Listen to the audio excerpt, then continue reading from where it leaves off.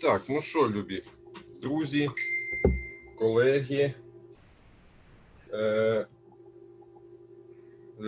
колеги, будемо починати працювати. У нас 10:00 і треба вже розпочинати. Ті, хто почав жалітися на те, що у вас немає звуку, напевно, вже тепер є. Бо його не було, тому що ніхто нічого не казав. Тепер вже він є. Я сподіваюся, що є звук. О, появився. Звісно, появився. Тому що ми ніхто не розмовляли. Отже, я не буду тягнути довго час. У нас зараз тут є 60, а буде 110. Не будемо ми чекати всіх. У нас Карл є представником класичного психоаналізу. Тому ми починаємо вчасно і закінчувати, не знаю, теж, напевно, будемо вчасно. У нас сьогодні, скажу попередньо, що ми маємо 5 лекцій по 45 хвилин. Ви, напевно, бачили розклад. Ми працюємо кожну годину з 10, з 11, з 12, потім з 14, з 15 по 45 хвилин. І з 15 хвилин маємо на перерву. От, і останні з 16 до 17, останню годину ми маємо годину на рефлексії, на думки, на запитання, на все, що у вас з'явиться.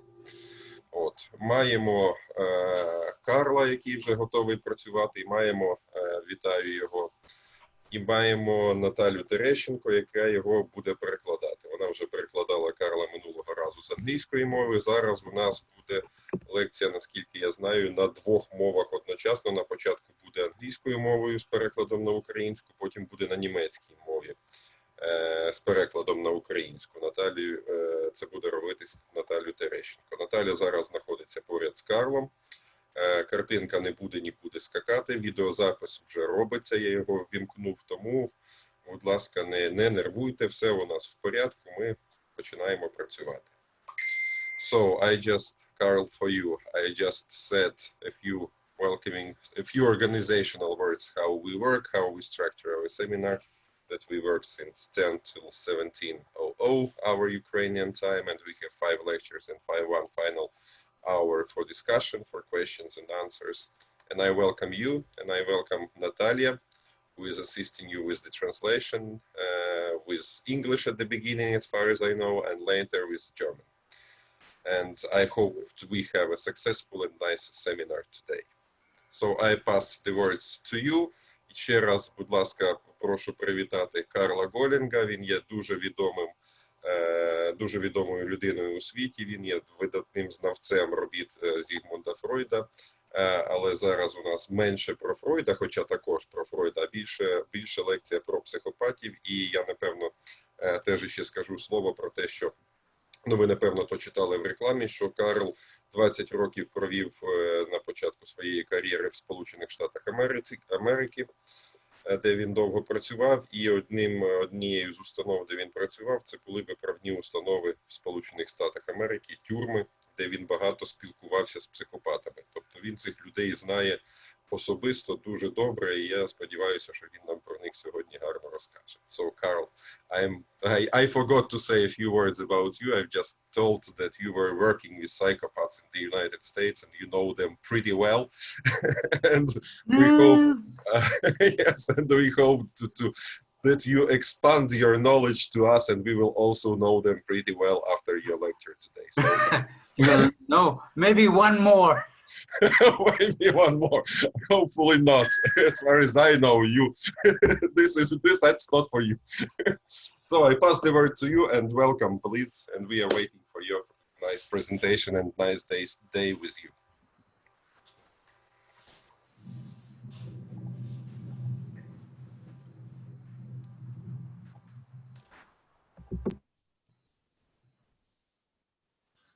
Good morning, everyone, and thank you for coming in such a big number here and being interested in psychopaths. Доброго ранку усім. Я радий сьогодні вітати вас тут. І я дуже радий, що у вас такий великий інтерес до психопатії, до психопатів. I wonder, why are you interested in bad people? What is your motive?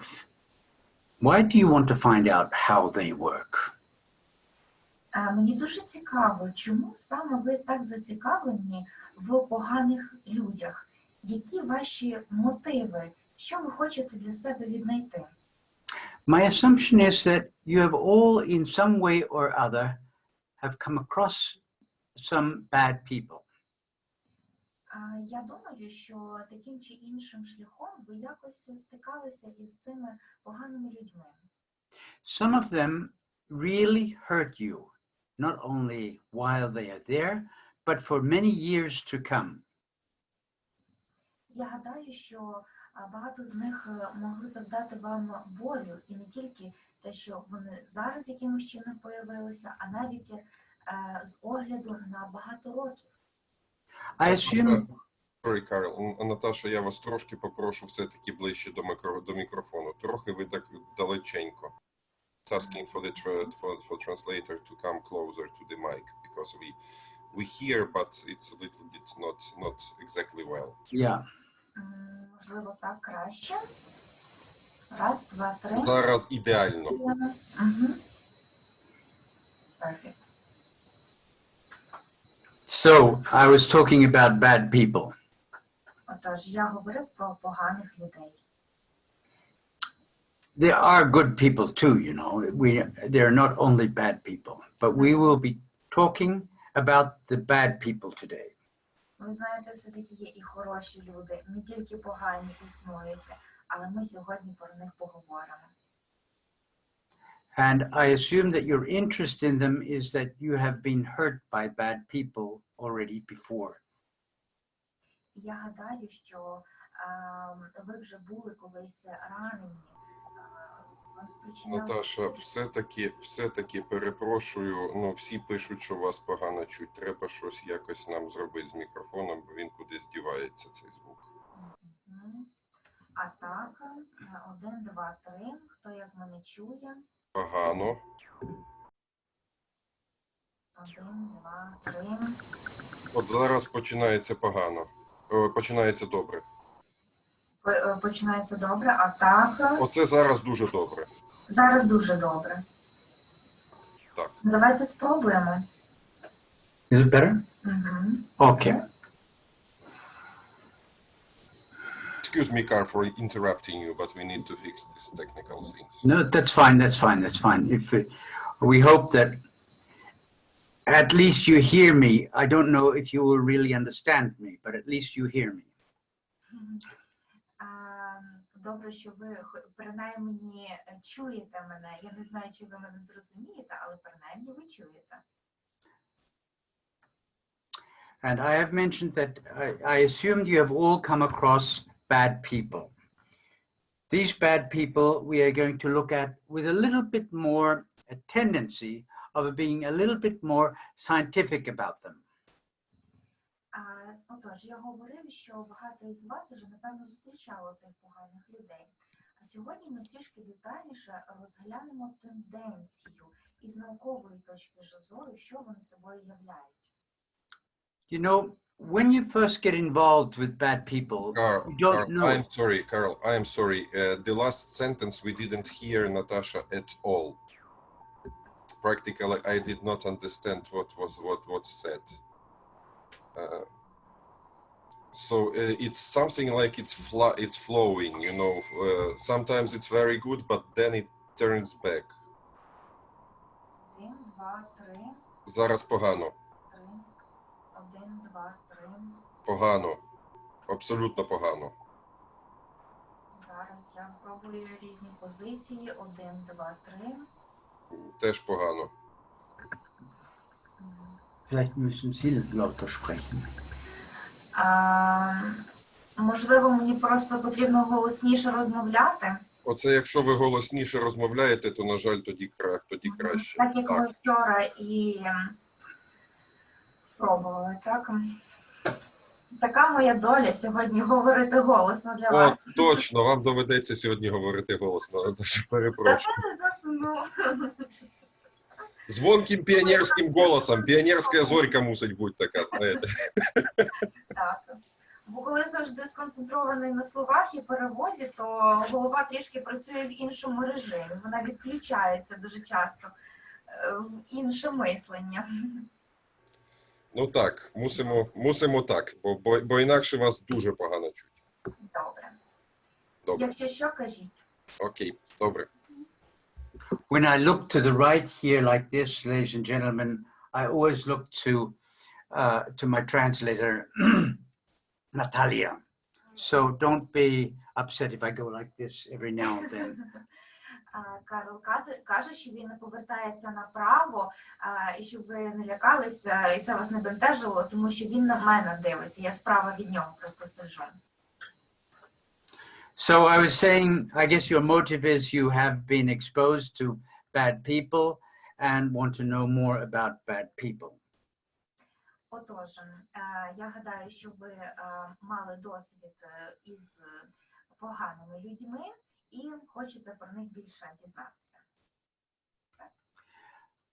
I myself have experienced many bad people, very bad people, on a larger scale. У мене в самого був дуже великий досвід із поганими людьми. I have worked for years in the American prison system.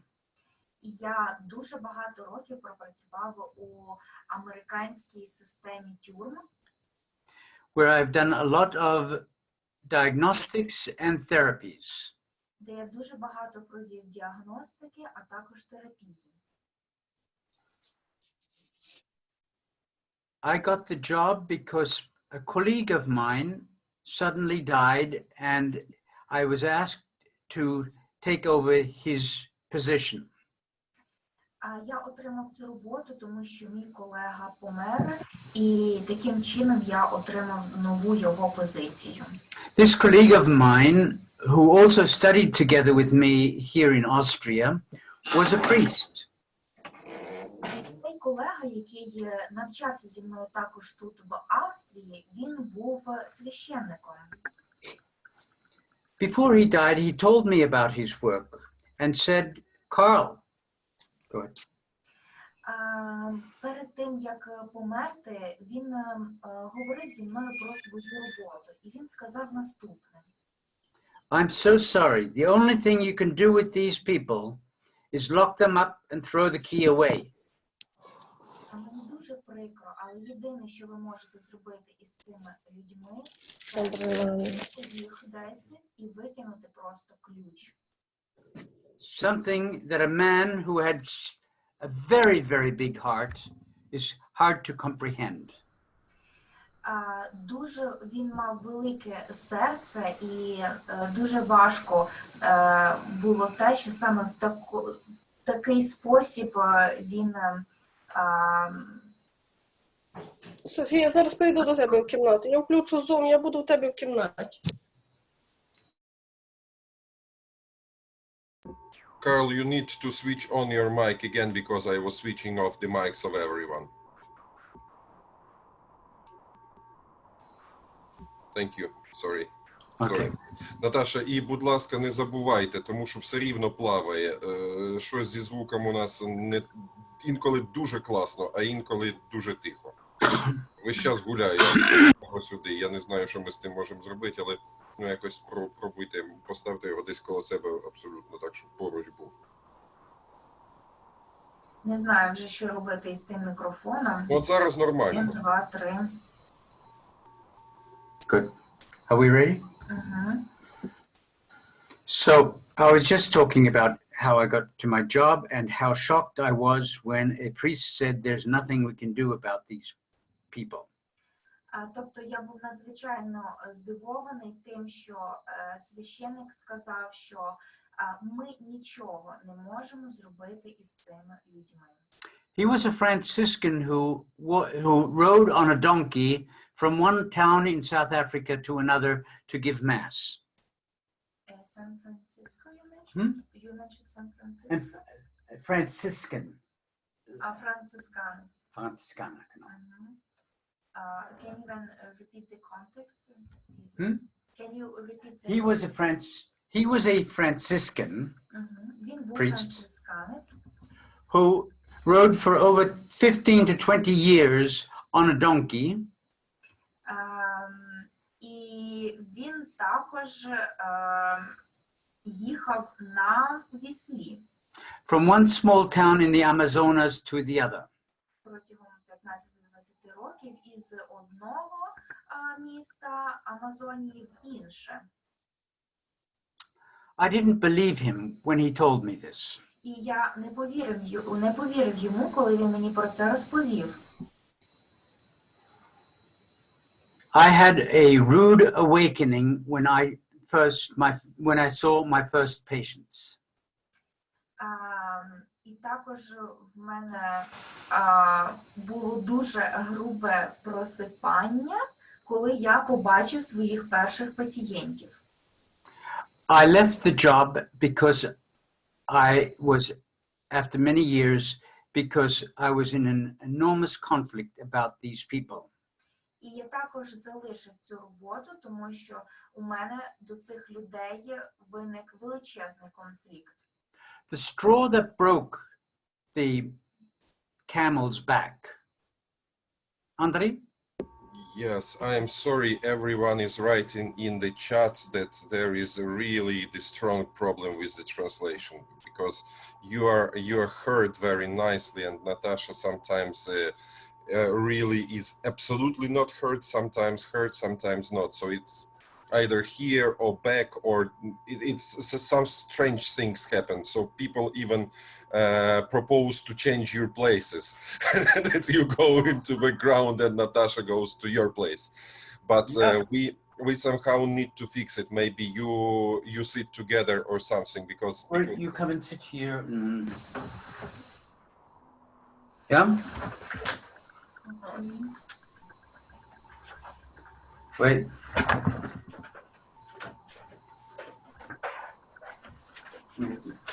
Bring this. Or I'll bring the other chair, because that chair would fit straight back.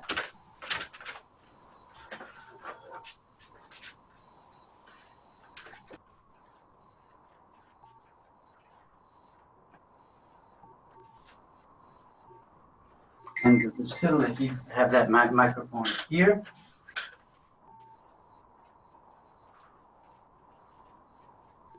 Oh yeah, you will need them. I can hold my laptop on this. Is it long? Yes. Or you can put it on this chair, or we can put this. Yes, true.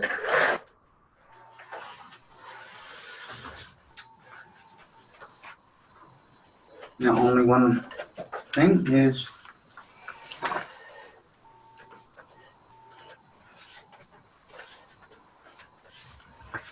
And put that microphone here. hopefully it will solve the situation. That's what we also tried to do yesterday, but you see that it didn't work.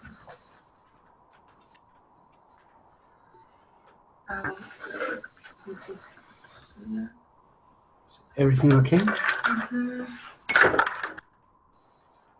Will the presentation be working right now after this movement? Yes, everything will be working. Okay.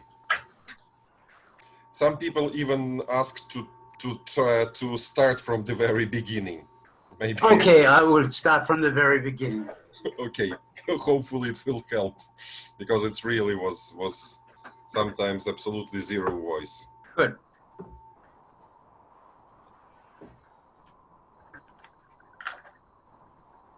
You don't need that for the while, for right now.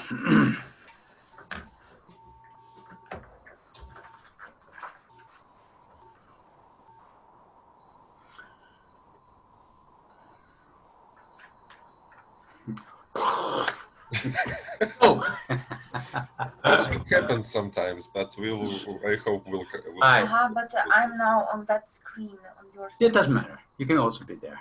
And we can take that, you can move that later over there. Yeah. But first when we have the video, when we have the PowerPoint. So, you are all interested in bad people. Okay, so we go. Natasha? Отож, як ви мене чуєте? 1, 2, 3. Отож, ви всі зацікавлені в поганих людях. Then you are welcome to be here together with us. І тому ви запрошуєтеся бути разом із нами зараз тут. I got to meet many bad people in America. В мене був досвід зустріти дуже багато поганих людей у Америці. In my work and privately. На моїй роботі та в приватному житті.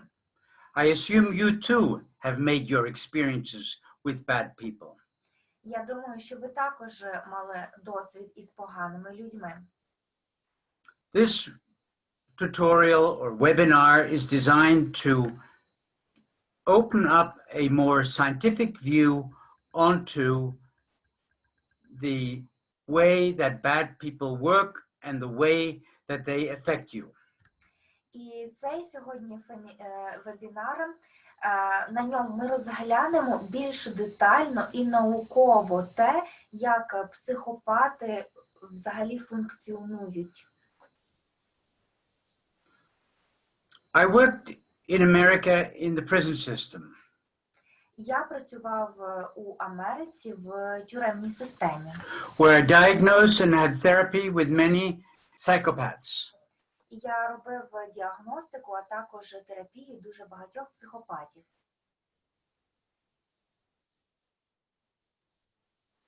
I left my job because I felt myself totally incompetent of knowing how to diagnose people properly. І я залишив цю роботу, тому що я не знав, як правильно діагностувати цих людей. Diagnosing people properly, especially if you are dealing with psychopaths, is immensely important. Діагностувати цих людей дуже-дуже важливо, тим більше, якщо ви працюєте з психопатами. The people we are going to be talking about today are very intelligent people. І ці люди, про яких ми поговоримо сьогодні, вони надзвичайно розумні. They know how to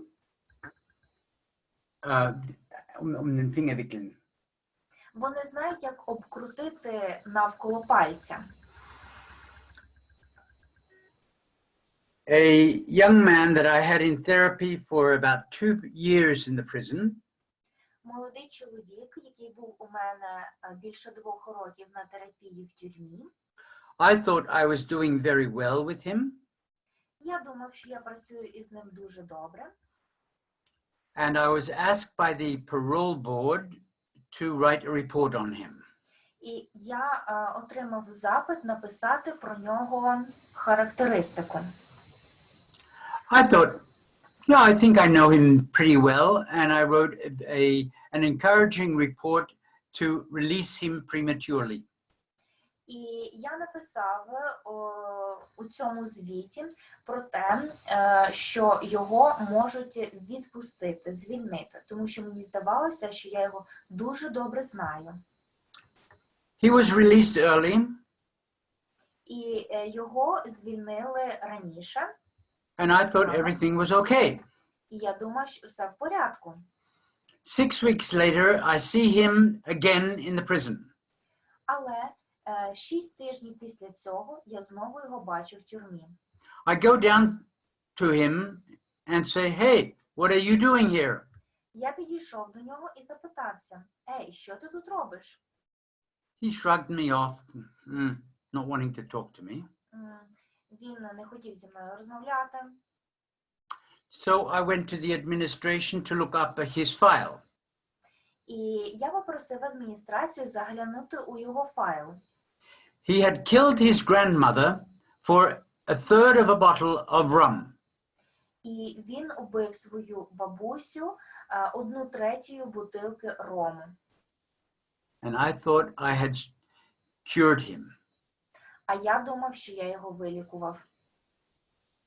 You see, we must learn to be better diagnosticians. Бачите, ми маємо навчитися бути кращими діагностиками. And the life of that old lady is always on my conscience. І життя цієї леді завжди в моїй свідомості тепер. Had I only seen some of the things that I now know, І я побачив щось таке, що зараз я вже бачу.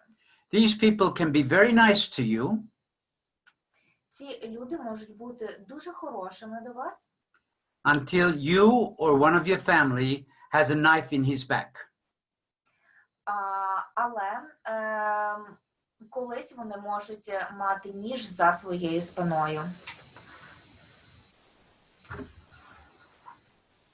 So, and I've also experienced in my own personal area, people in other areas, people who have damaged me in other ways. А також у приватному житті я зустрічав цих поганих людей, які так чи інакше завдавали мені шкоди. I had a great girlfriend, У мене була прекрасна дівчина. and she was such a sparkling person. І вона настільки була грайлива персона. And I thought I had cracked the jackpot. І він думав, що він виграв джекпот. But she stole everything I had. Але вона вкрала все, що я мав. She also knew how to take the money out of my bank account. І вона також знала, як вкрасти гроші із мого банківського рахунку. That can be sometimes very difficult if you don't know how to pay your next rent. І це може бути справді дуже складно, якщо ви не знаєте потім, як заплатити за оренду вашого житла. Now, in my first profession, I was a computer engineer. У моїй першій професії я був комп'ютерним інженером. And I've been playing with software ever since. І я грався із софтверами. It's a hobby, and I also have done it professionally, that I have worked for companies and I opened my own company too. Це було і хобі, потім я працював на різні компанії, а також відкрив потім свою. So in America, I opened my own computer company В Америці я відкрив свою комп'ютерну компанію with a partner. із партнером. I wrote a bestseller, Я написав бестселер, and when everything was on track, і коли все вже запускалося, he had set everything up in the background so that I'm left with nothing. і він все так обіграв, що в кінці кінців я залишився ні з чим. So these people also work in the dark.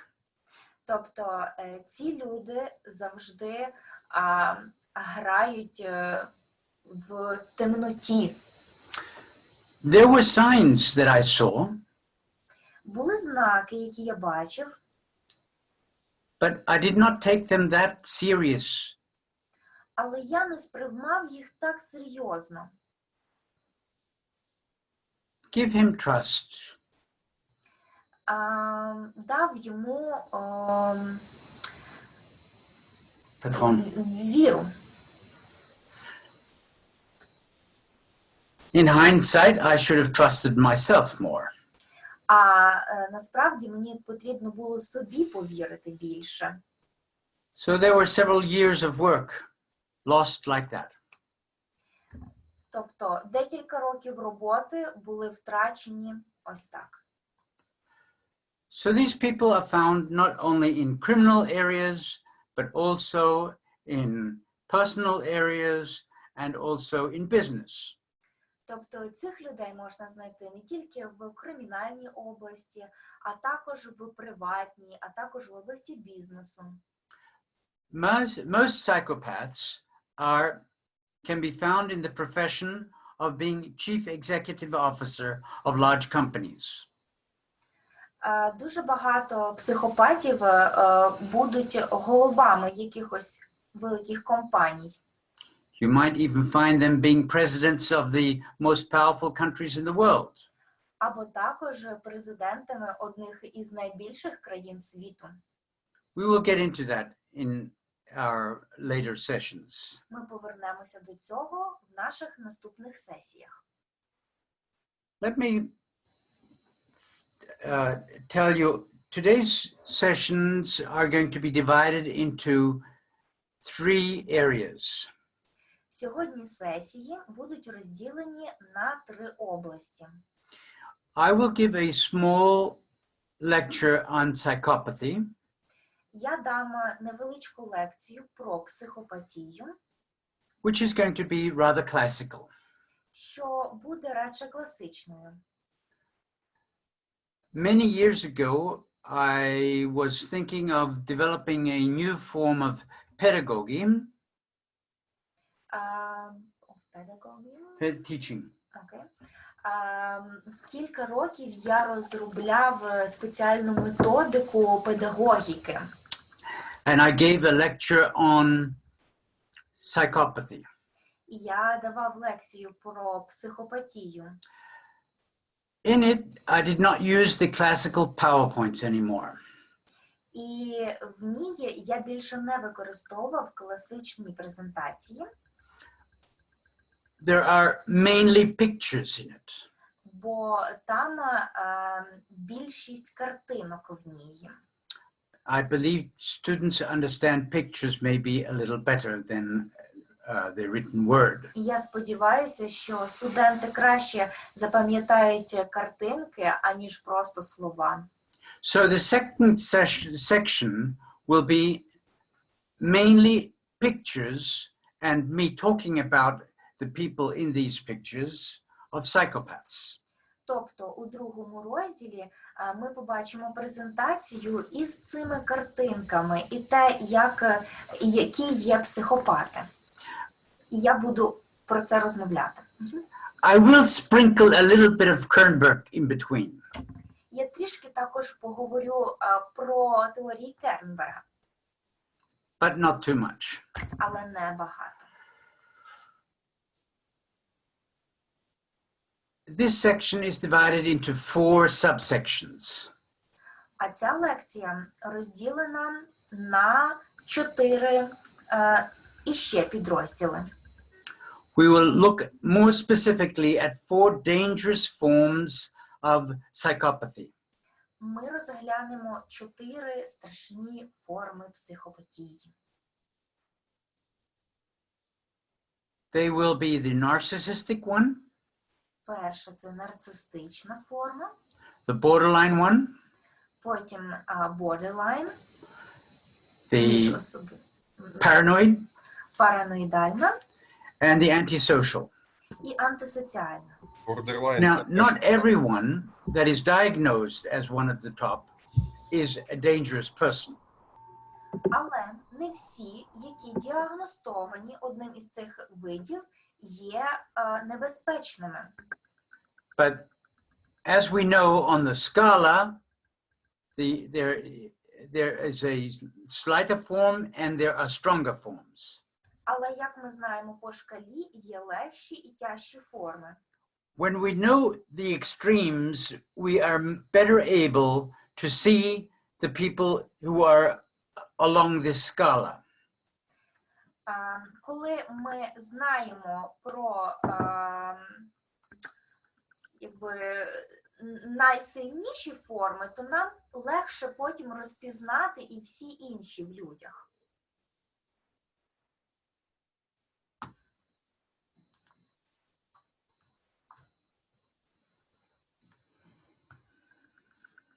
I think now you might want to move a little bit more out of the Yes, Carl, and it's the best maybe also for you in the break to make the one distance between you and Natasha, because the mic is all the time catching your voice, which is louder, and then retune it to Natasha's voice, which Yeah, is... the problem is still my camera and the microphone are together, and you might want to put this closer somewhere, you know, like on your computer again. And maybe that might help there too. Because it's flying because of the distance, I guess, more or less. Yeah.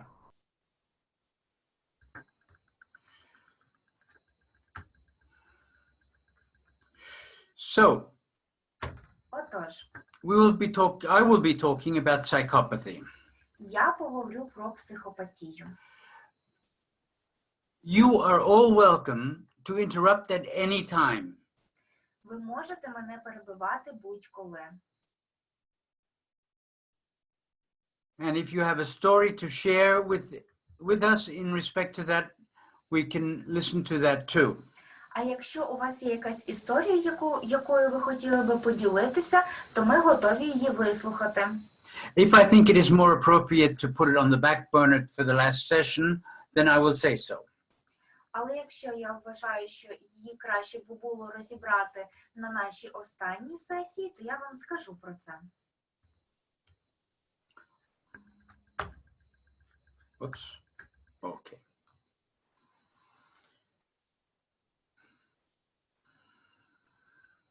This way we become more a community where we can share our experiences. Таким чином ми стаємо таким суспільством, в якому можемо поділитися досвідом.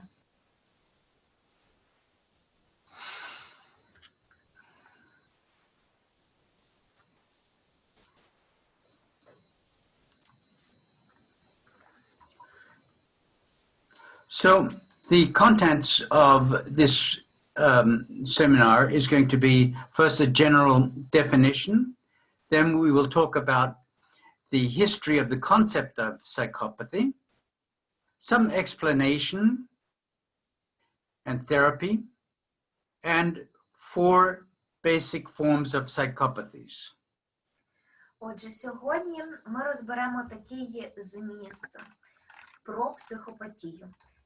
Її загальне визначення, історію концепції, пояснення, терапію та 4 форми психопатії. Now, psychopathy is a set of personal traits that includes incapacity for empathy.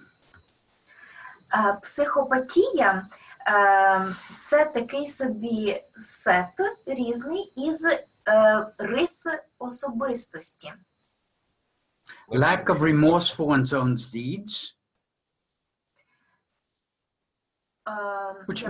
which means basically he doesn't care if they hurt someone or not. Я перепрошую, я ще забула додати, що в психопатії є недостатньо емпатії, а також людина не вміє співпереживати. And exploitation of others. А також може експлуатувати інших. All this is Йому все рівно, чи він нашкодить іншій особі. Дякую. All this is done or accompanied by violations of social, moral, and legal norms. І все це супроводжується порушенням соціальних, моральних та легальних норм.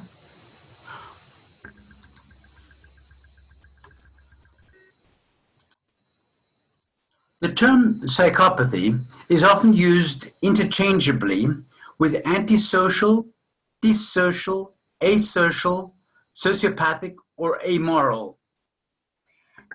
Термін психопатичний дуже часто вживається із такими термінами, як антисоціальний, дисоціальний, асоціальний, соціопатичний, аморальний. You know, each term is carrying a slightly different connotation depending upon whether it is used in psychiatric, legal, or sociological context.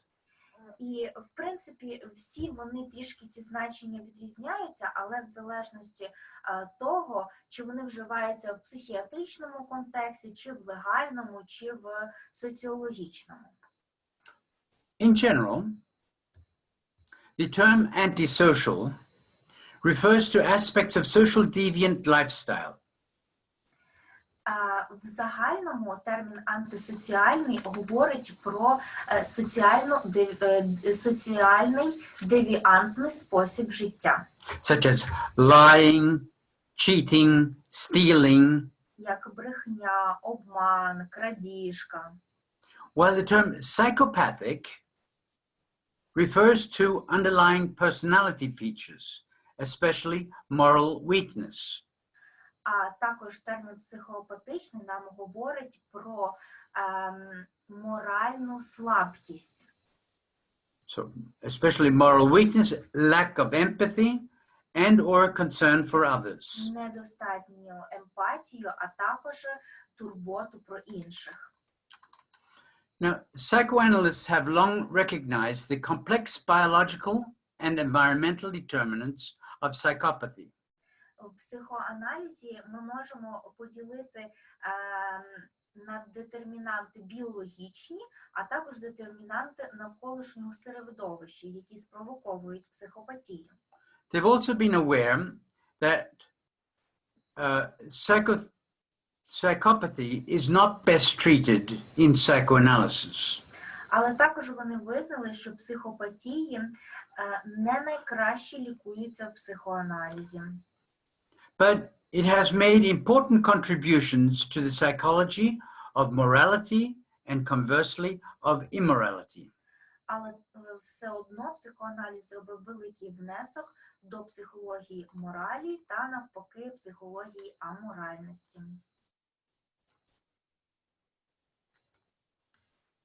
Now, the origins of the concept of psychopathy go back as far as Theophrastus, who was a student of Aristoteles.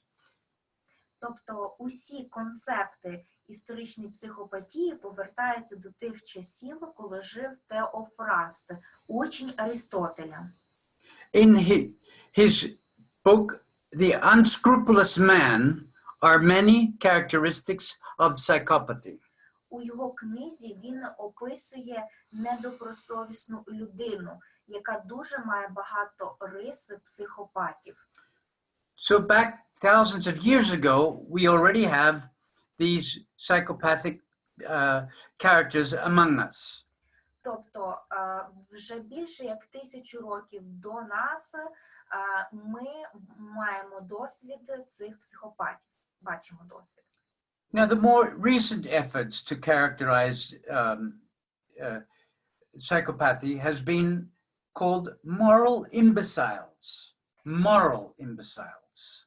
А також більш сучасні спроби пояснити психопатію були зосереджені на описі моральних імбецилів, моральних.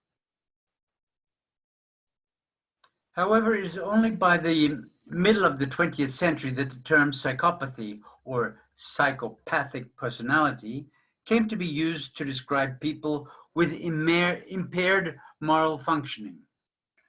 Але тільки в 20 столітті, в його середині, психопатів та психопатію почали описувати як людина, яка є морально непридатною.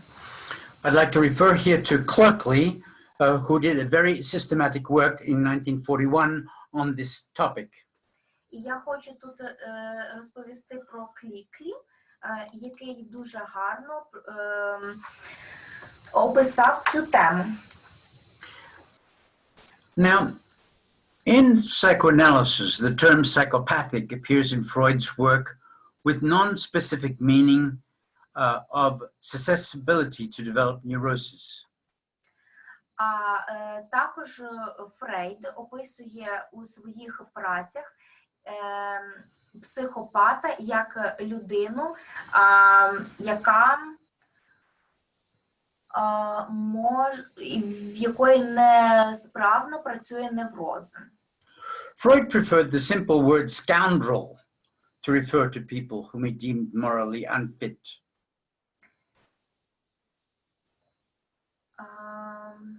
Freud preferred the simple word scoundrel. We had Yes, scoundrel is somewhere understand. in the PowerPoint, or no? No, I don't think so anymore. Maybe it's the next one. Well, let me have a look. No, No? no. Okay, I'm sorry. That's all right. I just left it. Негідник. Here, I have Freud, 1907. Мгм. Тобто Фройд описував у своїх працях психопатів як людей-негідників. Scoundrel. Мгм. He judged them to be morally intact. They have no moral. Тобто вони є морально інтактними, вони не мають моралі. Neurotics, no, sorry, put it this way. Neurotics are morally intact. Psychopaths are not morally intact. Тобто невротики є морально не інтакт. Can you repeat it please because so Neurotics are morally intact. морально інтактні невротики, Yeah. Psychopaths have no moral. а психопати взагалі не мають жодної моралі. Freud was pessimistic about treatment for scoundrels. І Фройд був негативно налаштованим по відношенню до лікування цих негідників. He counseled to a colleague to ship such people across the ocean to South America. І він сказав просто своєму колезі відіслати таких людей через океан аж до Південної Америки. I'm sure South Americans are not very proud about hearing that. І я думаю, що люди, які живуть в Південній Америці, взагалі не раді про це чути. But let's not forget, Australia was built up by convicts from England. Але давайте не забудемо про Австралію, яку відбудовували ті, хто прийшли із Англії, завойовниками. However, Freud did. Це не завойовники, це засланці сильні. В ссылку в Австралію відправляли. В ссылку. Okay. However, Freud did offer a psychoanalytic explanation for people he called the exceptions. А також Фройд дав пояснення цим людям і називав їх винятковими. For example, Shakespeare's Richard III. Наприклад, як про Річарда III Шекспіра. And now, whose demand for reparation for early narcissistic injury leads them to exempt themselves from the limits imposed by ordinary reality and morality.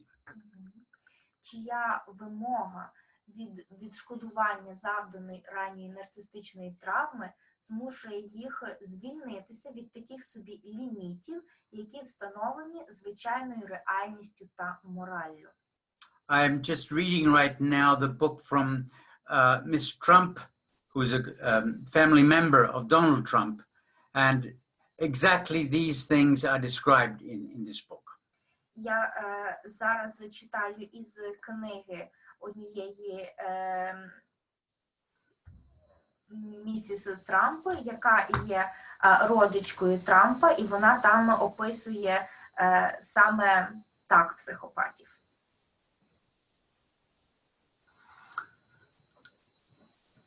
Now, other psychoanalysts did not see psychopaths as being, what is it here? The other slide. Oh, yeah.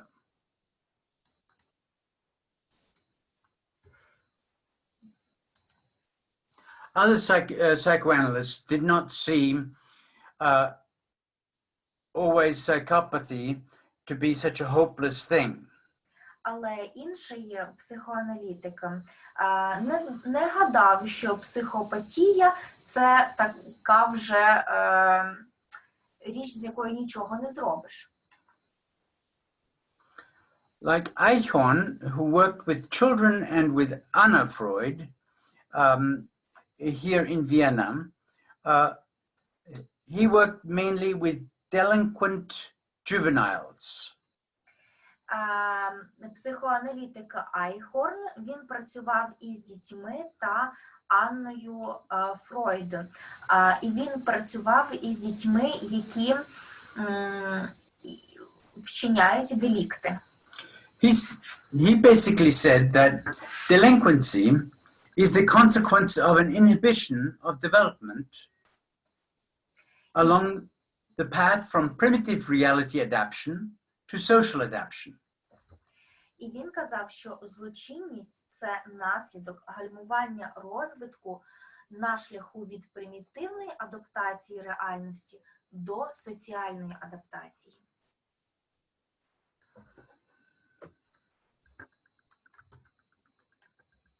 He proposed a therapeutic strategy designed to promote enough positive transference to allow the delinquent to move beyond a sole reliance on the pleasure principle. So Eichhorn developed a therapy so that these people will stop just relying on the pleasure principle. Тобто він розробив теорію, за якою ці люди мають відмовитися жити за принципом тільки задоволення своїх потреб. And move more to the reality principle. І вони мають переміститися більше до принципу реальності.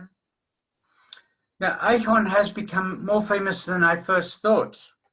І Айхорн став набагато знаменитішим, ніж я взагалі думав, що він міг стати. I have worked with delinquent juveniles for many years. І я дуже багато років працював із дітьми-злочинцями. And now Eichhorn there are, put it this way, there are many, throughout the world, there are houses called Eichhorn House for delinquent juveniles. І в світі існують дуже багато домів, які називаються саме для підлітків-злочинців. Even in New York, in Brooklyn, where I used to live, there is an Eichhorn house. І навіть в Нью-Йорку, в Брукліні, де я колись жив, також є цей будинок Айхорна. Freud praised Eichhorn's wayward youth, that's the name of his famous book, as an important contribution to applied psychoanalysis. І Фрейд свого часу похвалив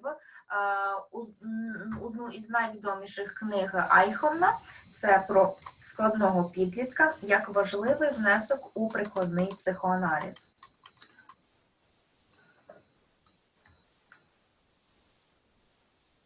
Later psychoanalysts writing about psychopathic personalities continued to explore the role of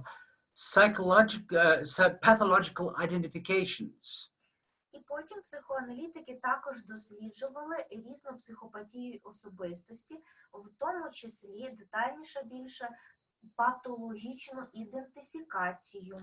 Like Eisler in 1949. Як, наприклад, Ейслер 1949 року.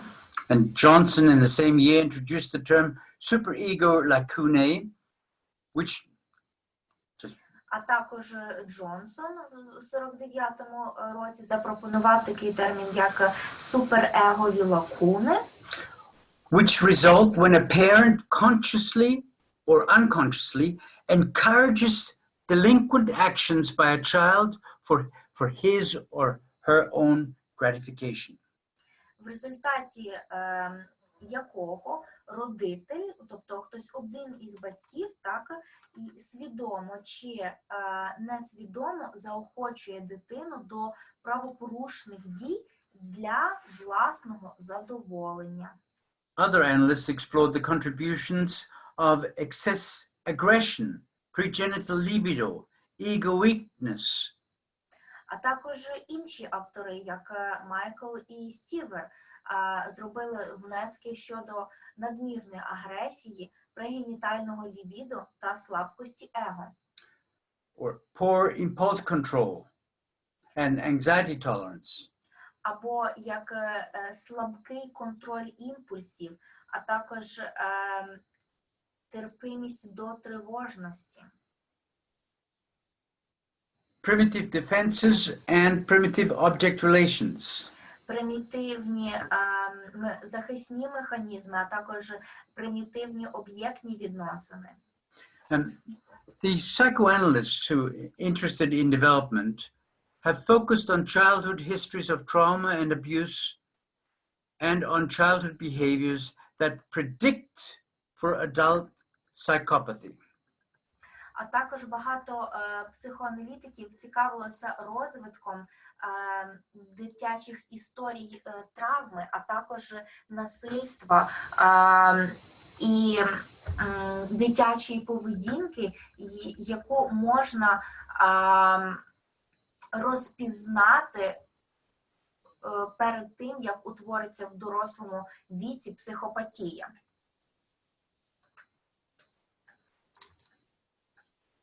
Other psychoanalysts have focused on countertransference responses evoked by psychopathic behavior.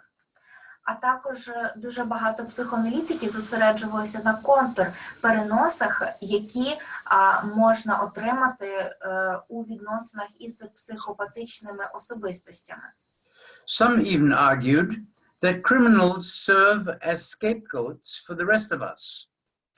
І деякі вчені говорять, що навіть люди, які займаються криміналом, є негідниками. For the rest, when we seek acceptable outlets for our own aggression. Щоб ми намагалися. Зараз я подумаю, як це. Андрію, чи могли б ви мені допомогти? I will explain. Let me explain. At the end of the day, some of us might enjoy a good criminal film. Наприклад, він пояснить зараз.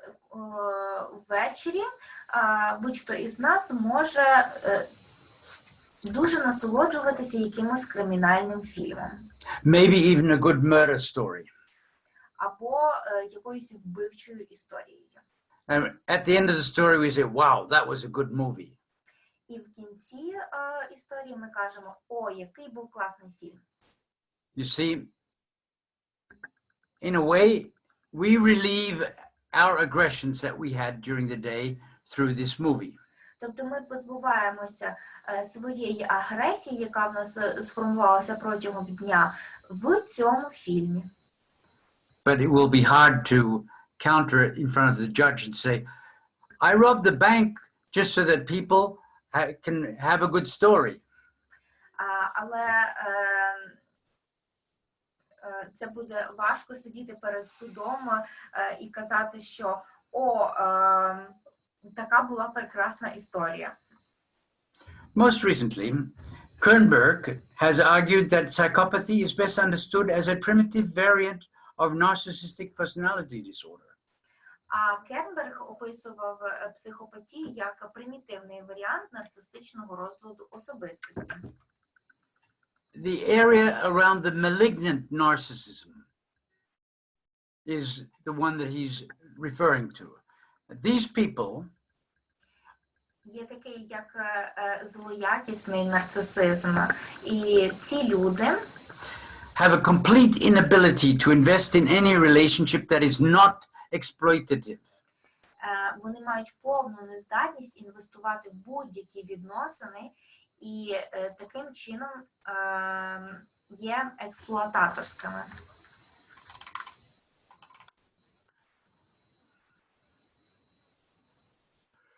Now, the Psychodynamic Diagnostic Manual, by the way, a work that I definitely recommend you all to read, although it's 1,000 pages thick, but you don't have to read every page, has great descriptions of psychopathologies. Він вам радить прочитати психодинамічний діагностичний посібник, який складається із дуже багатьох сторінок, але в принципі вам можна не все і прочитати, але там дуже класно описаний антисоціальний розлад особистості. And it is also filled with case descriptions on each pathology. А також там розписані випадки цих різних психопатій. Приклади наведені. In that book, they distinguish between aggressive and passive forms of antisocial personality disorder. В цій книзі розрізняють агресивний та пасивний розлад особистості. The first one is characterized by violence resulting from identification with an abusive parent. Агресивний вид – це він описує насильство та таку собі хижацьку поведінку, що є результатом ототожнення себе з одним з батьків. And the last one is characterized more by non-violence and manipulativeness. А наступний вид описується ненасильством та маніпулятивністю.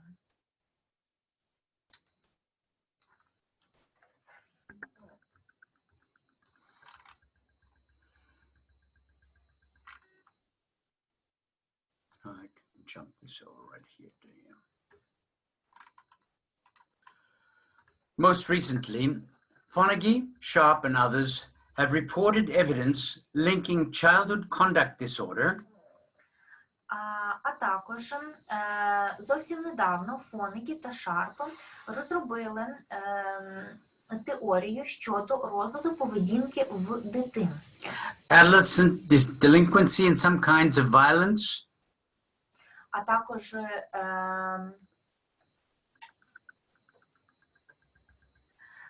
підліткові правопорушення і деякі види насильства. and some kinds of violence to impaired capacity for mentalization. І деякі із цих видів насилля призводять до порушеної здатності до менталізації. You know, they have now discovered mentalization, a new direction in psychoanalysis. І менталізація – це зараз один із нових напрямків в психоаналізі.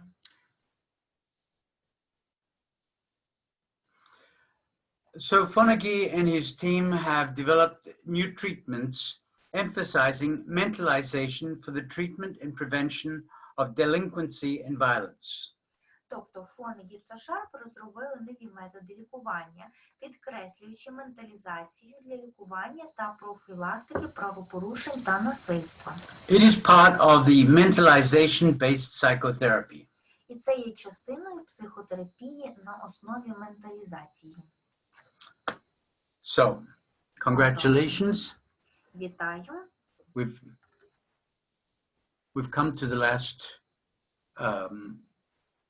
slide here. Ми зараз прийшли вже до останнього слайду тут. That was the more complex part of this webinar. Це була більш загальна частина цього вебінару. So the rest will not be so theoretical.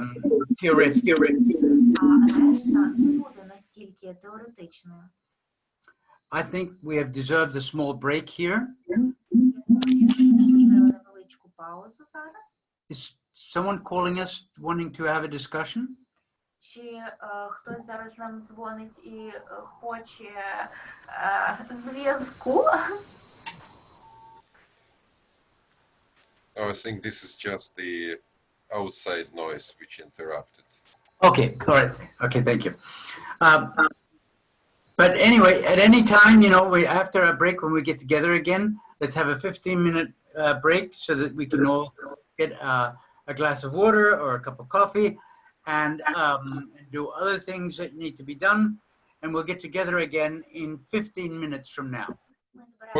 Carl, what do you think if we shorten the breaks to 10 minutes in order to catch back the time that we lost? Fine. Fine? 10 Maybe minutes. 10 minutes. 10-minute break. Окей. 10 хвилин пауза. Ми Alright. спробуємо 10-хвилинні паузи робити для того, щоб відіграти той час, який ми втратили на налаштування перекладу. Отже, ми маємо перерву до 11:15. Далі будемо пробувати йти за графіком відвоювати. Окей, All right. Bye-bye. бай-бай.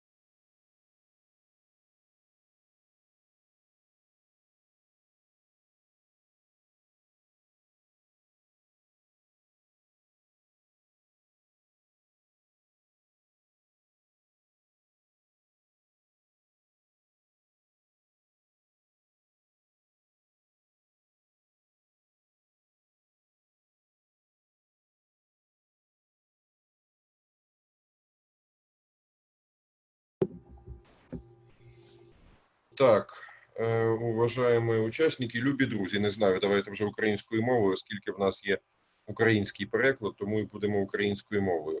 Я просто, поки ми чекаємо Карла, ну, можливо, він трохи зараз затримується. Ми намагаємося вирішити цю проблему, яка стосується мікрофонів. Цю проблему ми начебто вирішили вчора ввечері, ми робили репетицію і начебто все було окей. Але чому плаває звук, ну це ми не можемо зрозуміти досі. Тому ну, цю проблему я за неї перепрошую, ми її намагаємося вирішити. Це технічний аспект, який якраз зараз Карл вирішує. Те, що стосується слайдів, те, що ви пишете в чаті, Карл про те знає. Це його видумана технологія, тобто він це придумав так, щоб бути поперед екрану на фоні тих слайдів.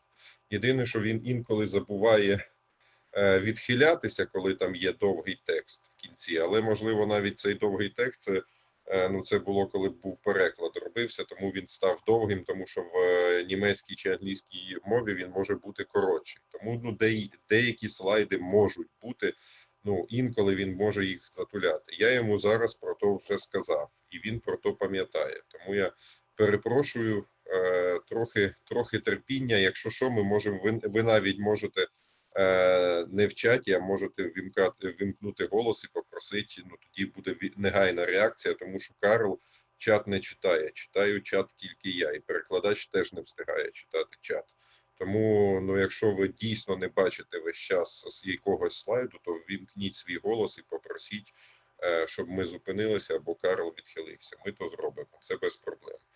Те, що стосується, ну, цього, як його, мікрофонів, ну то вибачайте, дуже спробуйте на своїх, в кожного комп'ютера є різні динаміки. Деякі комп'ютери дуже добре то відображають, на деяких комп'ютерах не чутно. Ну, це залежить від комп'ютера, перш за все, але вирівняти звук ми поки що не можемо. Можливо, зараз вирівняється. Там Карл замовляв нову апаратуру, яка в Відні досить швидко може приїхати. Після обіду, напевно, то вже буде. Вчора ми Нет, папе нельзя. Вчора ми теж з'ясували, що буває ще така штука, що від якості зв'язку залежить. У Відні інтернет поганої якості. Це нам з вами в Україні повезло, що у нас дуже такі провайдери круті, і ми маємо там дуже гарні інтернети. У Відні, то я знаю на своєму досвіді, що інтернет дуже поганий. І інколи інтернет не тягне. Ну тому буває по-різному.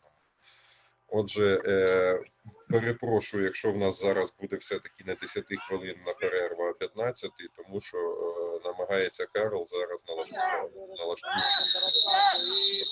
Юля, будь ласка, Кондратєвич, вимкніть. Ой. Так. Начебто я всіх вимкнув, зараз сподіваємося, що Карл вимкнеться до нас. Окей, Карл.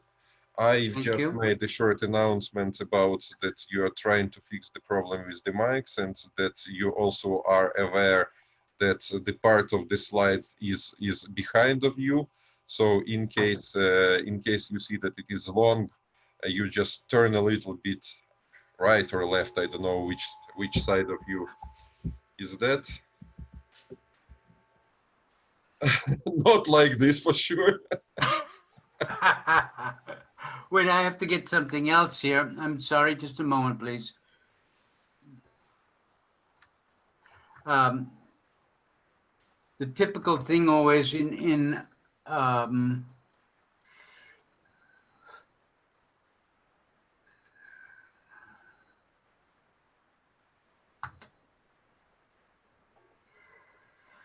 just a moment.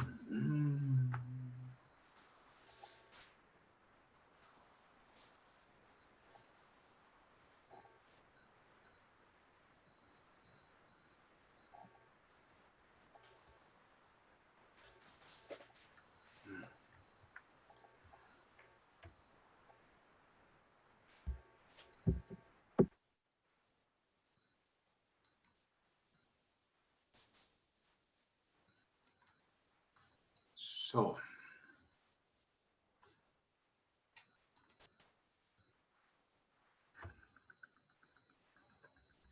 you mean not like this, huh?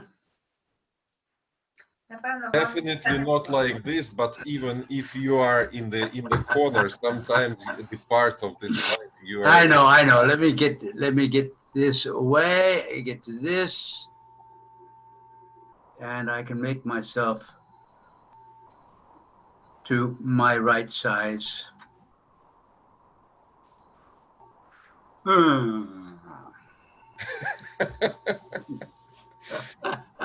It's also possible. Why not? Well, So it depends. It depends on the slides. You can be bigger now on this slide, but the other slide might be. All right. I just want to see why I'm getting this black light here. This is because of which? No, it's gone now. No, see this light here? Better? We can fix that later on today then. More or less good. Thank you, Carl. Okay. So, I'm glad most of you have come back anyway. No, I think we have even gotten more observers now. Більшість із вас повернулися, а можливо навіть стало вас і взагалі більше глядачів. So in the ICD-10, we will be talking about these four major categories. В ICD ICD-10. ich überlege, wie das auf Ukrainisch ist, das soll ich vergessen zu übersetzen. MKH. ICD is Diagnostisches Internationales МКХ, das ja. МКБ-10. Міжнародна класифікація болезней. МКЗ. Міжнародна класифікація захворювань 10.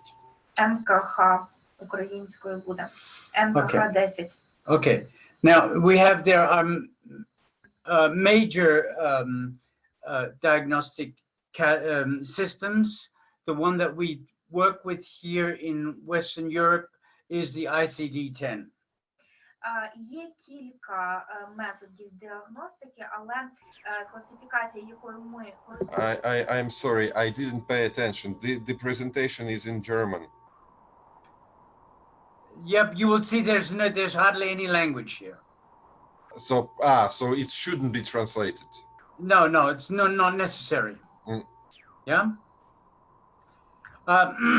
Я сказав про те, що картинки на німецькому, каже, тут немає ніякої різниці, тому що тут видно, що це дисоціаль, параноїд, ну, це він не збирався то перекладати. André, ich kann es auch auf Deutsch bringen. Ich nicht sprech Deutsch. Good. Okay, I will continue in English mostly here, yeah? No, it's if you want to speak German, doesn't matter. But I just pay attention to the presentation. It's in not in Ukrainian. And for all of you who live in Latin America, I will present it in Latin. А для тих, хто в Латинській Америці живе, я буду говорити їхньою мовою. So. Отже. Тобто в Європі тут користуються більше системою класифікації МКХ-10. I just want to make sure for everyone, this presentation will not be translated. It will be just in pictures, or it will be translated. I can you'll see, I can talk, I will be mainly talking. We have mainly pictures. Okay, and so it's... Maybe if most of the people here, or some of you speak English, put up your hand and then I can speak in English. And those who can speak German, put up their hands, and no hands to be seen. No, it's not easy for hands. You see, for 100 people, it's not easy to see. But for sure, majority of people better speak English than German. But it's the thing about the presentation which is on the screen, because you are no problem. You won't need the words. Okay. So if you may speak English, it would be better for us. But yes, if it's okay. more convenient for you German, then it's fine also.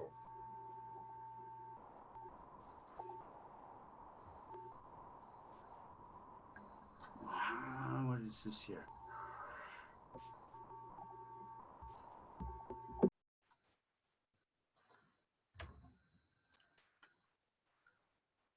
So,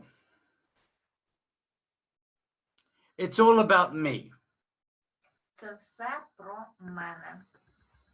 I wonder if you know someone like that. Мені цікаво, чи ви знаєте таких людей. The man that is down here in the right-hand corner, you don't have to see him. He was the former finance secretary of Austria. Цей чоловік, якого ви бачите в правому нижньому кутку, колись був головним фінансовим секретарем в Австрії. Another perfect, and I will have to adjust the size after the next break. Another perfect narcissist. Інший перфектний нарцис. Він просить пробачення, він картинку в паузі зробить кращою. These people,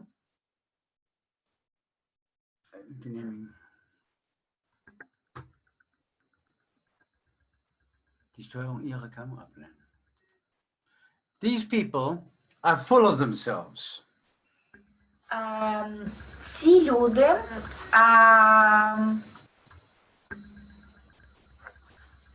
Sind nur von sich selbst überzeugt. Sind von sich. переконані лише самі в собі. And it is all about, narcissist. He can only see himself in the water. Although he could have love with this beautiful woman who is next to him. Він бачить тільки себе у відображеній воді, хоча він міг би закохатися в цю прекрасну жінку, яка стоїть поряд з ним. So instead of making love with a woman, he makes love to himself. Тобто він робить любов із собою, а не із жінкою, яка з ним поряд. The narcissist enjoys hurting others. Нарциси отримують задоволення, коли причиняють біль комусь іншому. And Freud wrote a famous book on narcissism in 1914. В 1914 році Фрейд написав книгу про нарцисизм. And down here we have a picture. Narcissism, it's all about people who think it's all about me, me, and me. І внизу також ми бачимо картинку. Це все про нарцисів, які говорять, це все про мене, мене, мене.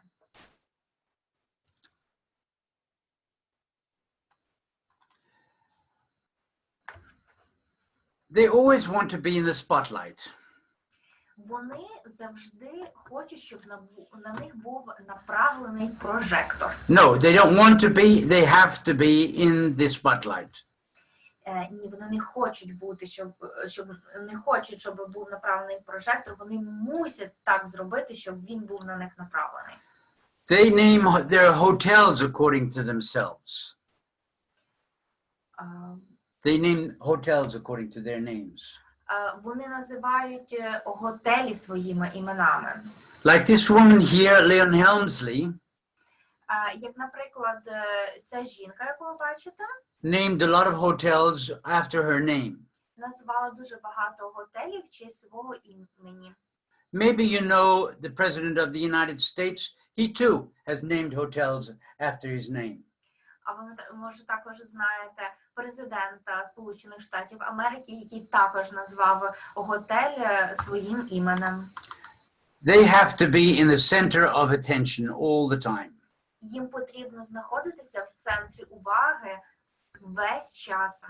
They are obsessed with attention. Вони просто мають нав'язливість цієї уваги. У них обсесія. I will translate this thing here. Weltmacht. Світова. With three letters meaning ich. It could be with two letters. It's me. Тобто світова влада, як може називатися? 3 буквами, так? В німецькій мові ці 3 букви будуть «ich», що означає «я». Here we have another Austrian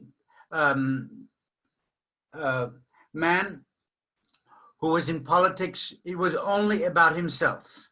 А також ми бачимо іще одного австрійського політика, і все, що було з ним пов'язано, крутилося навколо нього.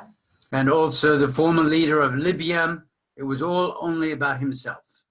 І у Лівії їхній лідер також навколо нього все крутилося.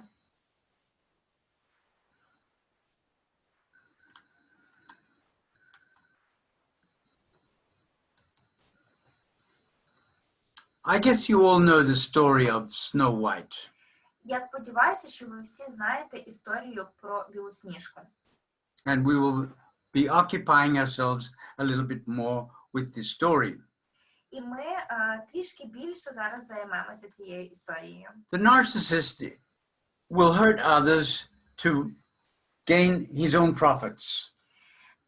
Нарцис буде завдавати болю іншому для свого власного задоволення. They are only interested in themselves. Вони зацікавлені тільки в собі. They will manipulate other people and situations until they get what they want. Вони будуть маніпулювати і людьми та ситуаціями до того, поки вони не отримують, що захочуть. And they will go over dead bodies to get a higher position. They will lie, they will steal, they will cheat, and they will be scrupulously, and they don't care a damn how much damage they make doing it. Вони будуть іти по трупам для того, щоб себе підняти в якійсь позиції. Вони будуть брехати, вони будуть обманювати, вони будуть скрупульозними, вони будуть завдавати шкоду дуже сильно. І їм це все буде все рівно. You'll find them in every level of society, at the very top and also at the bottom. Ви знайдете їх в будь-якому соціальному класі, як на самому вищому, так і внизу. And they can start wars too, where entire peoples get killed and they don't care. І вони можуть розпочинати війни, де дуже багато людей можуть вмирати, але їм буде все одно. Maybe you have one of these people sitting next to you in your office. Можливо, одна з таких людей зараз сидить з вами в офісі, Or sitting next to you in a bar. або в барі рядом з вами сидить, Or even at your own table where you sit in the evening, or in the classroom, or in the church. або за вашим власним столом, за яким ви будете сидіти ввечері, або у вашому класі, або в церкві. We have the narcissistic personality in Aschenputtel. I don't know how do you translate that one. Нарцистична особистість також і буде проявлятися у казці про попелюшку. Cinderella. Yeah, all right. Now, Cinderella is, there are over 300 variations of this Märchen. Fairy tale. Yeah. Отож, є понад 300 різних варіантів казки про попелюшку. So guess why there are so many variations of this theme? І вгадайте, чому так багато різних варіацій даної теми? Belonging to the myths of our civilization. І це належить до одного із міфів нашої цивілізації. Because we have so much of it amongst us. We have so many Cinderella stories around us.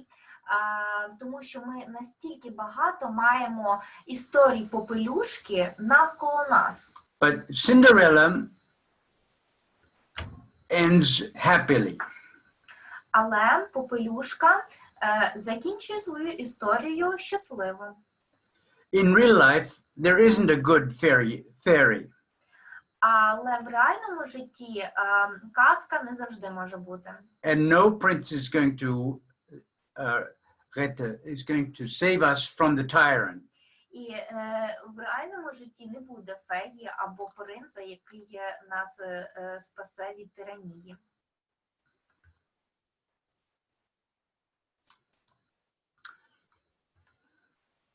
Now, don't confuse narcissism with self-confidence. І важливо не плутати нарцисизм із впевненістю у собі. Good self-confidence is something that is admirable.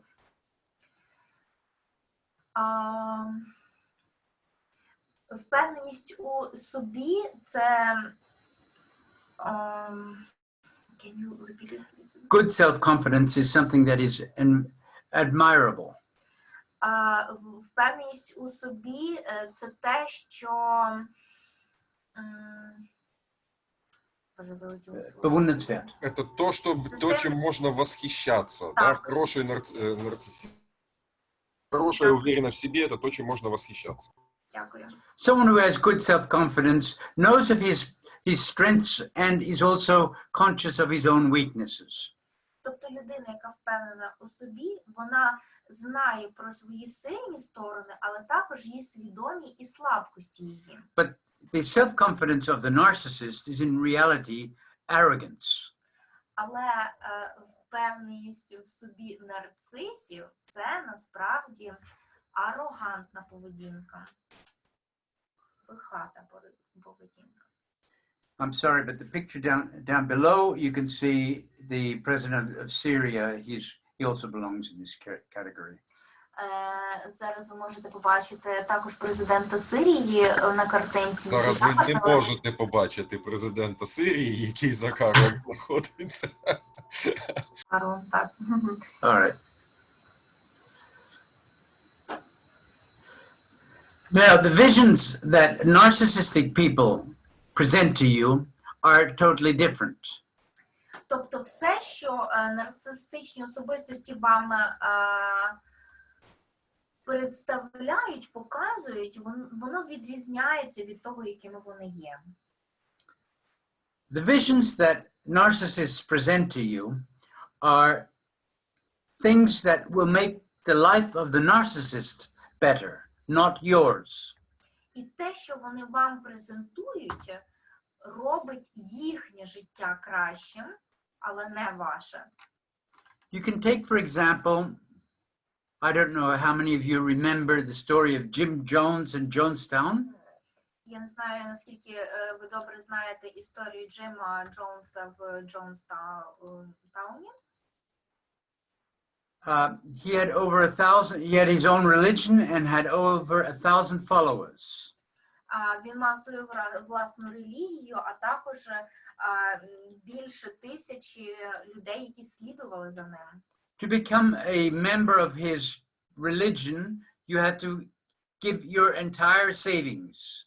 І для того, щоб стати частиною його релігії, потрібно було віддати майже всі свої збереження. And in the end, everyone had to be ready to drink Kool-Aid, which was laced with cyanide. І потім в кінці потрібно було випити кислоту, яка була із цианідом. They all believed that they would come into a different, a higher, more beautiful world. І вони всі думали, що таким чином попадуть у вищий, кращий світ. Now, the difference between, I guess you don't need to see all the bodies there that I cover also.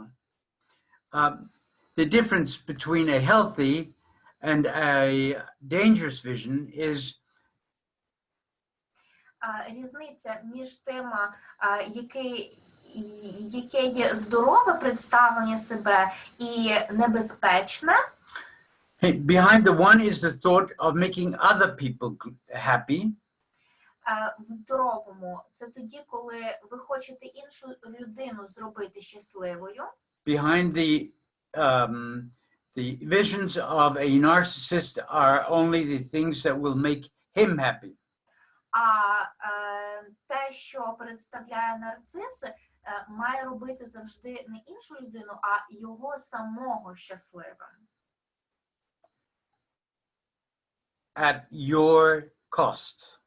І це все за ваш рахунок. That's why the narcissist gets to become so dangerous. Тому саме таким чином нарциси і є небезпечними. As a child, it's okay to be, the center of the world. Якщо ви дитина, то це нормально бути центром світу. You can't help yourself and your mother will help you, and that is also expected. Тому що ви не можете допомогти собі, і ваша мама буде допомагати вам, і це те, що від неї чекається. And if you are lucky to have a good mother, you will be taken care of. І якщо вам поталанило і ви маєте хорошу маму, то вона попіклується про вас. However, some never get out of this level of development. Хоча дуже багато хто не виходить із цього рівня розвитку дитини. Maybe you have a husband that you still have to pick up his underpants or his socks when he throws them around anywhere. Можливо, ви також маєте чоловіка, який розкидує свої труси і носки, і ви маєте їх підбирати. Narcissists come late to meetings. Вони запізнюються, нарциси, на різні зустрічі. To parties or to family parties or to Vorlesungen. Також на вечірки, на сімейні заходи, а також на лекції.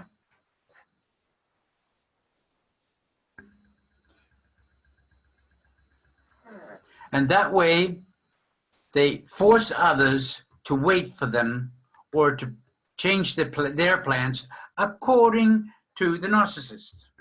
І таким чином вони змушують на себе чекати і змушують інших людей перелаштовувати свої плани, щоб все йшло за тим, як вони хочуть. They will make everyone in the room draw the attention that they are the most klügsten in the room, the smartest. Вони будуть справляти враження, що вони найрозумніші у кімнаті. They pass tests of, okay, we'll leave that one out. They will drop names. They are known name droppers. Вони будуть такими собі безсоромними мажорами, як в українській мові можна сказати. They will say, oh, I know so-and-so, or I know so-and-so.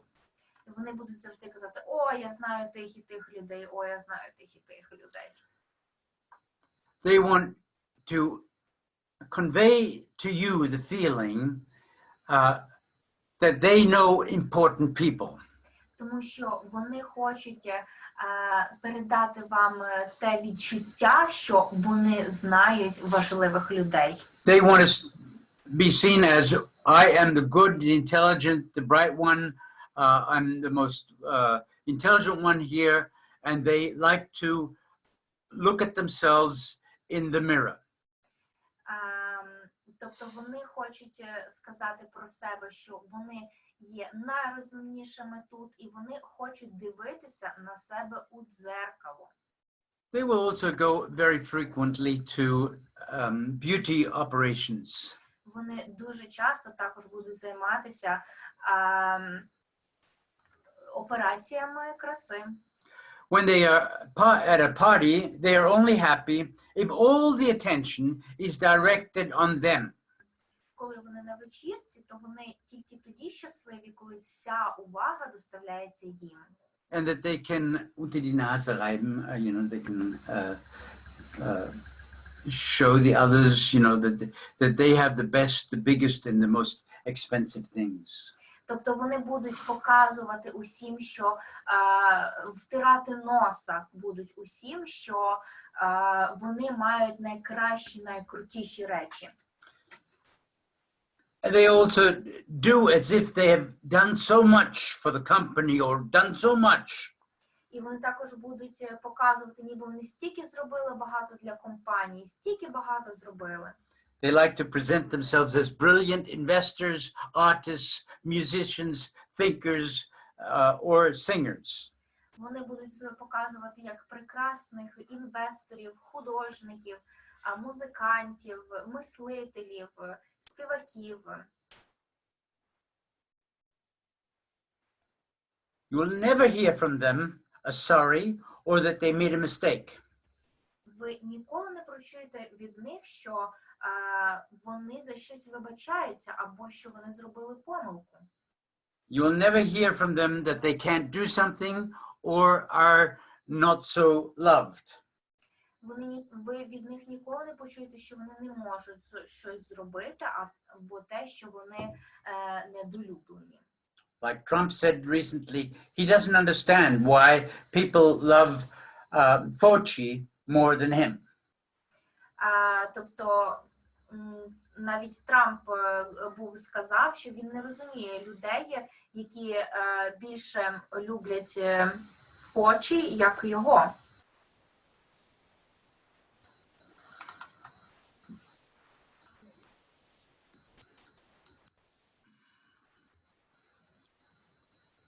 They will over-evaluate themselves and under-evaluate others. Вони будуть перевищувати свою самооцінку, а також будуть занищувати оцінку всіх інших. They think of themselves as being unique and others are inferior. Вони будуть думати, що вони унікальні, а всі інші просто нікчемні. Like the hotel owner of the Helmsley hotels, she was known as the Queen of Mean. Наприклад, як жінка, яка керує готелем Гемслі, вона була названа королевою підлості. Now, it's interesting that the number of people with a narcissistic personality disorder in our society is raising higher and higher, and they like to be tyrants and to mob others. Ви знаєте, на сьогоднішній час розлади нарцистичні, саме нарцистичних особистостей все більше і більше у нашому суспільстві. Вони люблять бути тиранами, вони люблять займатися мобінгом. One way of tyranny that is being used now is cyber mobbing, where the victims cannot defend themselves so easily. And personally, I have had several suicides in my office here who are victims of cyber mobbing. На даний час розвивається найбільше кібермобінг. Це люди, які не можуть себе захистити і перетворюються у жертв. І навіть у своєму власному офісі доктор Голінг мав досвід, коли люди робили суїцид через це, що вони були атаковані кібермобінгом. They have a sharp eye for the weaknesses and the insecurities of others, and they know exactly where to put their finger in to make others feel uncomfortable. Тобто вони знають, де є розташовані слабкості і невпевненості іншого, і вони таким чином знають, де надавити і тягнути вниз людину. They will even put down their own partner or their own children in public. Вони навіть будуть попускати своїх власних партнерів або дітей публічно. They will make abwertende Bemerkungen about anyone around them. Abwertend, depreciative. Вони також будуть Like, for example, die Kellnerin, they will say that she's a bad Kellnerin.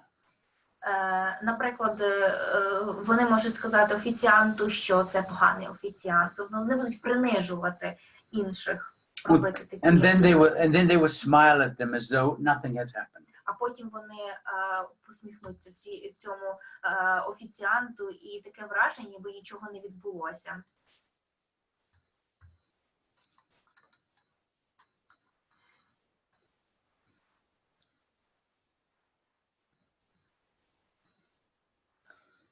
They are always superior to others and have very little empathy. Вони завжди відчувають себе кращими за інших і мають дуже невелику здатність до емпатії. They will not see the feelings of others. Бо вони не будуть бачити почуття інших.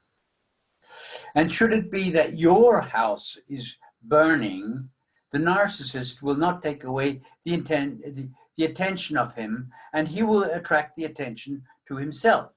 Навіть якщо у вас буде горіти будинок, то нарцис зробить так, щоб не ви були в центрі уваги, а саме на нього вся увага йшла.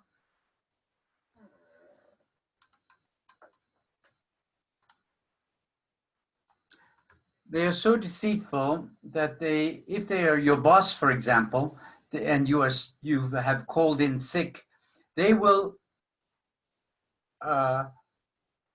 The boss is calling and asking you, "How are you doing?" But that's not the reason of his call. The reason of his call is, when are you going to be coming back again to work? Тобто, якщо ваш бос є нарцисом, і він вам дзвонить по телефону і запитує, як у вас справи, бо ви на лікарняному, то він вас буде запитувати не справді, бо цікавиться тим, як ви себе почуваєте, а тільки через те, щоб запитатися, коли ви повернетеся на роботу. Or like the head of British Petroleum, Peter Hayward, when there was this big disaster in the Gulf of Mexico, and millions of animals died. All he was concerned about was, when can he go back home and enjoy his life again? Навіть власник великої нафтової компанії, коли в Мексиці вилилася нафта із підводної сировини, то дуже він не був занепокоєний те, як це відгукнеться на людях, але він тільки думав про себе і те, як спасти своє життя, і коли він назад повернеться. The longer you talk to a narcissist, the more you'll get the feeling that you are totally unimportant for them. Чим більше ви спілкуєтеся із нарцисом, тим більше можна зрозуміти, що ви зовсім йому не важливі. They are not interested in what you have to say. Вони не зацікавлені в тому, що ви маєте сказати. Narcissists only wait so that they can talk themselves. Вони тільки чекають на час, коли вони зможуть поговорити. And they just want to look good.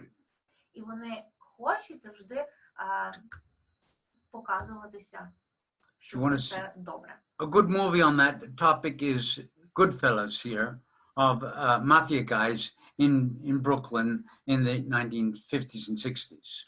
Дуже хороший фільм про це, який називається «Круті хлопці». They only wanted to have the best tables, the best meals, the best wines, and they didn't want to ever wait outside. Це було в Брукліні, вони завжди хотіли мати найкращі столи, найкращу їжу, найкраще вино, ніколи не хотіли бути в черзі. Now, also in this movie we see there's a marriage, and when a couple gets married. Також в цьому фільмі можемо бачити, як пара одружується. after the marriage, everything stops like on the drop of a bucket or whatever. Yeah? Але після того, як вони одружилися, все припинилося просто. He comes home drunk and smells like that he's been together with other women and doesn't care of the needs of his wife. Тобто, коли він повертається додому, від нього чути запах, що він був у іншої жінки, і його зовсім не бентежить те, які почуття до нього має його жінка. He doesn't care in the least how she feels about anything. І він взагалі, йому все одно про те, що вона думає з приводу цього, відчуває. So it's here. Some of you might recognize this face here, that is Bernard Madoff, and he is one of the most famous thieves who has taken away the money of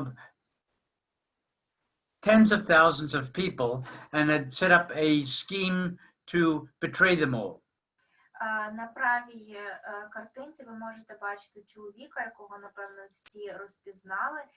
Він крадій, який вкрав гроші більше як 10 тисяч людей. They all believed in him, although it was a scheme, and lost their life savings. Вони всі вірили йому, але позбулися усіх своїх заощаджень.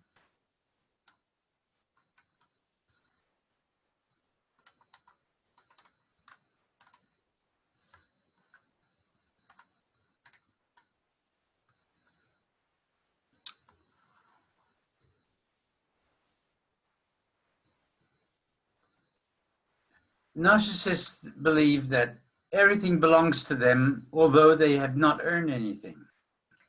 Нарциси думають, що все належить їм, навіть якщо вони нічого не мають. And that they can take shortcuts whenever they want to. І вони можуть дістати все, що завгодно, коли захочуть. Rules and law doesn't apply to them. Laws are for others. Закони, правила їх не стосуються. Закони є для інших. For example, also they will deny Vaterschaft. Батьківство. Вони також будуть заперечувати своє батьківство. They will steal public money. Вони будуть красти громадські гроші. And they will try to sexually seduce employees. А також вони будуть спокушати своїх робітників. If they have broken the law, they will just say that they have just tried to be friendly. Якщо вони перейшли закон, то вони скажуть, що вони просто хотіли бути дружелюбними. They don't even realize that they have broken the law. Вони навіть не реалізують те, що вони порушили закон. And they will present themselves, oh, well, but I'm a boss, and so I can do this. І вони будуть презентувати себе, о, я є бос, я можу це робити.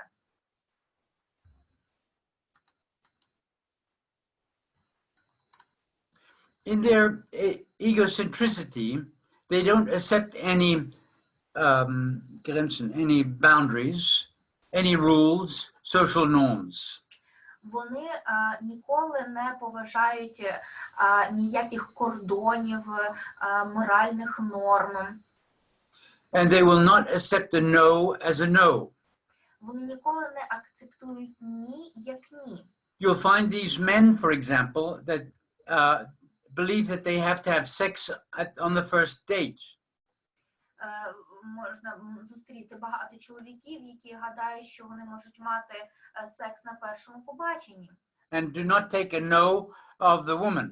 І їм все рівно на те, що жінка каже ні. They think it's a maybe, and a maybe can be a yes. Вони думають, що це ні буде мабуть, а мабуть може бути так. But they have an enormous need for control. Але в них є надзвичайна потреба в контролюванні всього. They are also known as control freaks. Вони так звуться такими собі фріками контролю. But we'll get into control freaks when we get into the paranoid personality disorder. Але ми будемо про фріків контролю говорити тоді, коли про параноїдальних особистостей поговоримо. And the people who have known control freaks, they will not be laughing about it. І люди, які є не контролем, є не фріками контролю, вони не будуть сміятися про це. If you are in a relationship with one, you'll constantly have to ask for money for Lebensmittel, Kleidung und even für Weihnachtsgeschenke. Якщо ви в стосунках із такою людиною, то вам потрібно завжди буде просити гроші на одяг, на продукти, на різні різдвяні подарунки і так далі.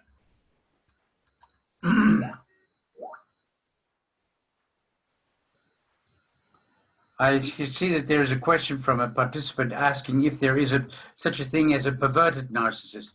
Now, that is an interesting and difficult question at the same time, meaning because perversion has its own meaning.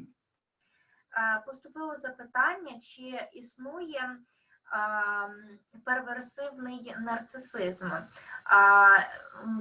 Карло Голінг каже, що це дуже цікаве і дуже складне питання. Can you repeat the last sentence? Perversion. The word perversion means turning around.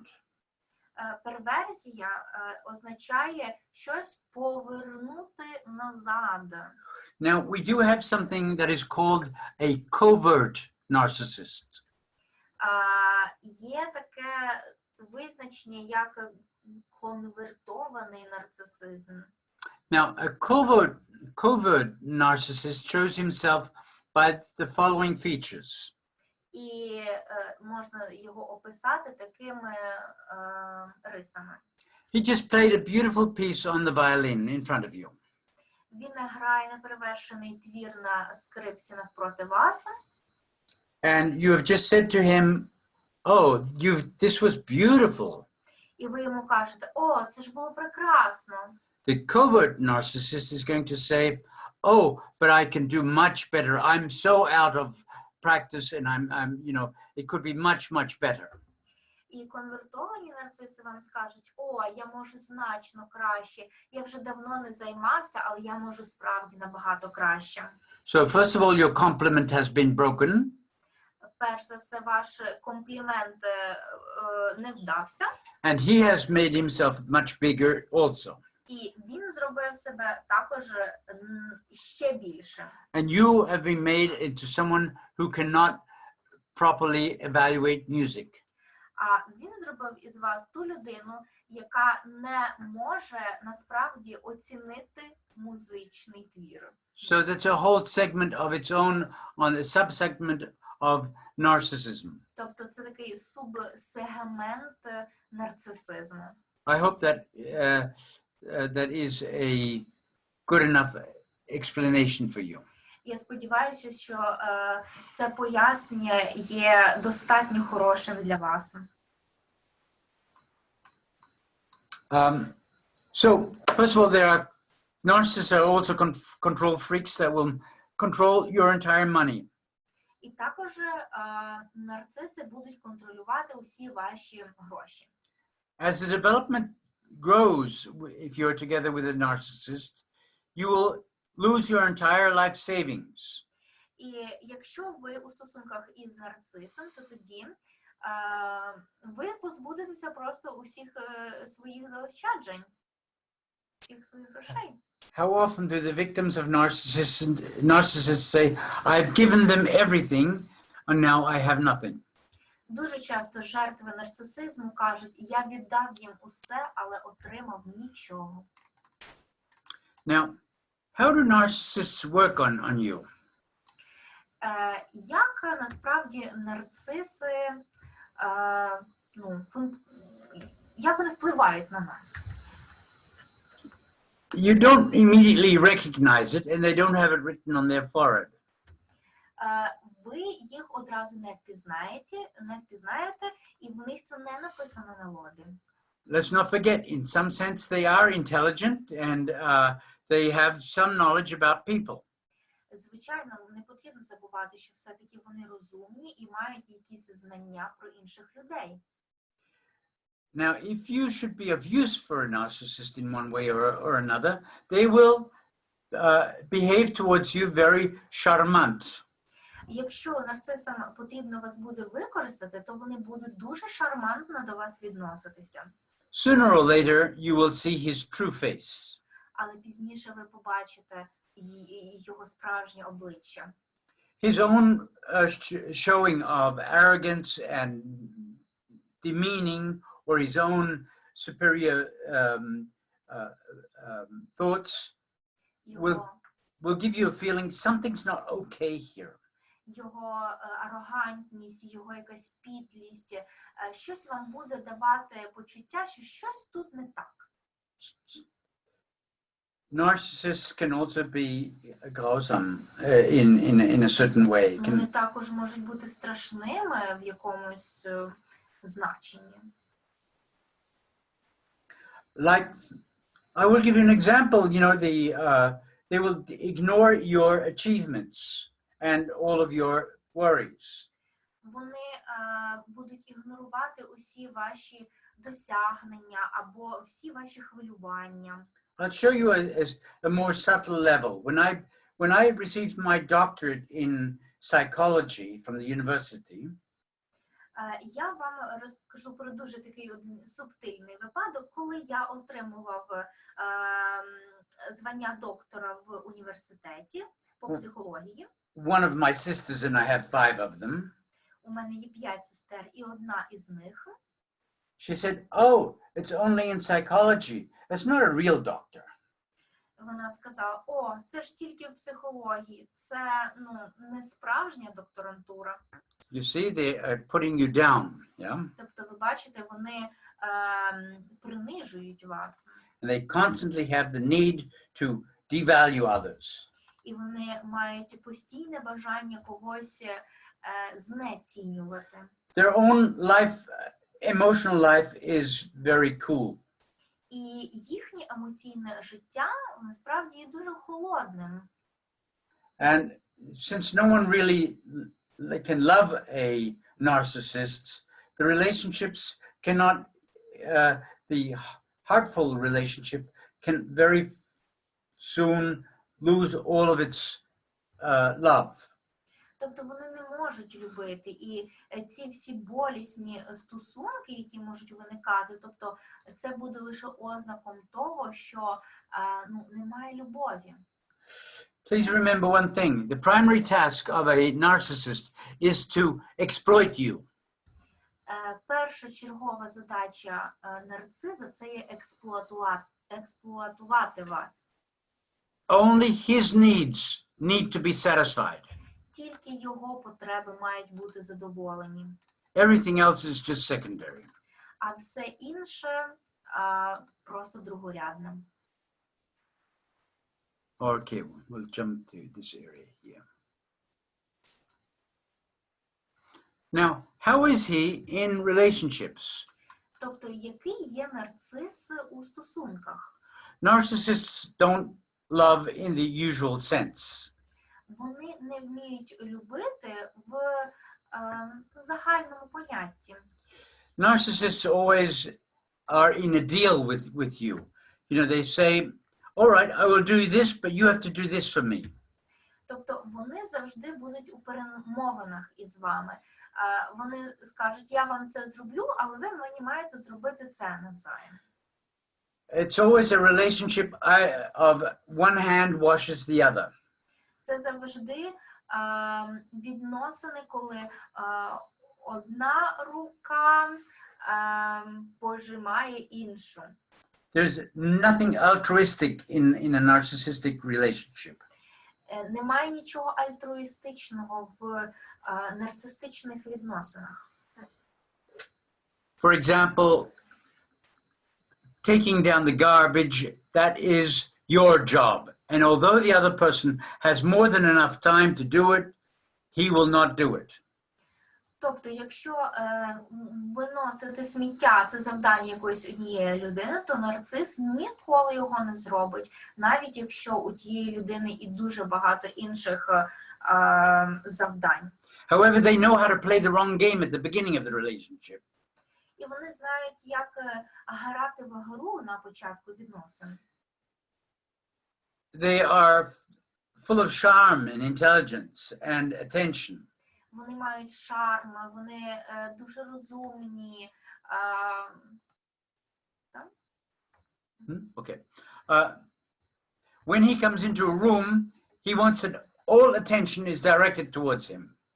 Коли він входить в кімнату, він хоче, щоб вся увага йшла на нього.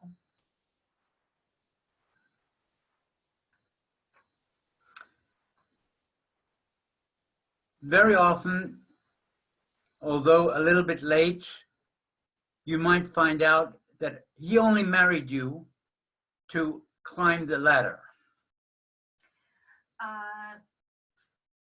Зараз чи пізніше ви дізнаєтеся, що він одружився на вас тільки із-за того, щоб піднятися на вищий, по щаблі наверх.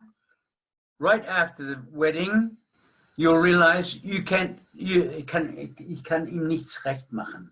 I can't. І вже після весілля ви розумієте, що ви ніяк йому вже не зможете сподобатися. In the beginning, he will put you down at home, and later, even in public. Спочатку він буде принижувати вас вдома, а пізніше на публіці. It'll be too late when you find out that all he was is a big mouth and that he's actually incompetent to do anything. І потім ви реалізуєте, що все, що він собою представляв, це великий рот, який вміє говорити дуже багато, але нічого іншого. Now, how are narcissists as parents? Які є нарциси як батьки? They will beat their children and have a lot of critic against their children. Вони б'ють своїх дітей, а також дуже сильно їх критикують. There will be a lot of resentfulness about from the children towards the parents. І дуже може багато бути опіру дітей стосовно своїх батьків. The narcissistic parent sees himself as the best parent and expects perfect children. Батьки-нарциси гадають, що вони найкращі батьки і хочуть перфектних дітей. They will never be satisfied with the evaluations that the child brings home from school. Вони ніколи не будуть задоволені оцінками, які приносить дитина зі школи. Like, why didn't you get a straight A, also eine Eins bekommen?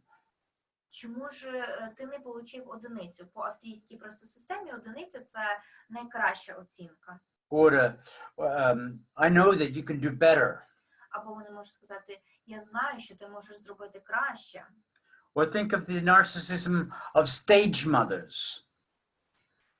Stage mothers are the mothers of 4-year-olds and the 4-year-olds get dressed sexy and sing a song in TV, and the mothers are oh, look at my child. Тобто існують також і матері, які заставляють своїх дітей виступати вже 4-річними десь на сцені і бути гарно одягненими і тому подібне. І таким чином вони хочуть показати, о, подивіться на мою прекрасну дитину. The interest is not the child, it is the room, it is the fame of the mother that is behind everything. Але насправді це ж не бажання дитини, а тільки бажання матері показати щось вище, так? Or think of the parents that absolutely want their children to be the best tennis players in the country. Або, наприклад, батьки, які заставляють своїх дітей бути найкращими тенісними гравцями в Україні. I had a patient once, she was the top tennis player and her childhood was a torture. У Карла колись була пацієнтка, вона була найкращою тенісною гравчиною, і її життя, дитинство було просто тортурним. And yet they will swear that they have done, the parents will swear that they have done the best for their child. А її батьки будуть думати, що вони зробили усе найкраще для своєї дитини.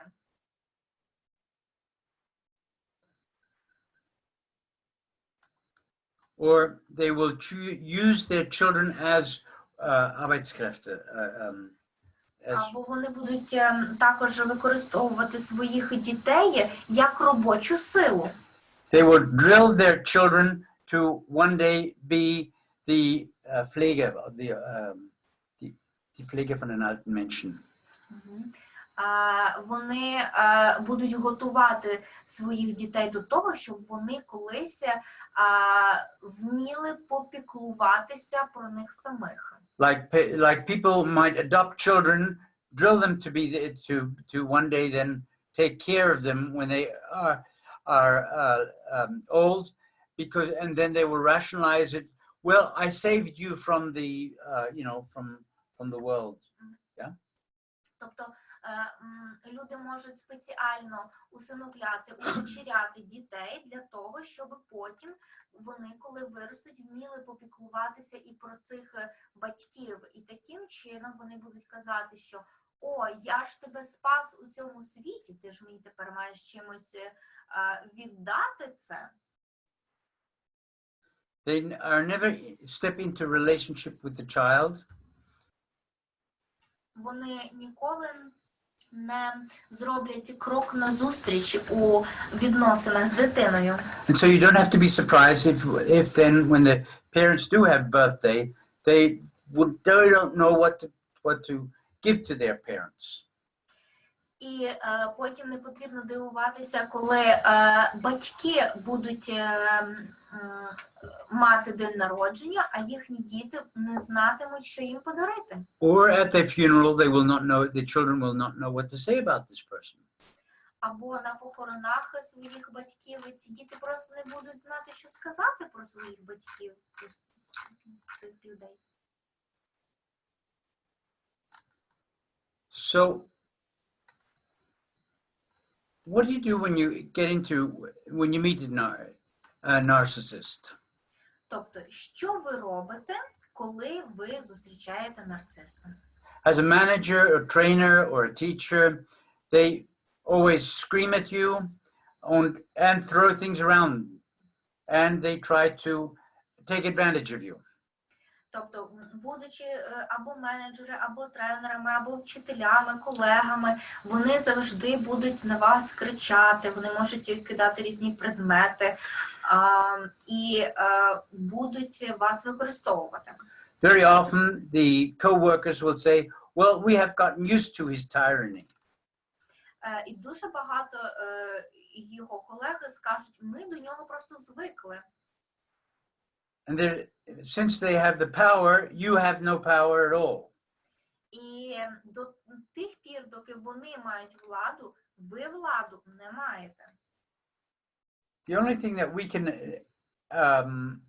advise you to do is to write down every event where he puts people down. Що ми можемо порадити вам зробити у даній ситуації? Просто записуйте усі випадки, коли ця особа принижує інших людей. Okay, I think here we have come to a place where we can take our break. We've overpulled the thing. Shall we meet again in 10 minutes? Is that okay with you all? Давайте зустрінемося зараз вже за 10 хвилин. For me, definitely yes, because we overuse a little bit of time. Yeah? Okay. Then see you in 10 minutes. See you in 10 minutes. Побачимося за 10 хвилин.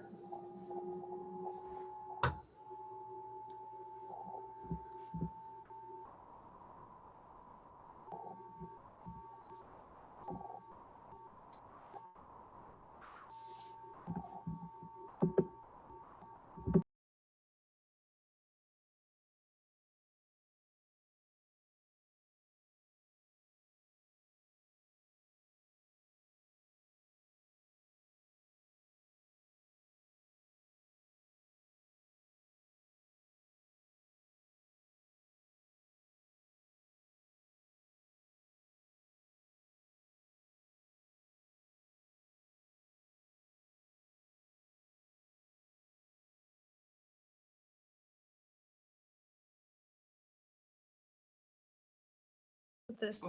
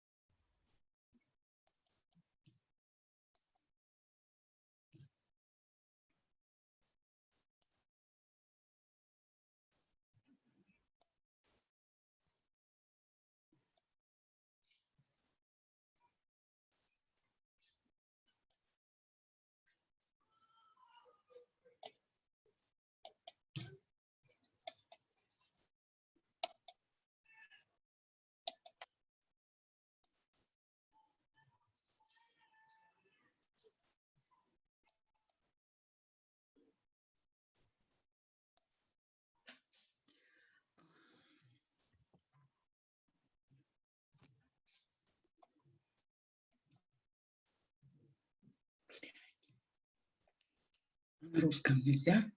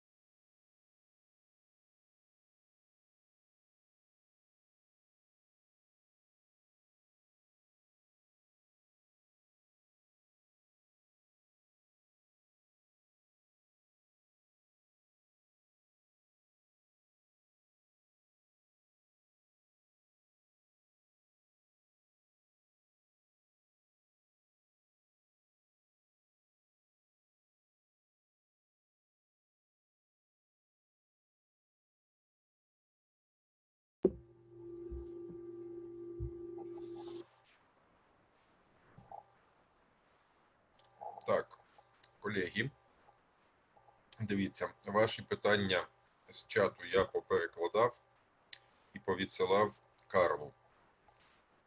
Я не знаю, наскільки це можливо зробити так, щоб він відразу на них відповідав. Ну, тому що в нього є структура презентації, по якій він йде, ну і вона розроблялася ним, ну, on purpose, ну, з ціллю з якоюсь, так? Тому, якщо він захоче, то він відповість, якщо не захоче, не відповість. Те, що стосується презентації, те, що вона більша, ніж є, ну, намагається він зробити так, щоб вона була меншою. Якщо зараз зробить, то зробить. Якщо не зробить, то є така, як є. Ну, принаймні, ви в будь-якому випадку ви розумієте, що він просто на ті картинки посилається, а розповідає в цій частині він від себе. Тобто це не є особливий мас того, щоб ви там побачили картинку Трампа чи ще когось. Я так думаю. Carl, I will just translate for you that I have sent the translation of the questions, which are 7 right now, to you, to Viber. If yes, I don't have Viber. Can you send it to me in in Skype. in Skype? Okay, I'll look at Yeah. them.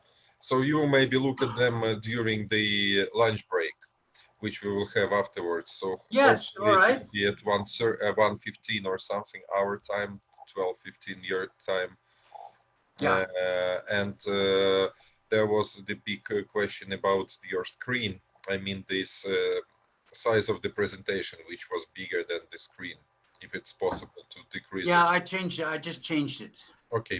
A little Then bit. it's fine. I am passing the word back to you. Thank you. Okay. Yeah. Good. We do have a little bit here a problem. Können Sie den da das mehr an sich ranziehen? Ja. Oder nein, das ist der hier.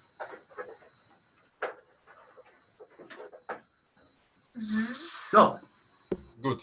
Already good. ja, we're back in the perfect again. Kann ich nur fragen, was für einen Fall Sie geöffnet haben jetzt, damit ich Wir werden dann weitergehen mit Borderline. mit Borderline? Ja? Aber das ist, das habe ich noch gar nicht hier geöffnet. Just a moment, please. Das ist 2D, der hier. Okay, gut. Ja?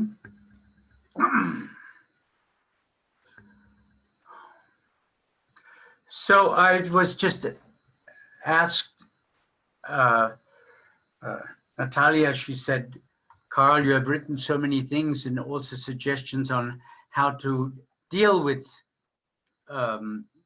narcissists. And I thought I will just bring in a few ways and suggestions what one can do if one is together in a relationship with a narcissist who has a severe personality disorder. Перед перервою я сказала Карлу, те, що було би добре, якби він також розповів, як спілкуватися із нарцисами. І він сказав, що зараз дасть кілька порад щодо цього. The best way, should you have a partner who is a narcissist, the best way of treating him is to let him dry out. Dry Austrocknen. Austrocknen. Якщо у вас є нарцистичний партнер, то найкраще всього дозволити йому висохнути. What does he want all the time? Attention. Що він хоче завжди мати? Це увагу. So a method that is suggested a lot on the internet is give him the Greystone treatment. Greystone. And grauer Stein. Що завжди радять в інтернеті робити із нарцисами? Дати йому сірий камінь лікування. Who's interested in a gray stone? хто зацікавлений в сірому камені. What is interesting about a gray stone? Що є в ньому цікавому, в цьому сірому камені? There's nothing interesting about a little gray stone. Нічого немає в ньому цікавому, маленькому сірому камінці. So you give this person the gray stone treatment. Тобто ви ставитеся до нарциса як до такого сірого каменю. So if he says, well, I achieved this and this and this today, Тобто, якщо він скаже вам, я досягнув цього і цього і цього сьогодні, you say, okay. ви кажете, окей. And he's going to try to attract your attention in so many different ways. Okay. І він буде намагатися привернути вашу увагу до себе різними шляхами, а ви відповідаєте просто окей. Don't give him any special treatment. Не давайте йому жодної спеціальної поведінки, жодного підкріплення. Можна сказати уваги, чи можна сказати лікування, так? Ну, тобто замість лікування, замість багато уваги, ви йому просто даєте сірий камінь.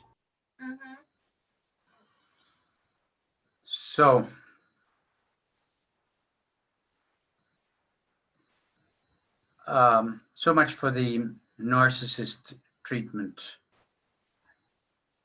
The next topic that we will be talking about will be the emotional unstable personality. Наступна тема, про яку ми поговоримо, це емоційно нестабільна особистість.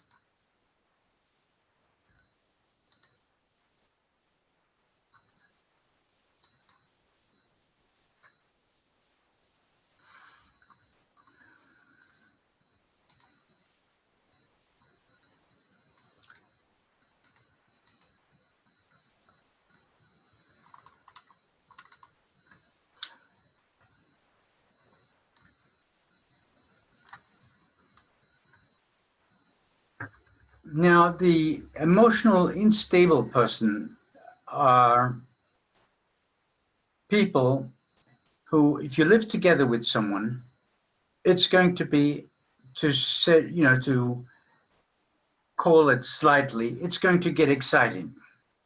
Якщо ви живете із емоційно нестабільною особистістю, то це буде дуже так, захоплююче.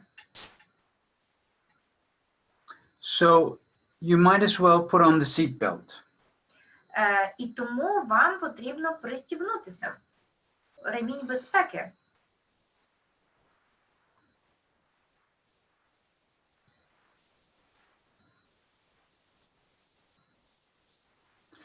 Now, to get back a little bit, the damage that is done to society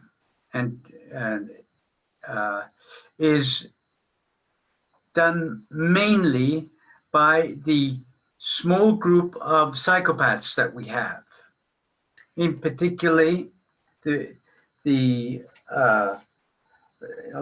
antisocial personality people. Найбільшої шкоди світу завдає така собі невелика група людей, яку ми можемо окреслити як антисоціальні люди. Now, the destruction done by the emotionally unstable people is very seldom seen from the outside and is hard to assess.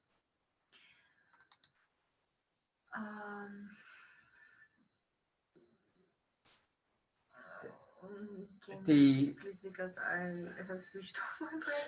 Verwüstungen, die Zerstörungen, die diese Menschen anrichten, die emotional instabilen Borderliner anstellen, ist schwer zu erfassen. Дуже важко зрозуміти і пояснити ті всі шкоди, які завдають емоційно нестабільні особистості. Die Hauptcharakteristik dieser Menschen ist eine tiefgreifende emotionale Instabilität. головна характеристика цих персон є це емоційна нестабільність, яка дуже глибоко зарита. Und diese Instabilität, die kann, this instability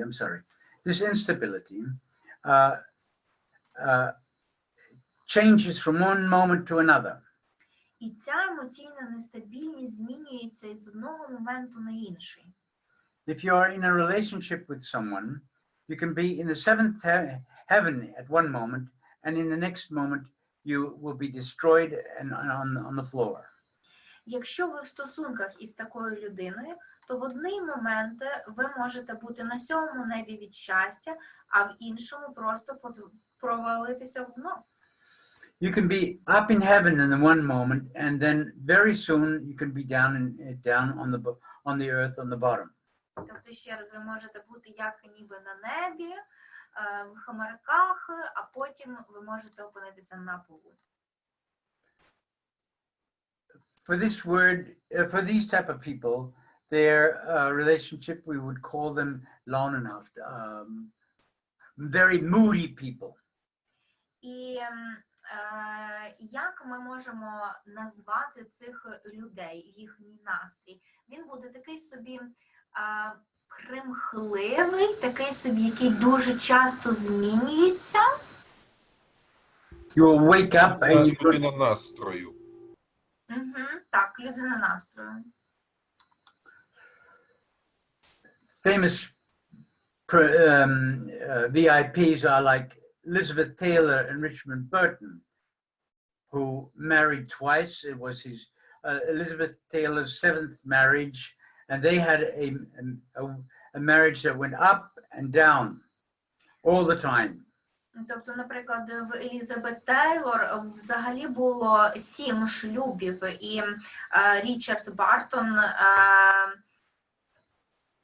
2 рази вони з ним були одружилися, і ці стосунки були також основані на взлетах та падіннях. It is almost as though they were manic depressive. І їх можна описати як маніакально-депресивні. But if you look at the real truth behind it, it is an unstable relationship to reality. І якщо ви подивитеся на причину цього всього, то це буде нестабільне відношення до реальності. At home, in the office, or whenever you're doing your work, these people who are sometimes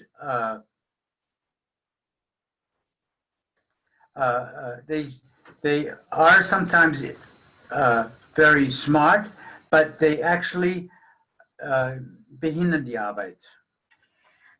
І будь-де, чи то вдома, чи на роботі, вони можуть бути дуже розумними, але вони будуть перешкоджувати роботі. And this unstable personality form is also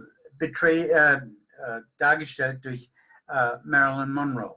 І ця модель може бути представлена також Мерлін Монро. A person who has been also attested by Anna Freud to be an unstable personality. І Анна Фройд також її описала як нестабільну особистість.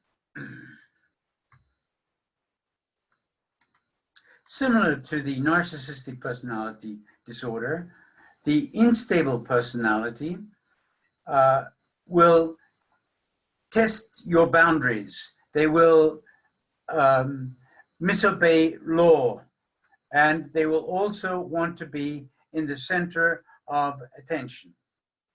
Так само, як і нарцистичні особистості, нестабільні особистості будуть перевіряти ваші границі, і також вони будуть зневажати усі правила і закони, і захочуть бути в центрі уваги. They need your Bestätigung. Їм завжди потрібне підтвердження. And they will even look for it from their children, just so that they can feel themselves okay. they will look after their No, children. look die suchen ihre Bestätigung durch ihre Kinder. Ага. Вони шукають своє підтвердження особистості через своїх дітей. Emotional, they will be emotionally so needy, and they will grab onto others like Blutegel. Вони будуть настільки, в них будуть високі власні потреби, що вони захочуть просто прив'язатися до когось, ніби Blutegel, ніби маленька тваринка, яка випиває кров. If you're living together with a partner who is borderline, you will know that this person constantly drives you until the edges of your abilities. Та маленька тваринка, яка п'є кров, це буде п'явка українською мовою. Тобто завжди, якщо ви в стосунках із емоціонально нестабільною особистістю, то ви завжди будете наштовхуватися на якісь такі краї у своїй особистості, в стосунках з нею. It's extremely stressful to live together with someone like that, and це дуже стресово, надзвичайно стресово жити із такою людиною. while they will constantly are putting their finger in your eye. Тому що вони завжди будуть класти свій палець у ваші очі, вказувати на вас. Now, there are many reasons that might lead to such a thing, like, for example, trauma in the childhood, or drugs, or mistreatment, or parents who have been totally neglectful to children. Щодо причин такої поведінки, то це може бути травма в дитинстві, це можуть бути наркотики, це може бути насильство або відмова батьків від своїх дітей. They will take the rest of your tolerance and your understanding and also your feelings. Вони повністю будуть зневажати вашу толерантність, не розуміти вас і ваші почуття. So when you're together with them, they will take out, you will feel as though all of your feelings have been taken out of you and you have nothing more anymore to give. У вас може виникати тоді відчуття, що у вас уже немає ніяких емоцій внутрі вас, що ви вже не маєте що віддавати їм. Statements like, I tried everything, I guess I've walked my legs out for her, but living together with her was mere help. She actually brought me to suicidal thoughts. Тобто можуть виникати такі думки, як я все зробив, що міг у стосунках із нею, я просто, так сказати, інвестував все, що міг, так, і це нічого із цього не трапилося, і через це в людини потім навіть виникають суїцидальні думки, тому що нічого не приносить користі, так, все, що роблять люди для цих людей. So you might have been a person beforehand who wouldn't have hurt a fly, but now you are thinking of hurting someone else or yourself, and the reason is you've been around an emotional, unstable person. Can you please, You might have been a person who wouldn't have thought of hurting a fly. Ага, тобто ви можете бути людиною, яка не може навіть муху образити. Now you dream of killing someone. А зараз ви можете мріяти про те, що когось вбити. And the reason is the emotional unstable personality in your life.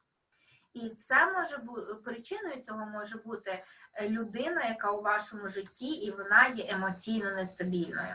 I can't wait for the day that my mother will die. She has stolen my youth and has taken away any sense of security. Такі думки. Я думаю кожного дня про те, що вмерла моя мама. Вона відібрала в мене мою молодість і також почуття захищеності. Even mentally healthy people will react sometimes with violence and violent fantasies. Навіть здорові люди, вони будуть реагувати з насильством. Ну, тобто у них всередині можуть прокидатися такі насильницькі потяги і думки. So let us look now at the behavior of the unstable personalities. Давайте розглянемо поведінку нестабільних особистостей.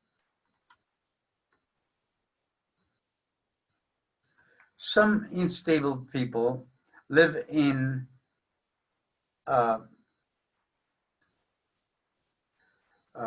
they are constantly looking for fights, even physical, and they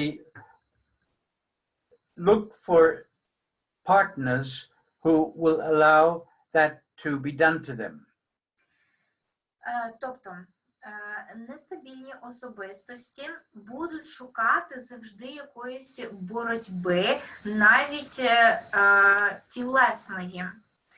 І будуть шукати партнерів, які будуть їм дозволяти це робити над ними.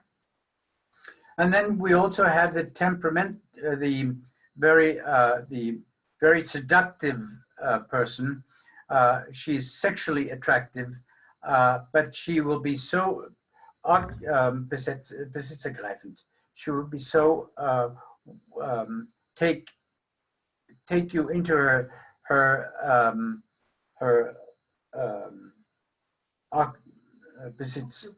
occupying you, that the partners very quickly run away from her.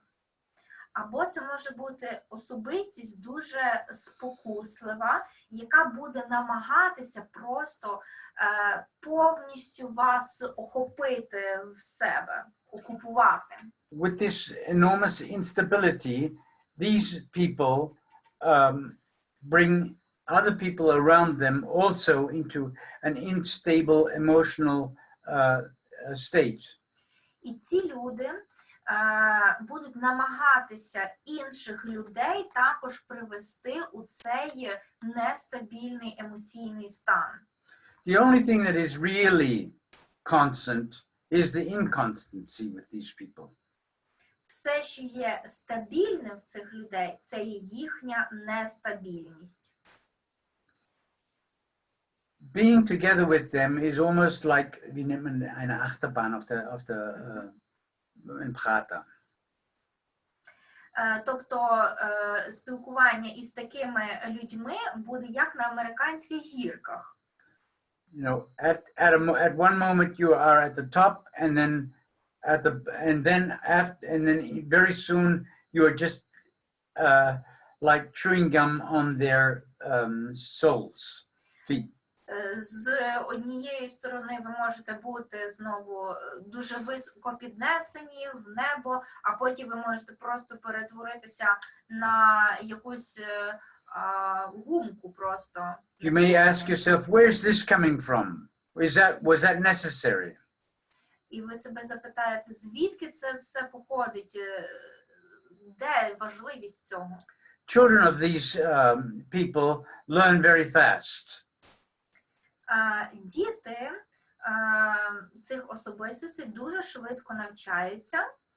They learn very fast to diagnose the situation of their parents. Вони дуже швидко навчаються діагностувати ситуації їхніх батьків.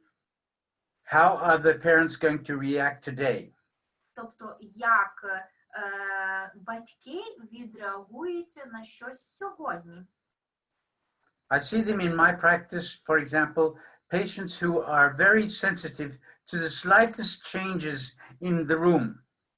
Тобто, я бачу це в своїй практиці, пацієнти, які дуже чутливі до самих маленьких змін у кімнаті. It is also an indication of the borderline parent. Це також індикатор того, що в цих людей були батьки із пограничним розладом особистості. Being together with a partner who is borderline is like walking on eggs, on raw eggs. І бути дитиною батьків, які мали розлад borderline, це так, як ходити по яйцям. По шкарлупі яйця. Having someone like that as your boss will make the co-workers hide themselves sometimes, like in the toilet, or say that they are ill. І якщо у вас ваш бос така особистість, то тоді колеги можуть ховатися в туалеті і щось робити, або можуть потім казати, брехати їм, що вони захворіли, так? Тобто пристосовуватись таким чином до боса. The moral in the work or the productivity will sink. І їхня роботоспособність і продуктивність буде понижатися. A brief story. I once had the contract to, I was asked by the owner of a very large advertising company to find out why the productivity of his creativity team is so low. В мене колись був запит від однієї великої рекламної агенції про те, що чому креативна група настільки непродуктивна. So I went into the company to do the research and came after a lot of work to a conclusion. Я пішов в цю агенцію для того, щоб зробити своє дослідження, і коли я повернувся, то зробив наступні висновки. So I wrote my report and I said I had now time to talk to the boss. Had no time. I now had time to talk with the to talk to the boss. Я написав свій звіт і сказав, що зараз я можу поспілкуватися із самим босом. I said to him, I know what the reason is why your creativity team is so low. Я йому сказав, я знаю, чому ваша креативна група настільки непродуктивна. And I know how you can increase it very quickly. І я знаю, як вам її покращити дуже швидко. The cause is you.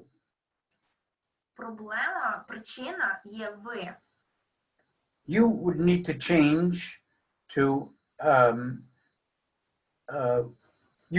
change to increase the productivity of that team. Тобто вам потрібно змінитися, щоб покращити продуктивність тієї творчої групи. So the owner of this company, I mean, we are talking about a company that has an Umsatz from over 100 million euros a year.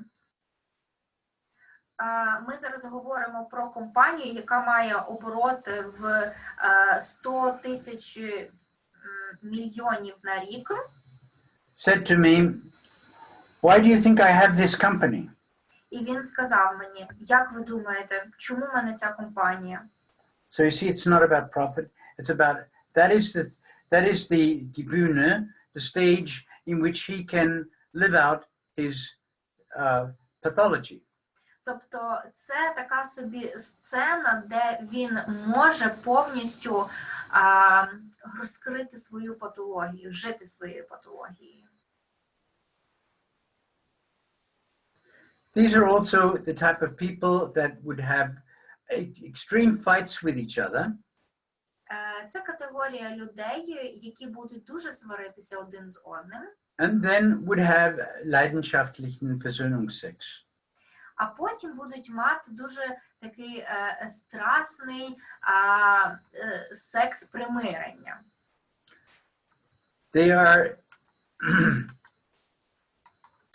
are extremely sensitive. Вони є дуже чутливими. They cannot take any form of criticism. Вони не піддаються критиці. And they will interpret criticism immediately as a form of illoyalty. І вони будуть сприймати критику як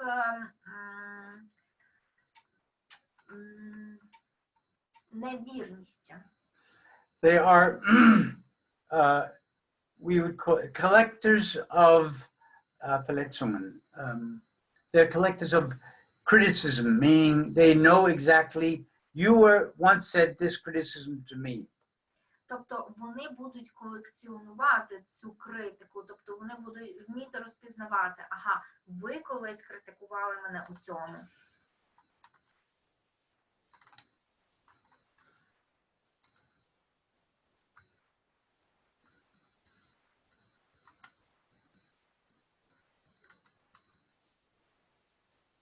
To say that this person is is difficult is an underestimation. Сказати просто, що ці люди є складними, це недооцінити їх.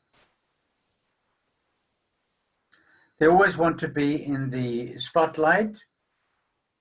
Вони хочуть бути під світлом, під якимось прожектором. And they will also they will start fights. They will start not with them, but so that other people in the company will start fighting with each other. Тобто вони будуть сприяти тому, щоб інші люди в компанії також між собою сварилися і боролися. So they start wars so that they can then herrschen. They can then rule. Тобто вони спричиняють такі собі війни для того, щоб потім вони могли властвувати цим всім. Вони можуть керувати цим всім. Also, their relationship in their relationship to you, they will do as though, you know, you are always their big love, and then in the next moment, there is no love at all, and say, get out of my life. В один прекрасний момент у стосунках цією з людиною у вас може бути просто велике почуття любові, а на наступний день вони вам скажуть просто покинь моє життя, піди звідси. If they have the feeling that they need you, you have to be there for them immediately. Якщо вони вас потребують, то ви мусите бути там і одразу. They think that, you know, you have to be there ready for them at any moment. Вони думають, що ви маєте для них бути завжди присутніми в будь-який момент, який вони вас потребують. They don't care what you are involved in right now. І їм все одно, що ви залучені зараз. Like these people will also appear at your office and expect to be treated, although you might have a whole different plan for your day. Може бути людина в офісі, яка до вас приходить і хоче, щоб ви з нею щось зробили, так? Але їй буде все одно на те, які у вас є плани на цей день. And while you might in 1 second be totally admired, in the second you can become the object of total hate. Тобто вами можуть захоплюватися, вас можуть обажати, а потім ви будете об'єктом ненависті.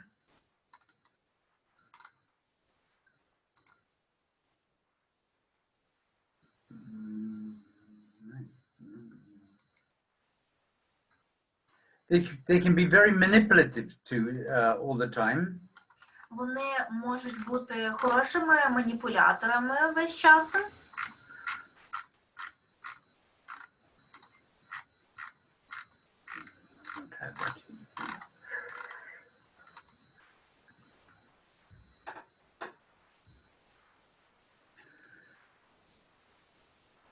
And they tend to lie a lot too. І вони також можуть дуже брехати. Like a woman to keep the relationship with a man will say that she is pregnant just so that he would not leave her. Наприклад, жінка, яка в стосунках з чоловіком і не хоче, щоб він пішов, то вона може йому збрехати, що вона вагітна. They will also threaten with suicide to see if they can get what they want. Також вони можуть показати, ніби вони зараз роблять суїциди, але чисто для того, щоб отримати щось на свою користь. Here's what you should do if they threaten, if someone in your environment threatens to kill himself. І ось що вони можуть зробити, і показуючи, що вони зараз себе можуть вбити. You must always take it seriously if they threaten this. Тобто ви маєте це сприймати завжди дуже серйозно, якщо вони вам говорять про це. But this is the technique that you should use. Але це просто техніка, яку вам потрібно використовувати. If he threatens to kill himself, then you call the ambulance. Якщо вони кажуть, що намагаються вбити себе, то вам потрібно визвати скору. And do it. І зробіть це. He will have to pay for the ambulance. Йому прийдеться платити за скору. So he won't do it a second time. Тому він більше такого не зробить наступний раз. Yeah? So this is how you handle this. You bring in reality testing. Тобто ви проводите такий собі тест на реальність з цією особистістю. Now, the spectrum, the range of different types of borderline personality disorders is immensely large, and I can bring in some aspects from Kernberg in here to give an illustration to that, if we have the time here. Спектр цього самого розладу бордерлайна дуже-дуже великий, і він би, Карл зараз міг би декілька із них освітлити, якщо ми ще маємо час, і це за теорією Кернберга.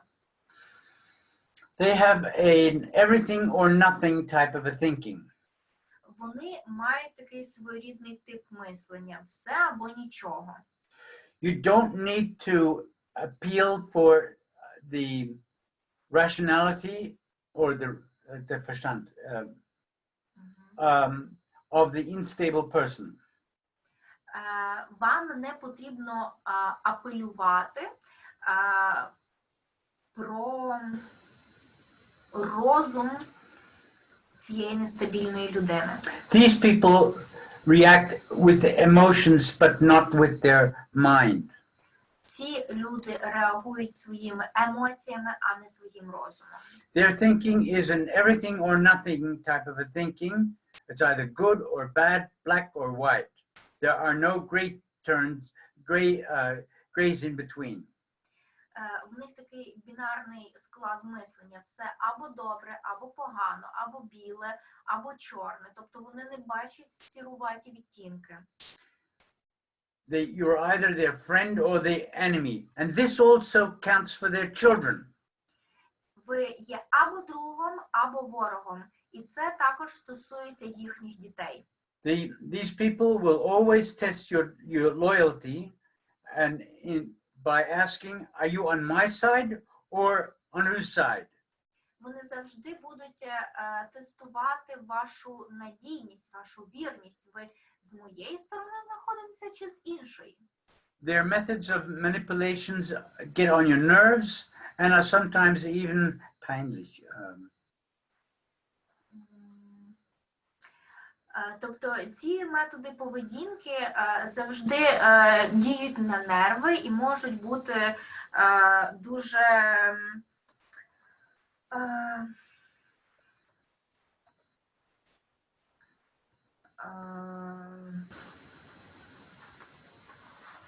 peinlich. Embarrassing.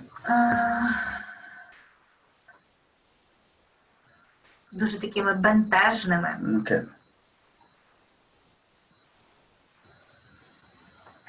And they will destroy, let's say if you go on vacation with them and you forgot to take Nivea cream because it's her favorite cream and you brought something else, they will make such a scenery of it and destroy the entire joy of the family going on vacation.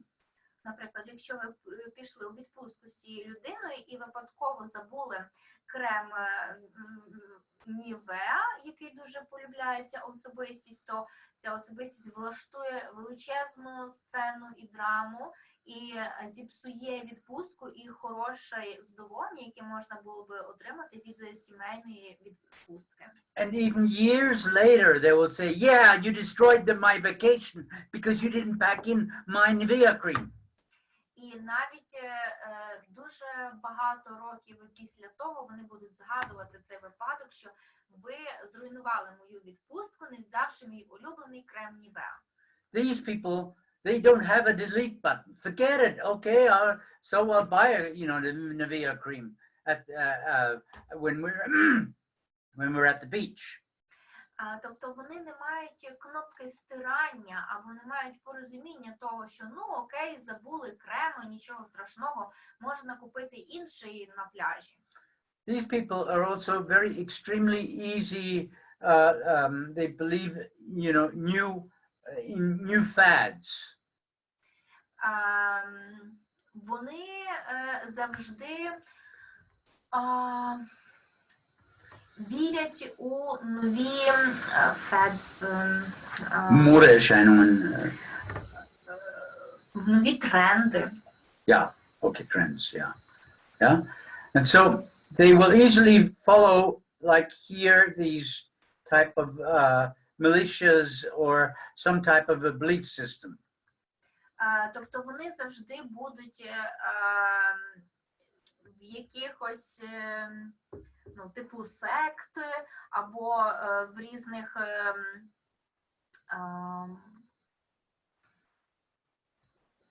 організаціях, які займаються там вірою і тому подібне. They easily believe in some kind of gurus or charlatans, and that makes them also an easy victim for being exploited. Вони вірять в різних гуру, шарлатанів, і таким чином вони можуть бути експлуатовані ними.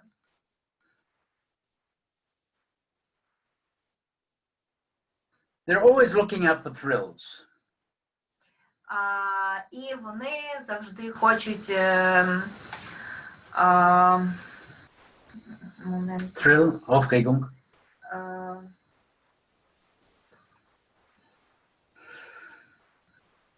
Вони завжди шукають на якесь збудження. Right. They needed to feel more alive or to distract their attention that actually they don't really feel well. Вони завжди потребують відчувати себе живими. And it will appear as though they are spontaneous and all of a sudden they do something crazy and no one really understands why they are doing this. І дуже часто вони будуть представляти себе як людей спонтанних, які легкі на підйом, і ніхто навіть не буде розуміти, як така людина може одразу щось зробити. And one will think that, you know, they are difficult or just flipped out.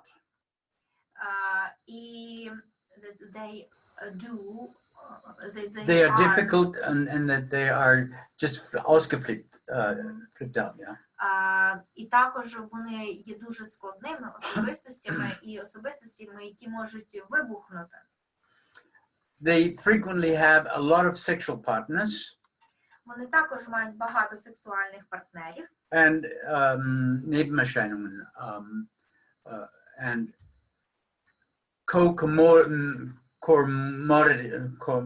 comorbidität.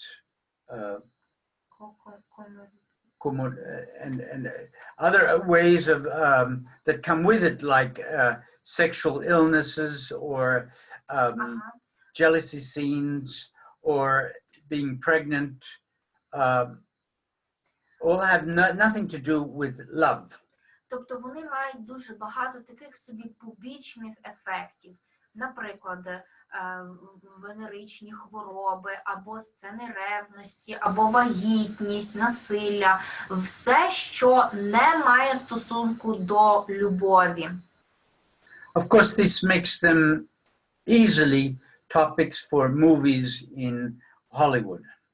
І, звичайно, це все робить їх чудовою темою для фільмів з Голлівуду. You know, they will get involved with the bad boys who are actually very dangerous.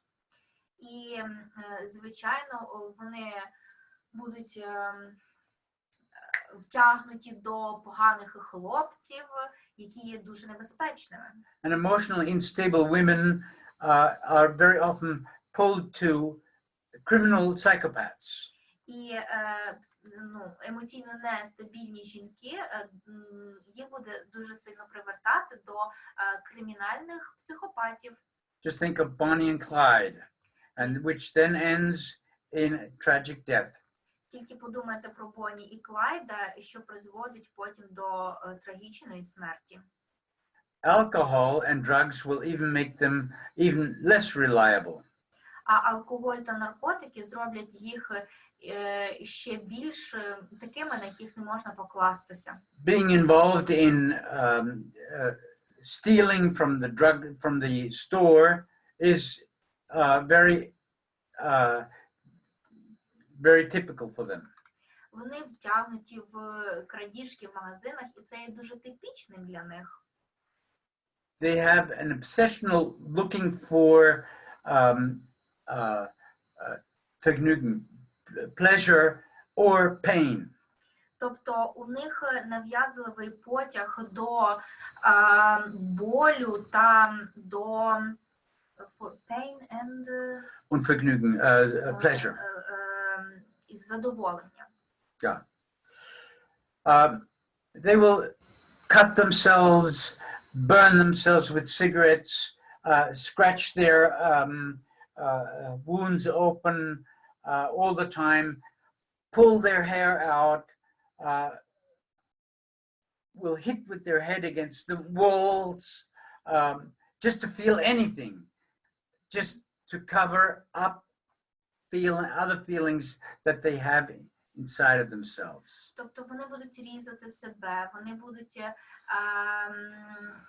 робити ожоги на собі, опіки, вони будуть виривати на собі волосся, вони можуть битися головою об стінку. І все це задля того, щоб приховати якісь інші свої почуття всередині. This feeling of loneliness and this feeling of inner emptiness, yeah, is sometimes so bad that people will do the most crazy things. Це почуття самотності, а також пустоти, воно призводить до того, що люди починають робити такі подібні речі. Так, тому що не можна їх витримати.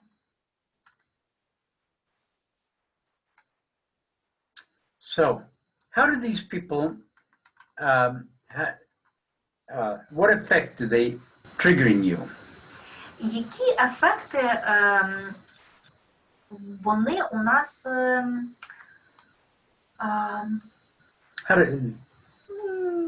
What kind of an effect do they have on you? які ефекти вони мають на нас? Що In the виступає beginning- тригером? In the beginning, they can be enormously seductive. Спочатку вони можуть бути дуже спокусливими. I told you that I was once, I was together with a very severe borderline woman once. І я вам розповідав, я також був у стосунках із однією жінкою, яка була borderline. You will be their hero, and she needs that desperately. Ви будете її героєм, і вона цього також дуже потребує. And you will go into heaven and hell constantly. І ви будете іти як в рай, так і в пекло. And you will get into situations where you have to be the savior of her. І ви будете потрапляти у ситуації, де ви змушені будете бути її рятівником. But dare you not give him or her what she needs, then you will get the whole rage that is in the back of that person put onto you.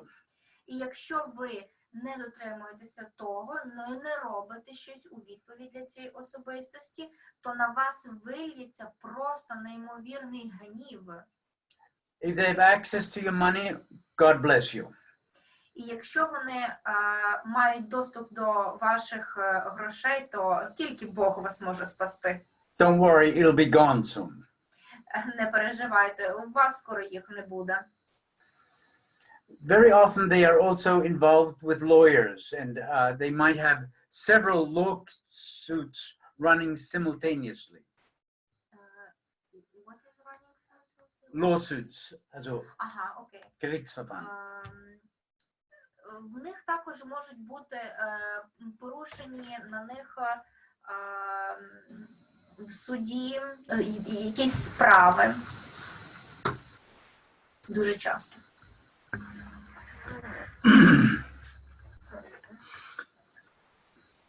They'll have lawsuits about drunkenness, drunken driving, or being involved in some fights, or some kind of drug related. Вони можуть їхати за рулем п'яними, або вони можуть втручатися в якісь бійки, також бути зв'язані з наркотиками. They will often ask you to borrow money from others until he's back on his feet again. But that person will never see the money again. Вони завжди будуть у вас просити гроші, до тих пір, доки вони не стануть на ноги, але ви ніколи більше не побачите до тих грошей.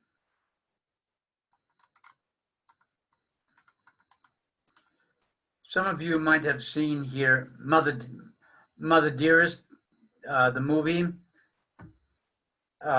with Joan Crawford.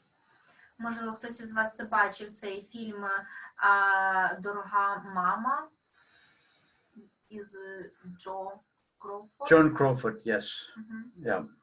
Okay. Go right to the next because.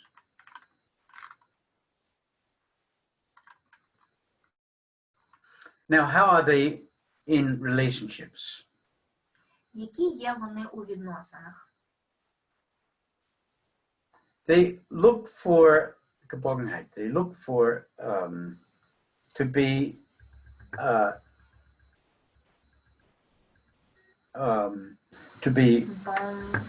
geborgenheit.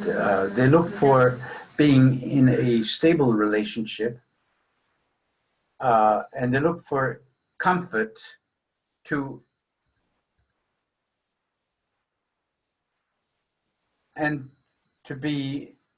to have the emotional kick to be honored. Тобто, насправді вони потребують цієї теплої захищеності. В німецькій є таке одне слово «Geborgenheit». Його дуже важко перевести. Це таке от тепле відчуття захищеності, яке ми завжди від мами зазвичай отримуємо. Так? Тобто це відчуття комфорту. But it is never enough to cover the inner emptiness in the person. Але це ніколи неможливо перекрити це почуття пустоти всередині людини. They are constantly looking for partners, verzweifelt, desperately. І вони завжди відчайдушно шукають на партнера. And in doing so, they will lie and cheat to find to look as though they have found a partner. І вони завжди будуть брехати або будуть зміняти для того, щоб просто знайти партнера. And in their needs, they look as though they are almost like 7-year-olds, or not 7, adolescents. І якщо ви на них подивитеся, то можна просто сказати, що вони таке як підлітки ніби. And it can just be amazing how many people fall into their traps. І це просто може бути неймовірно, скільки багато людей на них попадається. In the beginning, you'll have great sex, and you'll be seen as the Haldor, the god. Спочатку у вас буде неймовірний секс, і ви будете просто, як Богом. But then comes a deep fall, and there will be a lot of tension and fights. А потім наступає період, коли є дуже багато сварок і боротьби. These people will not hold back to come to your workplace and make a scenery at your workplace. Їм нічого не зробить складно, щоб прийти до вас в офіс і закатати там якусь сцену. Put scratches to your cars or to call your boss and to tell him that you are an asshole and a whore. Вони можуть вишкребти щось на вашій машині або подзвонити вашому босу і сказати, що ви просто жахлива особистість і взагалі легкої поведінки людина. If that person has, for example, nude pictures of you, he will then blackmail you and say he's going to use that against you. Якщо у цієї людини є ваші оголені фотографії, то вона може сказати, що вона потім використає їх проти вас.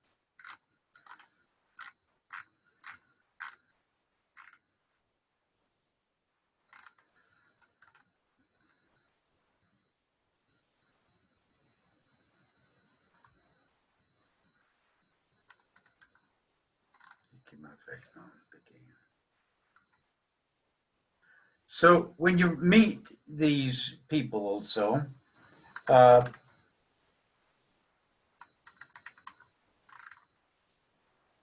we find them also very famous people like Marilyn Monroe, Joan Crawford, Leona Helmsley, Elizabeth Taylor, and Amy Winehouse would also belong in this category.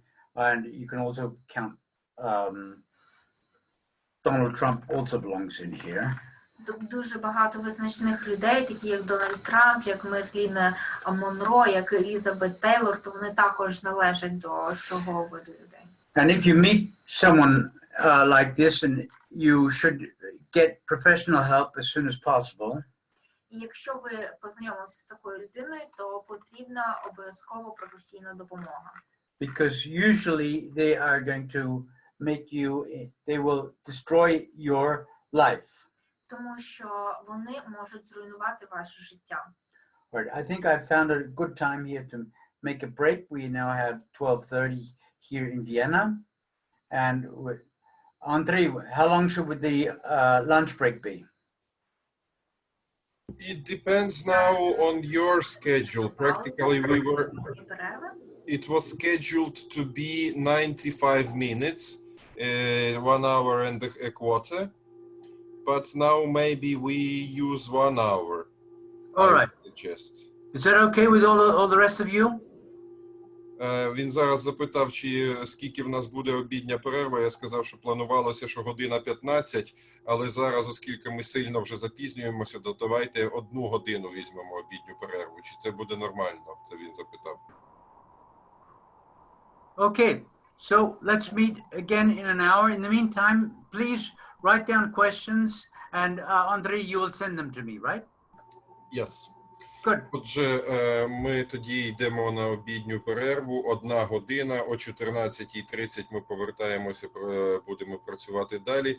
Ви можете писати в чат ваші питання. Ну, єдине, що, напевно, не дуже багато, було б здорово, бо вже їх маємо трошки. Ну, а я буду тоді протягом обіду перекладати і йому відсилати. Okay. Okay. Have a nice lunch, everyone. You too, Carl. Okay, thank you. And Natasha, you too. Okay. All See you right. later.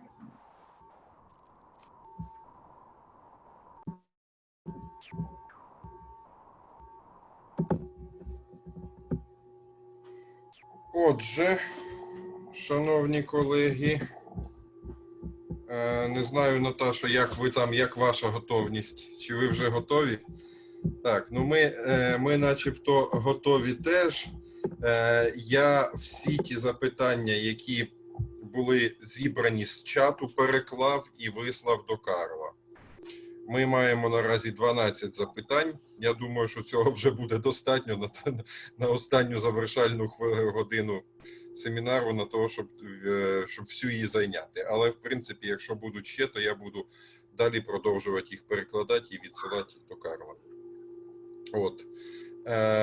Напевно, трохи ми запізнюємося в нашому розкладі на 15 хвилин. Ми будемо пробувати його якось далі скорочувати, але це не буде означати, що ми скоротимо час, якісь слайди там чи щось із лекції буде скорочено. Це ми будемо просто пізніше завершувати семінар. Це я вас просто попереджаю і кажу, як воно буде. От. І не хочу час витрачати на себе і ваш, і мій. Передаю слово Карлу і Наталії. Будемо далі продовжувати наш семінар. So, Carl, I just told that... Так, і про запис я ввімкнув. Дякую. Дякую, що ви за мене турбуєтеся. Дуже дякую. Carl, I am just passing the word back to you. I've just informed that we will go through further into our material, that all the questions were translated and sent to you. It's already 12 questions that you have received in Skype. Maybe you will reply them during this plot or whatever when you are ready. Maybe we have 1 hour for the questions and answers section after these 2 lectures that we still have to pass through. Yes, and I informed that we will not shorten the seminar time due to these technical problems that we had before, that we will maybe continue on for further 15 minutes or maybe even more if needed. Okay? Yeah. All right, no problem. Yeah, okay, and I'm giving the word back to you.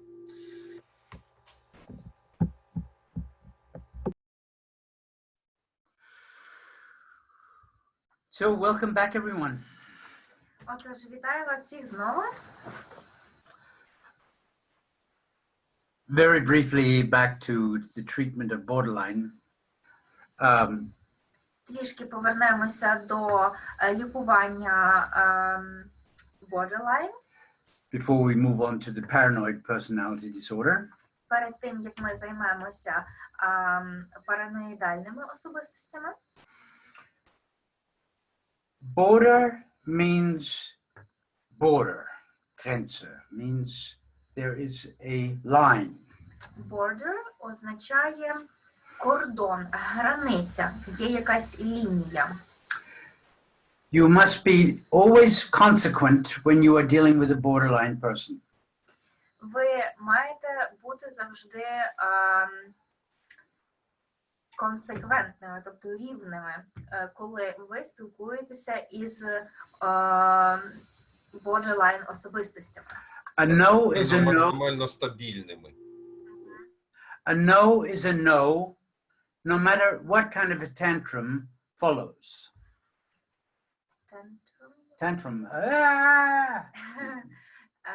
Незважаючи на те, що буде робити ця людина, так? Карл тільки що показав. So be consequent and stay on the line. Тобто бути таким собі стабільним і придержуватися чіткої лінії. We know of when a borderline person gets together with a relatively normal person, adaptation can go both ways. Ми знаємо, що коли людина, яка має borderline розлад, зустрічається із нормальною людиною, то адаптація може йти в різні сторони. So a stable person can become borderline, or the borderliner can become a more stable person. Тобто, або нормальна людина, здорова, може стати borderline, або особистість borderline може стати більш стабільною. With all of these personality disorders that I'm discussing here today, Усі розлади, про які ми сьогодні дискутуємо, they usually start at late adolescent and see their peaks in the 40s and then slowly drop down and become less strong in the 50s and 60s. В кінці підліткового віку ці розлади починають найбільше розвиватися, дістають свого піку при 40-річному віці і потім трішки спадають до віку 50-60 років.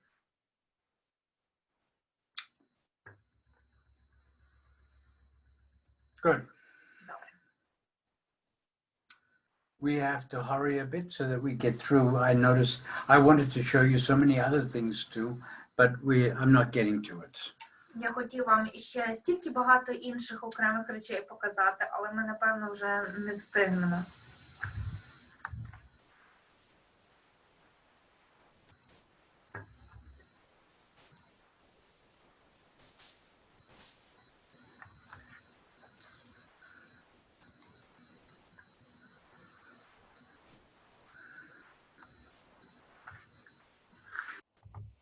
The paranoid personality disorder. Параноїдальний розлад особистості. Some of you might have seen the movie American Beauty. Можливо, хтось із вас бачив фільм «Краса по-американськи». And one can easily recognize that something isn't okay in this family. І там можна легко розпізнати, що щось не так із цією сім'єю. The wife doesn't dare, only moves rather much like a robot and does not dare to say anything. Дружина зазвичай виступає в ролі такого собі робота і нічого не говорить. When the doorbell rings, everyone is frightened. Якщо хтось дзвонить у вхідні двері, то кожен дуже наляканий. The father, instead of going to the door, asks his wife and his son, who could be at the door? Батько, наприклад, щоб він не підходить до дверей, як мав би підійти і відчинити, а він питає свою жінку та сина, хто ж може там бути за дверима. He is afraid of all strange people and of curious neighbors. Він завжди лякається чужих людей, а також своїх сусідів. In his own house, he locks everything away. В своєму власному домі він все закриває.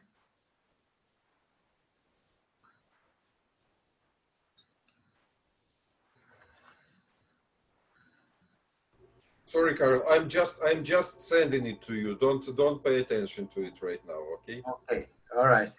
I'm getting paranoid. Він вже стає параноїдальним сам, тому що Андрій йому відсилає питання. In the eyes of a paranoid person, he sees that the world has become rotten, and he belongs to the few who understands everything. Rotten, verkommen, schlecht. Тобто у параноїдальної особистості все у світі відбувається в негативному ключі. He's the only one who knows, what is okay and what not. Yeah? І тільки ця особистість знає, що є хорошим, а що є ні. He knows the solution for all problems. If it's about the gay, if it's about the immigrants, if it's about the black people. Він знає відповіді і на всі питання, які стосуються і геїв, які стосуються і мігрантів, і які стосуються і чорних людей. Even his son could be guilty of having caused so many things. І навіть його син може бути винний в тому, у всіх цих речах. They don't laugh, and there's no romantic in the family. Вони не сміються і немає жодної романтики у родині.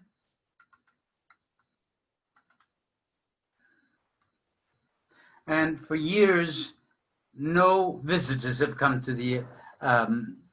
to the house. І дуже багато років, як ніхто не заходив в гості до їхнього будинку. And they are always cautious not to draw any attention onto themselves. І вони ніколи не хочуть привертати до себе уваги. He will do everything to make your life miserable. І вони все зроблять для того, щоб зробити життя таким мізерним. Especially his own family. Особливо життя своєї родини. Now, the children of the neighborhood will probably just think, well, he's a little strange and a little bit funny, that, his wife is not allowed to talk with other women in the community.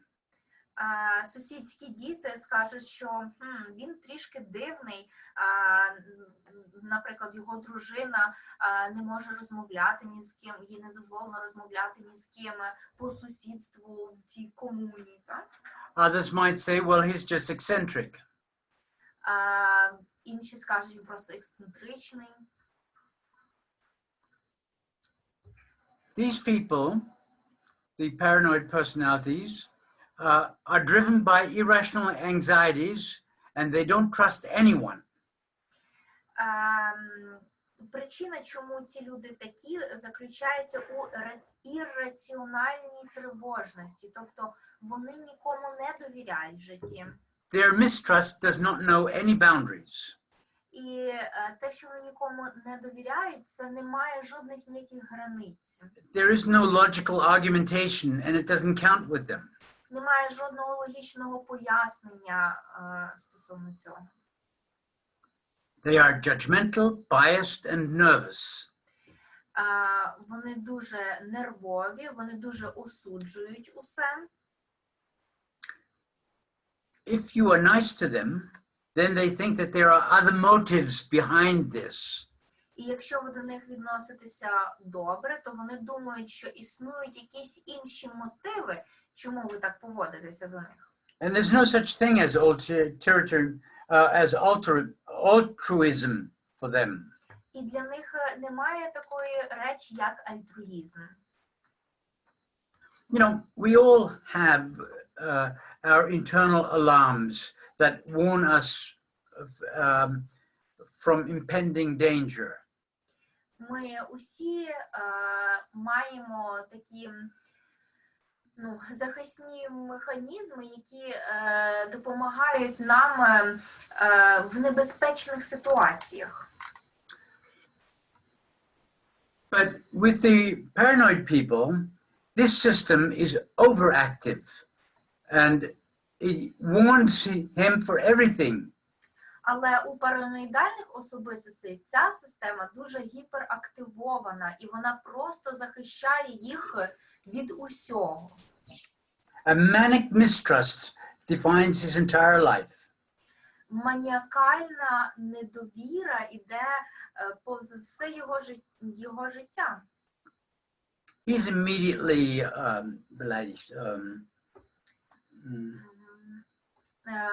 Він завжди буде ображеним. oh, he's quick to take offense. He's quarrelsome, jealous, and resentful.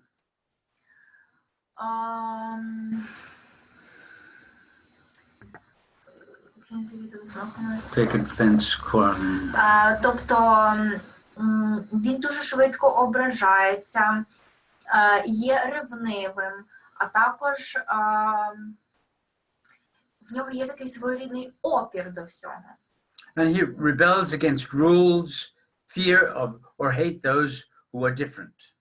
І він ненавидить тих, які від нього відрізняються, ті, які є іншими, все інше. І має страх до всього іншого. Jerry Kane here was held up by the police together with his son in the car. Nothing particular, but they are suffering under paranoid personality disorder. The police came up from behind them. They didn't know what to do, so they took out their guns, which they had in the car, and they shot the police. Наприклад, Джері Кейн, його затримала поліція, і він був із сином. І оскільки вони не знали, що відбувається, що очікувати від поліції, то вони просто достали свої пістолети, своє оружие і почали стріляти по даному місту. And you can read that up in YouTube, follow up the entire story if you like. Ви можете подивитися в інтернеті цю всю історію, якщо вам цікаво. These are not just strange or eccentric citizens who are weird or anything. Це не просто ексцентричні жителі, які дивні чи щось на кшталт цього. But we are dealing with paranoid people. А це все про параноїдальних особистостей. Just look around and you will see some paranoid people in your own community. Тільки подивіться навкруги, і ви побачите у вашому оточенні також параноїдальних особистостей. Maybe you have experienced it yourself as a driver, that because you might have cut someone off in the person that you cut off will follow you with light and with loud noise, and they might even follow you all the way home to your place. Можливо, навіть у вас був власний досвід. Наприклад, як ви когось підрізали на автівці на дорозі, і ця людина починає вам сигналити і їхати за вами, а то, не дай Боже, ще й додому за вами поїде. Or maybe you know a man who thinks that all the people around who get in touch with his wife want to seduce her. Або, можливо, ви знаєте чоловіка, і якщо ви спілкуєтеся із його дружиною, то він завжди буде думати, що ви хочете її спокусити. Or you might have a colleague there who constantly complains, the others are all getting bony and getting higher income, but you are not. І, можливо, ви знаєте якогось колегу, який завжди скаржиться на те, що інші отримують більші бонуси і зарплатню, а він ні. Or you might know people who go to the Amtsstube, who go to the city administration to complain about problems every week, and they threaten to make court cases for little things. А також ви, можливо, знаєте людей, які завжди йдуть в міську раду і подають скарги на якісь зовсім невеликі прості речі. sometimes they are like reclusive neighbors. They just stay in their little apartment, and but they want to talk to you about the new world order. They would talk. They want to talk to you. Want to talk. Yeah, they want to talk about the new world order. Це зазвичай будуть такі люди, які сидять у своїй домівці, закриті, але коли вони виходять, то вони захочуть з вами поговорити про новий світовий порядок. The new world order is always filled with conspiracy theories and secret societies that control the government.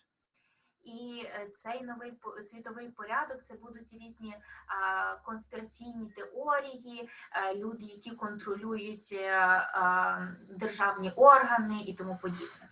They think of themselves as brilliant scientists that no one recognizes. І вони представляють собою ніби таких прекрасних науковців, яких ніхто не може побачити, розпізнати в них. They are not only whimsical, they also are followed by irrational anxiety and misstrauen. They are thin-skinned and they react very fast and extreme. Тобто вони завжди такі мізерні, і їх поведінка спровокована ірраціональними страхами та недовірою, а також ніби в них дуже така тонка шкірка, і вони на все реагують дуже швидко і так екстремально. If you annoy them or reject them or you show how wrong they are, they will hit back very hard and possibly very dangerously. Якщо ви їм надоїсте або почнете їх трішечки критикувати, то вони просто можуть вам віддати здачі. Now, if you combine narcissism and paranoia, violence will result in small and in large.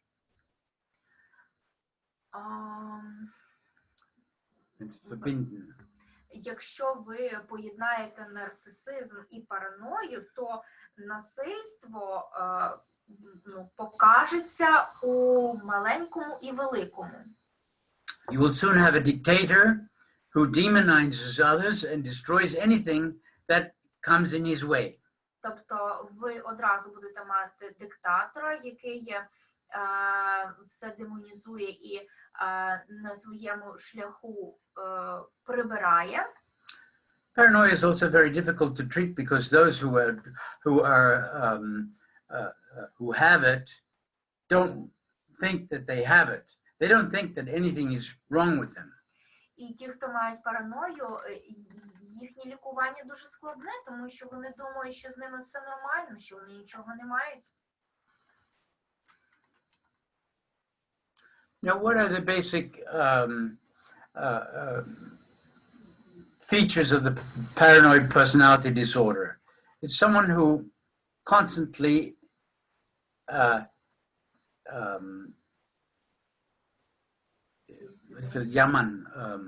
who constantly thinks that, or constantly states that they are being threatened by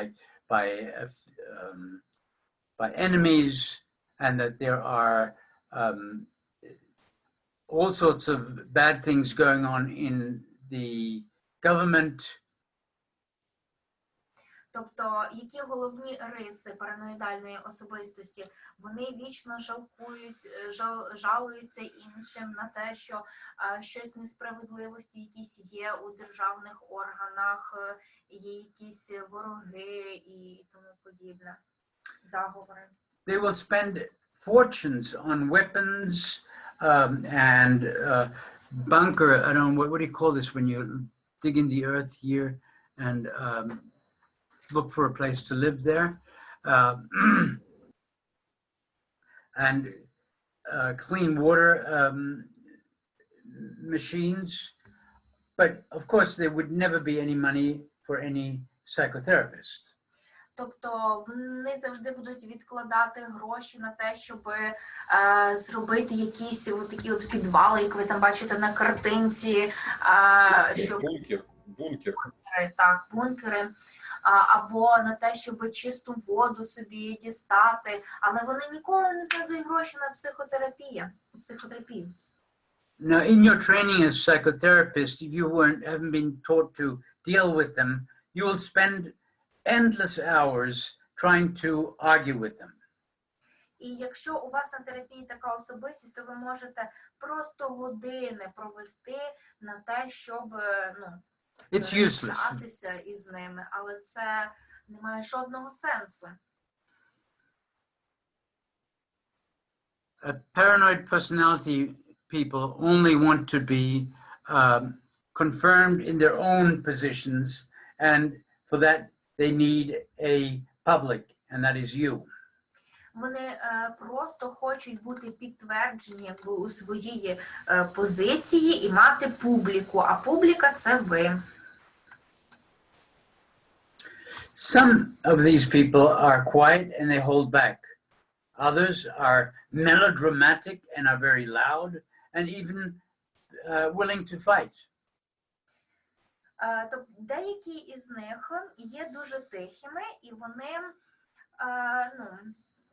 відходять назад, а інші, навпаки, є дуже шумними, гамірними і хочуть щось з вами робити.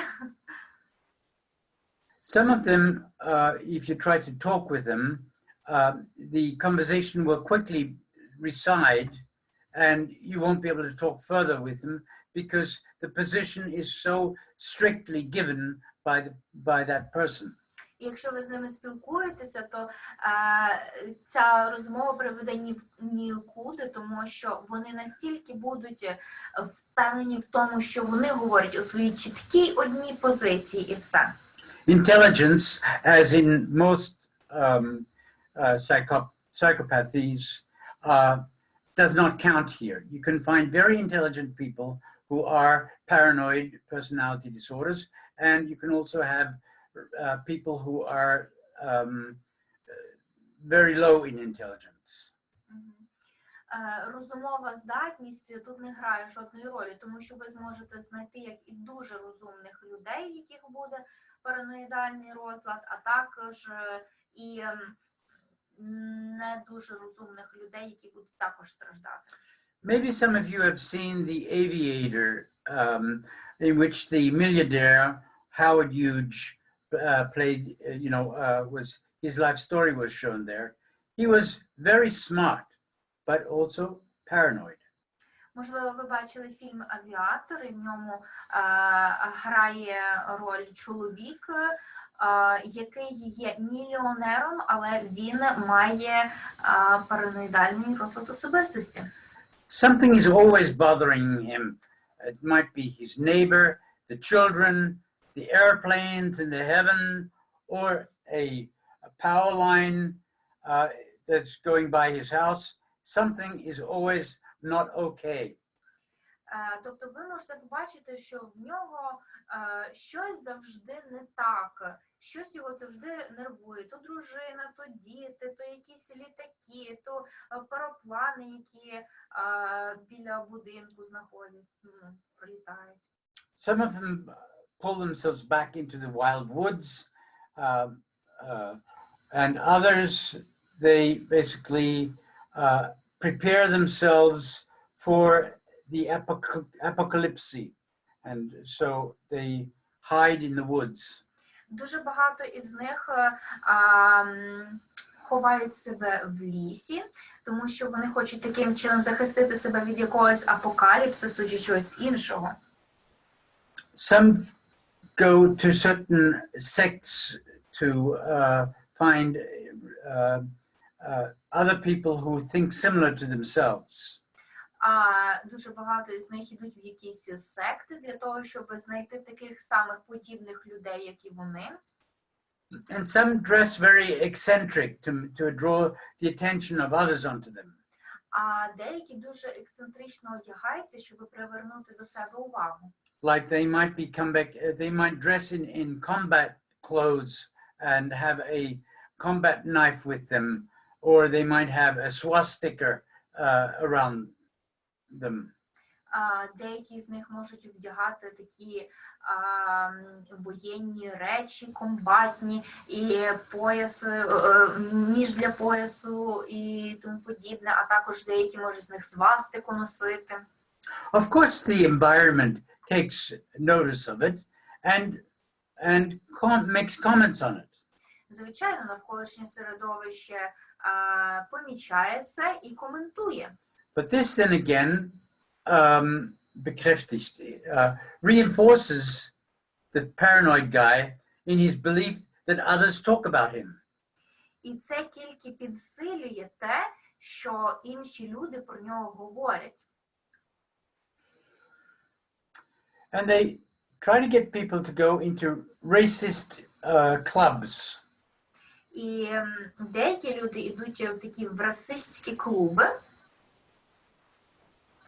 They would join organizations like the Ku Klux Klan or be members of the skinheads, just to name two.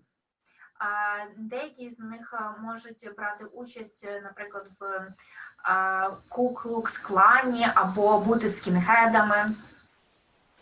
A passionate hate develops, and the passionate hate then gives them a sense of their life. They now have a tasks to do. Тобто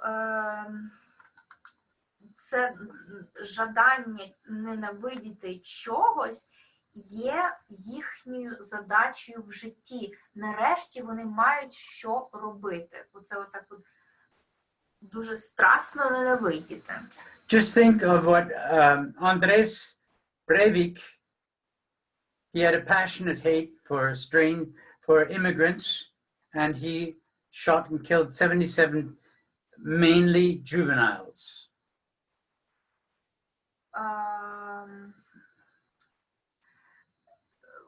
Був Андерс Брейвіком, який вбив 77 молодих людей.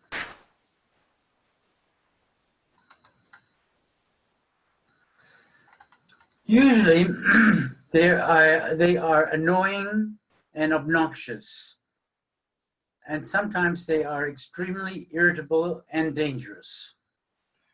Дуже багато із них є занудними, а також людьми, які легко роздражаються. They are extremely misstrauisch. They are extremely distrustful and have anxiety and have their secrets. Дуже багато із них є недовірливими, мають тривогу, різний страх.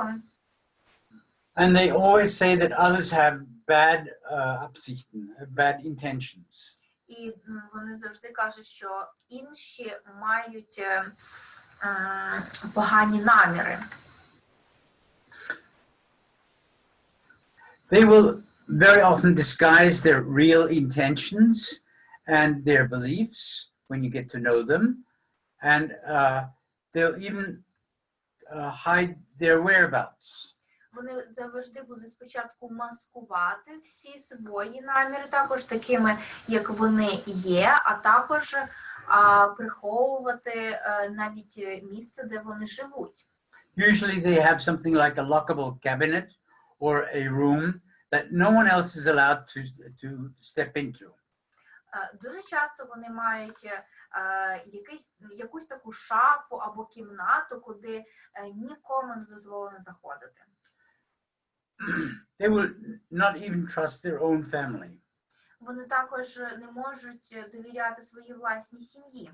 This has nothing to do with the usual wish of a private sphere that a normal person has about him.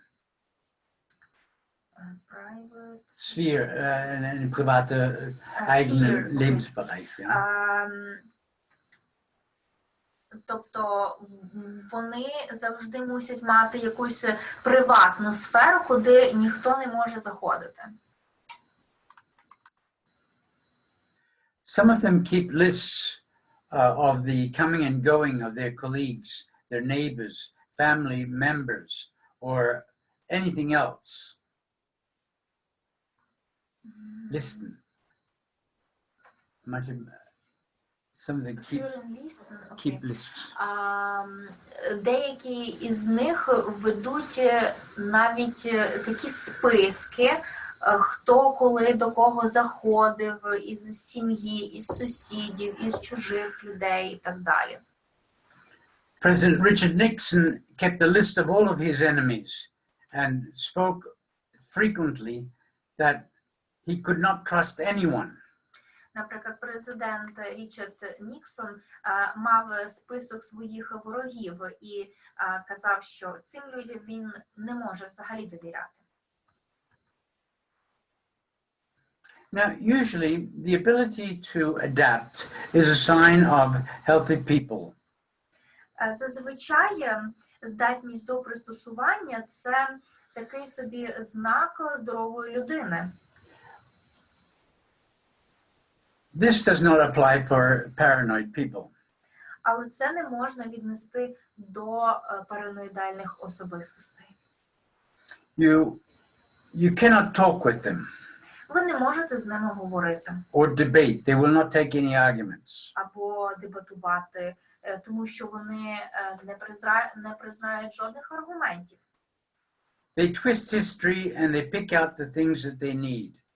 Вони дуже швидко змінюються і вибирають лише речі, які їм потрібні. Often the paranoid person knows an enormous amount about a tiny area of something.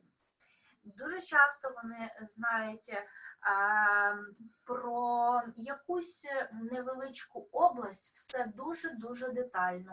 And this is where he gets his authority that people believe, he's a very interesting and very educated man, but he doesn't know anything else. І це те, що дає іншим людям відчуття його авторитету, те, що він дуже все добре знає, але насправді він не знає нічого, окрім цієї невеличкої області. When you add to the paranoid also narcissism, якщо ви добавите до параноїдальних особистостей ще й нарцистичні, hate will develop and will be lived out with some kind.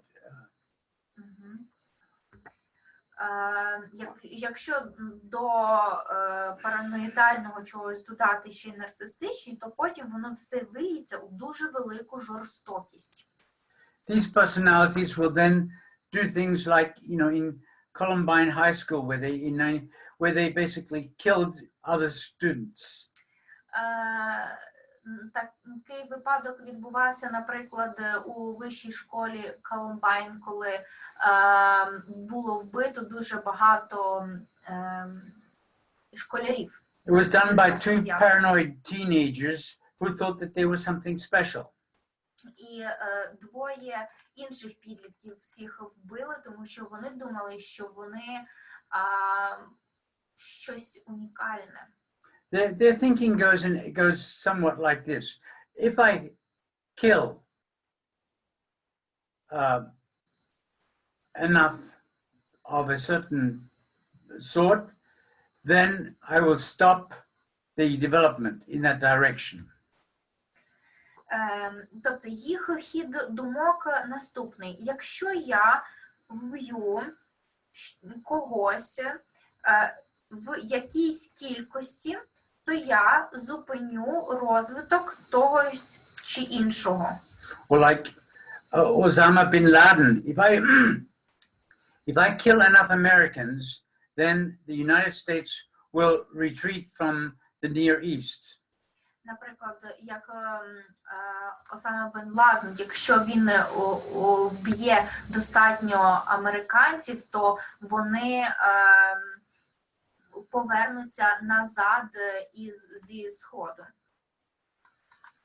Now, he is a collector of any slights. Параноїдальна особистість збирає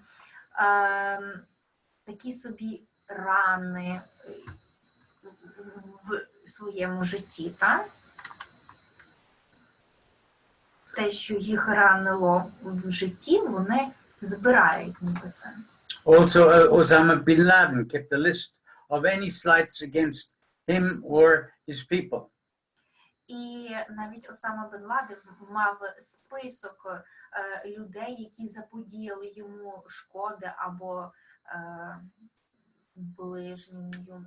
He even saw the attack on the World Trade Center as a revenge for the Crusades in the 11th century. Він навіть побачив у тому нападі на торговий центр замах на what was in 11th century? The Crusades. Хрестові походи. Він навіть був ображений на хрестові походи, які відбувалися в 11 столітті. І це послугувало однією із причин, чому була атака на торговий центр. Now, what effects does someone like that have on you if he's around you? Отже, як на вас впливає ця особистість, якщо вона знаходиться рядом? Very soon, all the people around someone like that will lose their goodwill and their patience with him, and will not want to deal with him. Дуже скоро люди позбудуться своєї терплячості і не захочуть мати нічого спільного з цією людиною. Children will not want to go for visit. Діти не захочуть відвідувати. And for everything, the government is to blame. І за все потрібно винити державу. A partner will often say, he makes my life to hell, but what should I do? I'm caught. І партнер завжди скаже, що ця особистість робить перетворює моє життя в пекло, але що ж я можу із цим зробити? Я просто, в таких обставинах. The paranoid partner is going to force you to change your life, and you have to adapt to him. Параноїдальний партнер заставить вас змінити своє життя і щоб ви адаптувалися до нього. Some of these paranoids, they retreat from the world. They go to the end of the world with their family, like live somewhere in the Amazon. They take their family with them. Дуже часто такі люди беруть свою сім'ю і уходять кудись, тікають, як, наприклад, в ліси Амазонії. They are always preaching that the apocalypse is almost almost ahead of us. Вони завжди думають, що апокаліпсис одразу біля нас, незабаром буде. The members of the family not only have to endure the hardships, but they are also ridiculed because they don't know about what's really going to be happening. І зазвичай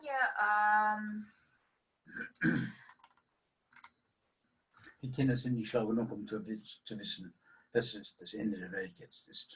І зазвичай члени сім'ї не можуть знати про те, коли кінець світу, наприклад, якийсь апокаліпсис, так, і тому вони нічого не можуть заподіяти своєму партнеру.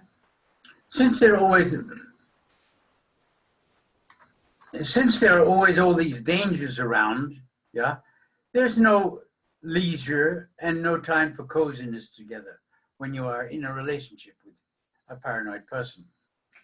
А якщо ви в стосунках із параноїдальною людиною, то тут не буде ніякої близькості і якоїсь, якихось приємних таких відчуттів разом із нею. They constantly have thoughts, what other people might think, and he's always he's very careful not to open himself. Вони завжди дуже мають багато думок і думають, що про них інші люди думають, і тому їм дуже важко відкритися, і вони дуже насторожливі. If you have a different opinion, then that is seen as an attack.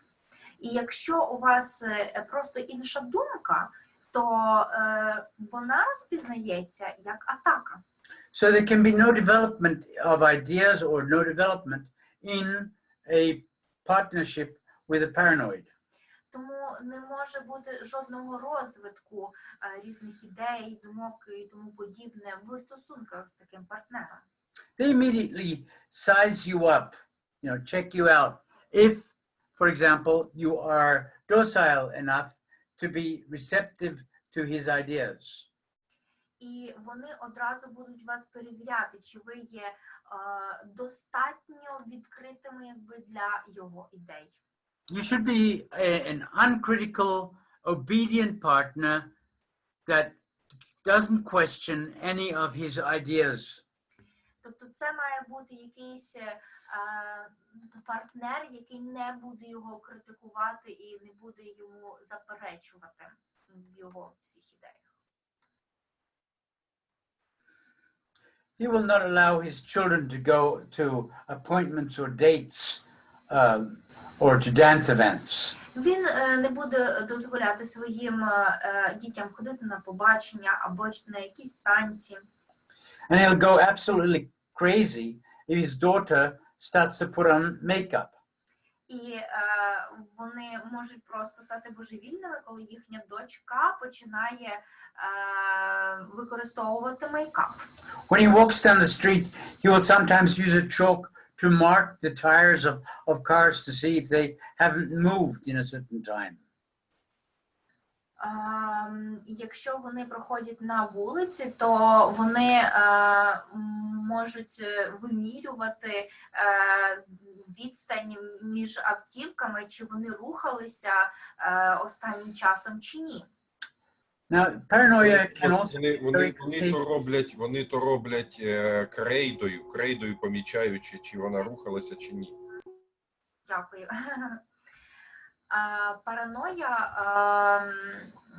Параноєю можна заразитися. Like, I knew a very nice woman who got involved with a paranoid man. Until then, she was normal, like everyone. And within a few years, she was an absolute, I'm not for atomic energy, but all she could talk about was how the atomic industry was destroying our lives. Я, наприклад, знав одну жінку, яка була нормальною особистістю, а після кількох років в стосунках із параноїдальною особистістю вона могла говорити тільки про атомну енергію і як це все нищить наш світ. She was infected by her boyfriend who was paranoid and also only talked about, Fukushima or whatever atomic energies. Тобто вона була ніби інфікована своїм бойфрендом, який говорив тільки про Фукусіму, про атомні енергії і тому подібне. Now, this type of person you see all over the place, in organizations, and they make life difficult. Цих людей ви можете побачити будь-де, наприклад, в різних організаціях, і вони роблять життя складніше. The most of them have distrust towards their bosses, and especially they cannot accept if they have not been befördert, did not get a raise. Дуже багато із них недовірливо ставляться до своїх босів, а тим більше, коли вони не мають жодного підвищення від них.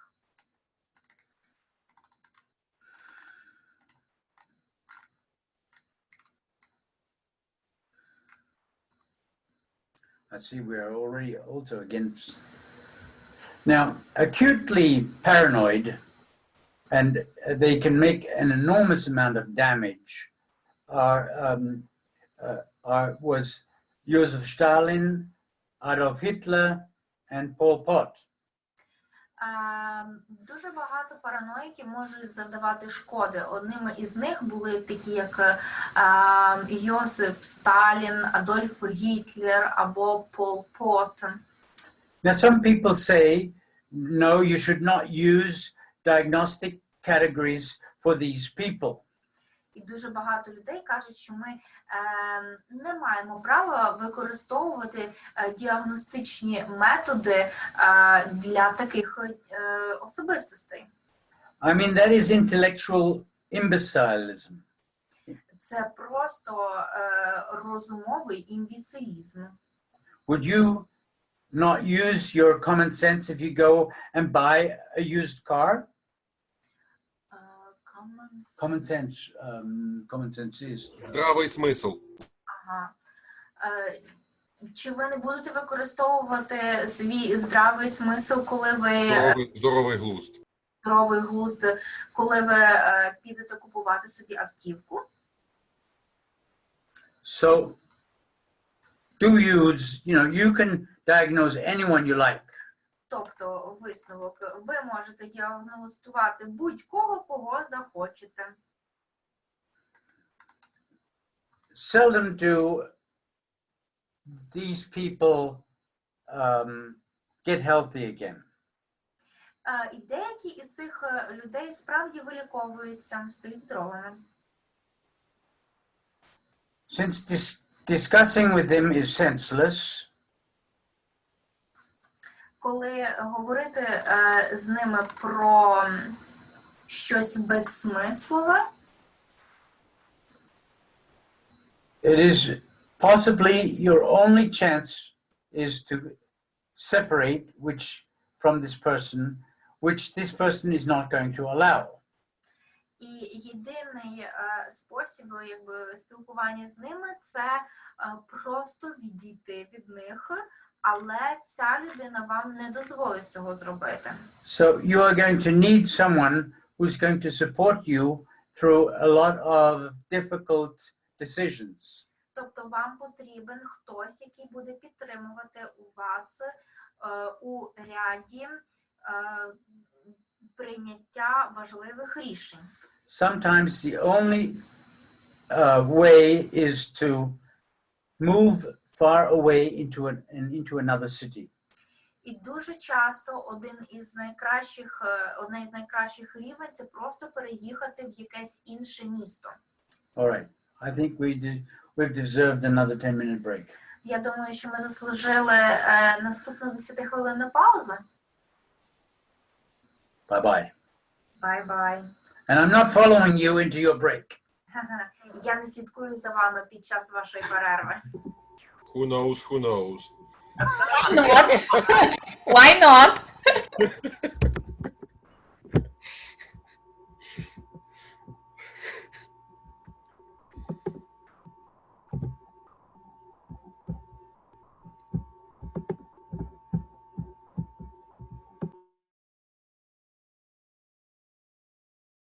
A crocodile.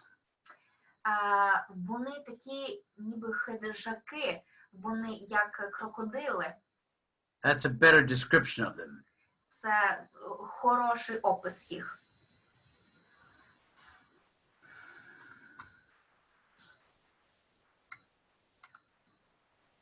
There's a crocodile. And there's a finger, a hand in there, and I think he's even smoking. Ви можете побачити крокодила, і який жує руку, і таке ніби курить просто. But this reminds me. they have absolutely no feelings for others whatsoever. Вони не мають жодних почуттів до інших. And the amount of damage that they do in society amounts, one could say, to about 80% of all society's damage is done by this type of a personality. Тобто кількість шкоди, яку вони завдають світу, може налічувати 80% всього, що робиться у світі, є шкідливим, є заподіяним саме цією категорією людей. It is the evil in mankind. Вони є просто чорти. The Teufel, evil, bad. Зло в чистому вигляді. I once asked, when I was working in the prison, I asked my boss to describe evil to me. Коли я працював у в'язниці, то я запитав свого боса, чи він міг би мені описати, хто є такий чорт. So it reminded me of one inmate, one prisoner. І він мені нагадав про одного в'язня, who just out of fun cut out the top muscle of someone else. який просто задля розваги відрізав мускул іншої людини. Of course, the arm can never be used again. І, звичайно, рука не може бути далі використана в житті. And it was a laugh for this person. And, It was just for a laugh, laughing. І це було тільки задля сміху цієї людини. But that is not only the dissocial personality. The dissocial personality causes more harm also to the society. Але це не тільки про цю дану людину, а також і про те, наскільки дисоціативні люди багато заподіють шкоди суспільству. It is the material from which you can create creepy movies. Це матеріал, за допомогою якого ви можете створити жахливий фільм. And you really first get to know the evil when you've seen it with your own eyes. І ви дійсно можете зрозуміти чорта тільки, якщо ви побачите його на власні очі.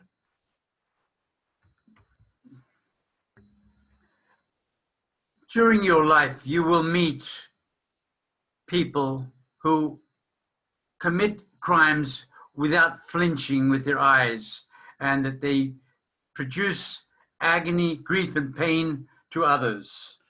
В своєму житті ви можете зустріти людей, які просто не поворушать свої очі і зроблять щось погане і жорстоке іншим людям, навіть не подумають про це. According to Dr. Robert Haar, who is a specialist in this type of personality, there are millions of them out there, so you will have met one. Роберт Хар, науковець, каже, що їх є мільйони в нашому світі, а це означає, що одного ви точно зустрінете в своєму житті.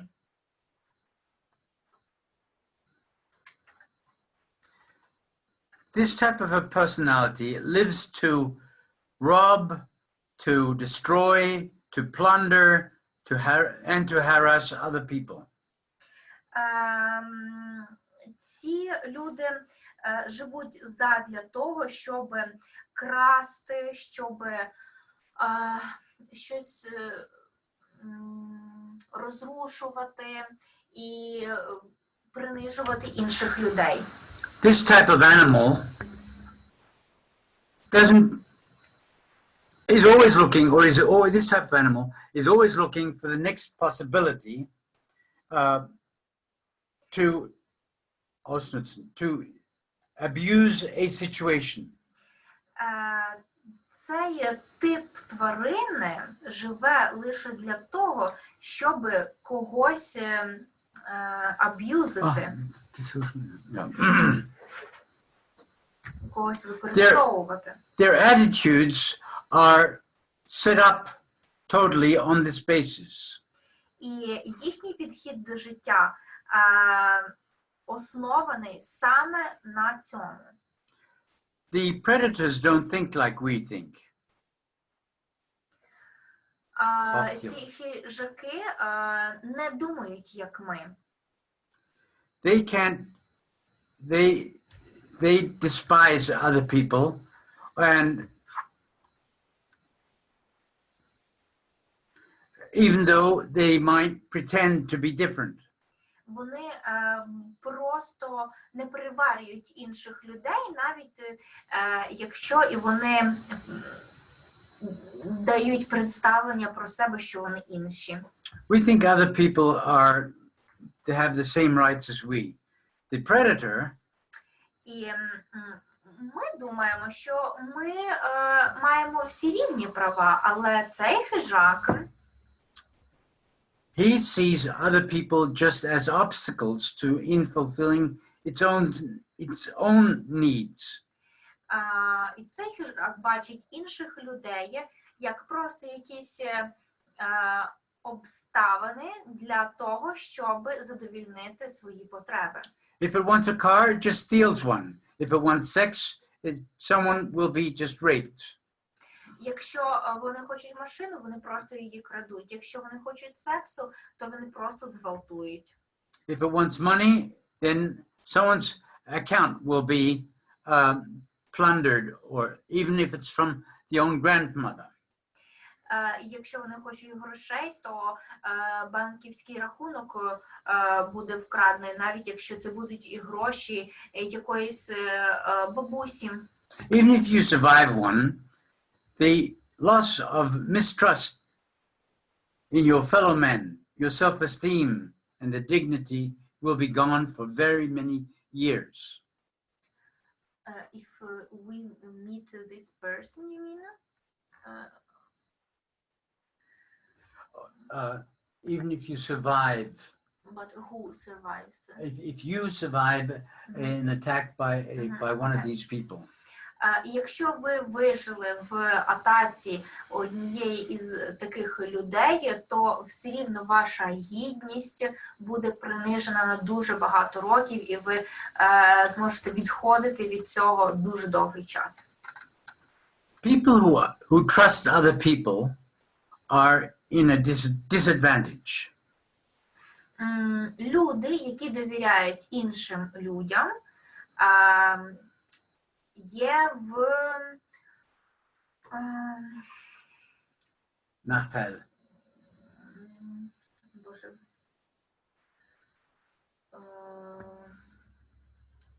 Андрію, disadvantage. Не перевага, який антонім переваги? В різних умовах знаходяться. Меншості, можливо. Це люди в меншості.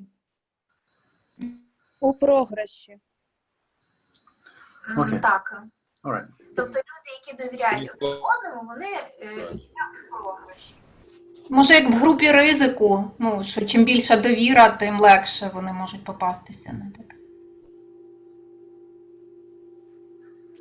Now, while we put in honest effort to have some form of success, these type of people are even proud if they achieve things without having done anything.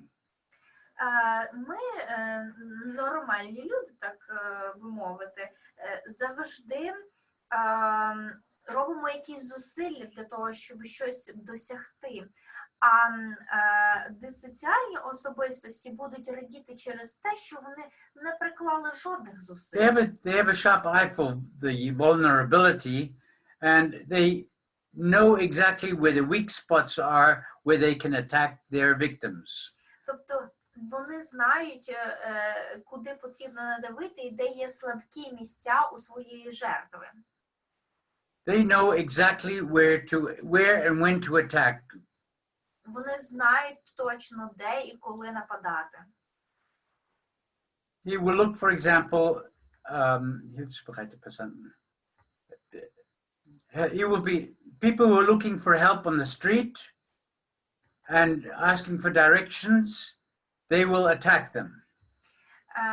Наприклад, просто люди, які потребують допомоги на вулиці, то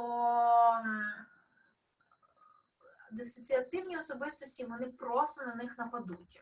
Or the housewife who has lots of grocery bags. Або домогосподарка, яка має багато сумок із продуктами. The child who trusts a grown-up. Або дитина, яка довіряє дорослому. The lonely teenager who's looking for a shortcut. Або підліток, який хоче зробити зачіску. Or the naive retired couple. Або наївна пара на пенсії. Or the housewife who opens strangers the door. Або домогосподарка, яка відкриває чужим людям двері. These people have a keen eye to identify this is where I can attack someone and gain advantage. Тобто вони мають такий намітаний глаз, на кого нападати і із кого, і кого використати у своїх цілях. Chat rooms is where I can find children. Chat rooms. Yeah. Кімнати для спілкування, де можна знайти різних дітей. They know how to betrügen. They know how to cheat against the health insurance or banks. Вони знають, як обманювати страхову компанію або банки. Or in which shops one can steal easily. Або вони можуть красти в магазинах дуже легко.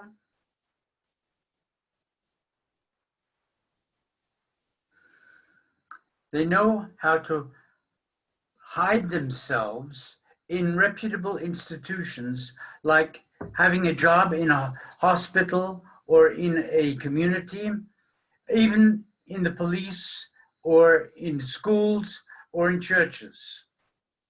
Вони знають, як приховати себе, якщо вони мають на меті працювати в лікарні або в церкві. They use these jobs as a decoy to protect themselves so that they cannot be made suspicious. І вони саме на таких роботах, тому що вони хочуть приховати себе і те, що вони такими є. We usually find them as serial rapists, pimps, child abusers, traffickers, and mafioso. Ми часто бачимо їх в ролі серійних убивць або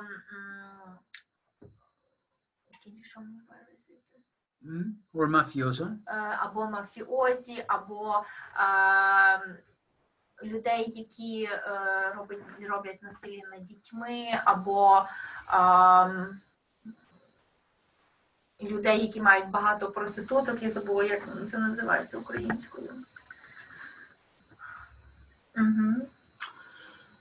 Basically, they are all the same. They only differentiate from each other by their specialities. Так, я починаю трошки відключатись, перебачте. Can you repeat it, please? Basically, they are all the same. Basically, they're all the same. Тобто, взагалі, вони всі дуже схожі. But they specialize in their own little areas. Але вони спеціалізуються на окремих своїх областях.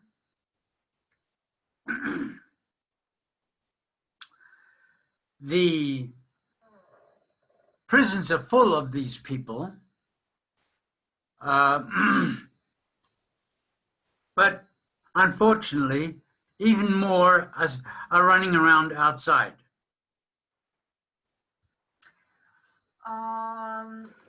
В'язниця слідкує за такими людьми, але, на жаль, більшість із них розгулює за її межами.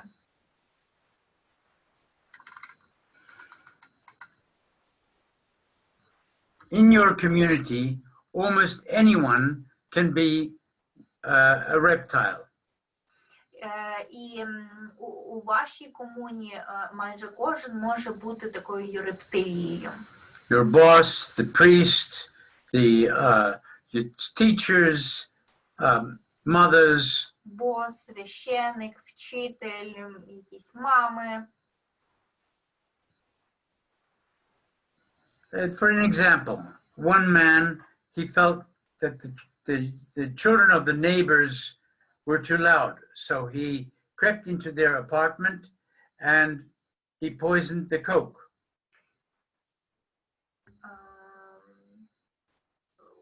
Whom he has poisoned?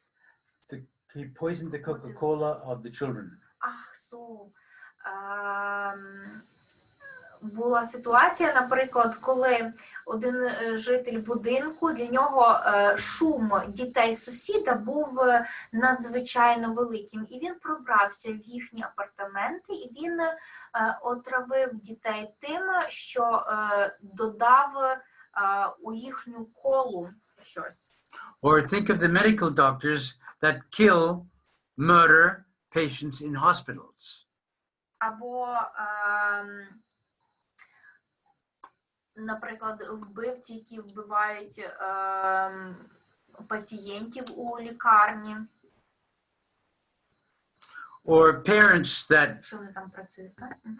or parents that pretend their children have just died, but actually they had killed their children. Або, наприклад, батьки, які кажуть, що їхні діти померли, але вони самі вбили своїх дітей. All of these victims were in a so-called secure place, but they were together with a dangerous person. І всі ці жертви були в такому безпечному місці, але вони були разом із цими особистостями. Our security is not dependent from the geographical position, but if there is a reptile in that area. І наша захищеність не залежить від геолокації, але важливо, щоб в ній не було такої рептилії. They are like tornadoes that have enormous force and leave a whole line of destruction behind them. Тобто вони є як торнадо і після себе залишають дуже-дуже багато розрухи. They traumatize children so that their lives are destroyed. Наприклад, травмовані діти, в яких просто знищено життя. Trust is being abused. Just think of all the abuse scandals of the Catholic Church. Тільки подумайте про скандали в католицькій церкві. Про те, як там, скільки багато було нею знищено, вбито людей.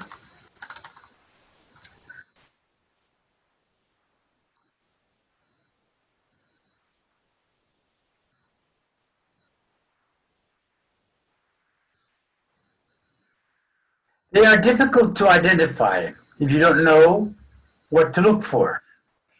Їх важко розпізнати, якщо ви не знаєте, на що саме дивитися. They might appear to be intelligent, friendly, attractive, maybe a little shy. Вони можуть здаватися розумними, дружелюбними, симпатичними, можливо, трішки навіть сором'язливими.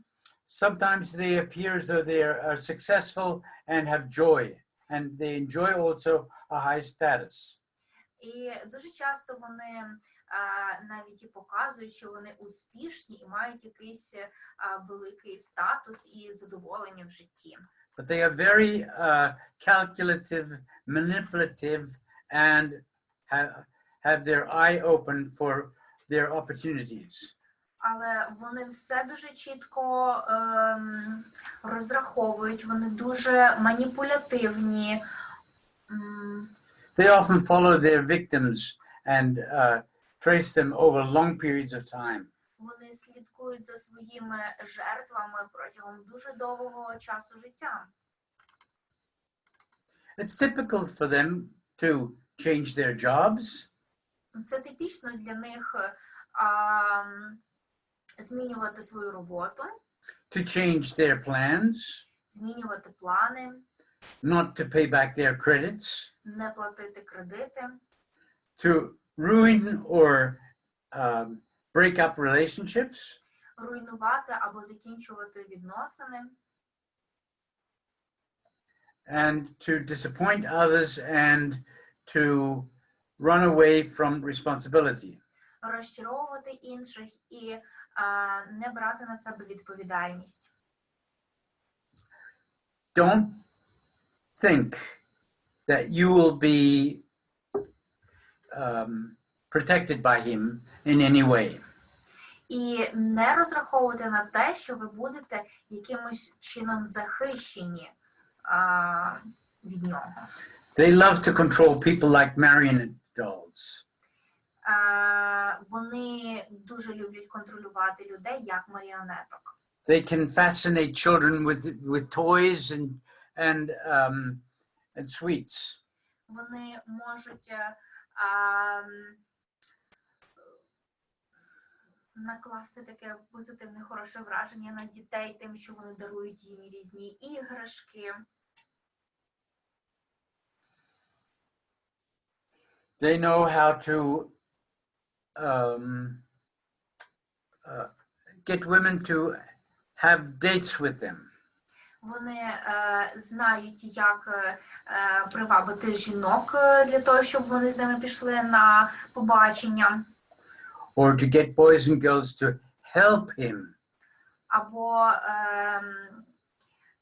зробити так, щоб якісь хлопці та дівчата допомогли йому. They are experts in getting your trust. Вони є експерти в тому, щоб завоювати вашу довіру. But just like with the personality disorders also, there's a wide band of different types. Але так як і з усіма розладами особистості, їх є також дуже великий спектр. Різні типи. These people don't know emotions in the regular.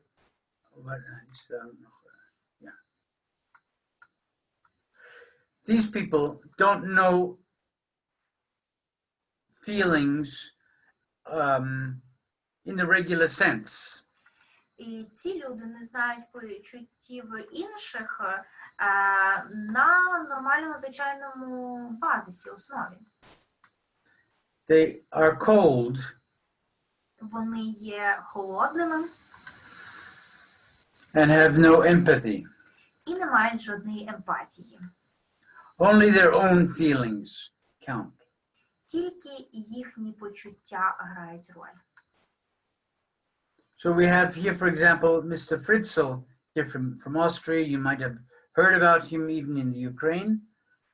Ось на цій картинці ви можете побачити містера Фріцеля із Австрії. Можливо, ви про нього чули також в Україні. Who raped his own daughter. You hide him under your back. We cannot see it because you hide him.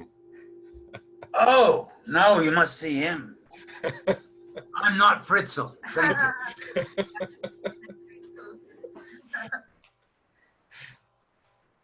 Ось так він виглядає. Now we see it. Okay, when you meet him, let me know. Okay. Дайте мені знати. І він гвалтував свою дочку у підвалі. For over 24 years, he raped his daughter over 3,000 times. Більше як 3000 разів на протязі 24 років він гвалтував свою доньку у підвалі. He did not show any remorse.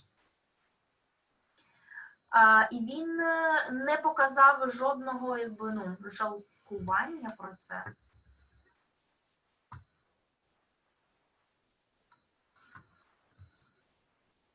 They are callous and cold. And that's why we often compare them to reptiles. Вони дуже прораховані, холодні, і це тому ми часто їх порівнюємо із рептиліями. Serial killers often just say, I just went out and I called myself and I got myself a victim. Серійні убивці просто виходять і кажуть, що ось таким способом я просто зустрів свою жертву. For them, this whole thing is a game, as long as I don't get caught. Для них це все гра, допоки вони не попадуть під суд.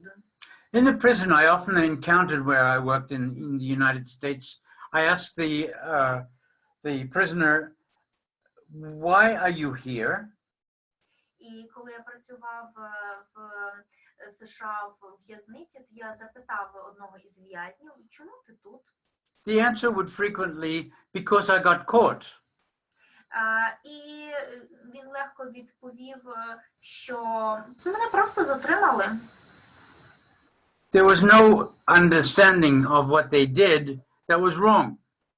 Тобто вони зовсім не розуміли, що вони натворили, і що це було якось неправильно. If you look at them in a bar in a wrong way, they will just kill you. Якщо ви на них подивитеся в барі якимось не таким поглядом, вони просто уб'ють вас.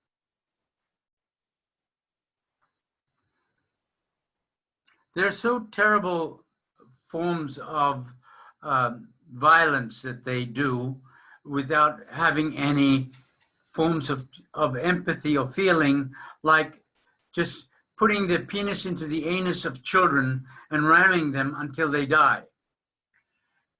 Наприклад, є дуже багато видів насилля, які вони роблять і не усвідомлюють, не мають жодної частинки емпатії до цього. Наприклад, засунути свій пеніс в анус дитини і доки вона не помре.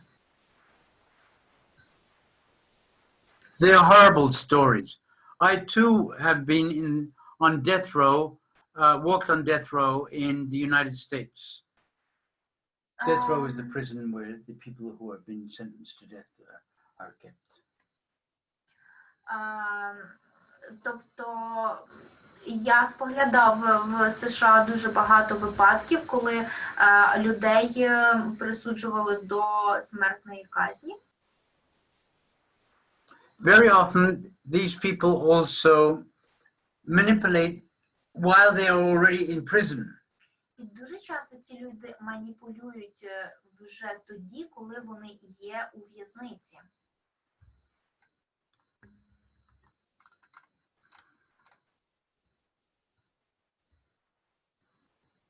Okay, I'll go further here.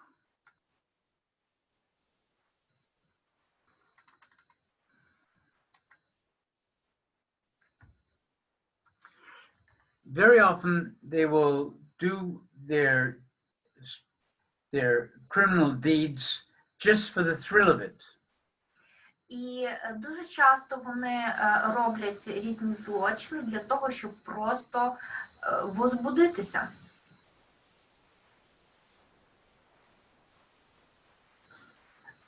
The crimes will be normalized. І злочини будуть нормалізованими. Now, one thing in history that we have experienced in this respect in the last 4 years was how Trump has normalized crimes that he is committing. Наприклад, останні 4 роки ми споглядали на те, що Трамп нормалізував усі злочини, які він колись робив. Many things that he does now are almost seen as, okay, well, another day with Trump. І всі злочини, які він колись робив, це щось таке нормальне, окей, і ще один день із Трампом, нічого тут такого не є. Now, if one of those reptiles come into your life will be put on, turned around, topsy-turvy. І коли в вашому житті зустрілиться така людина, ваше життя буде просто повернуто до гори дригом.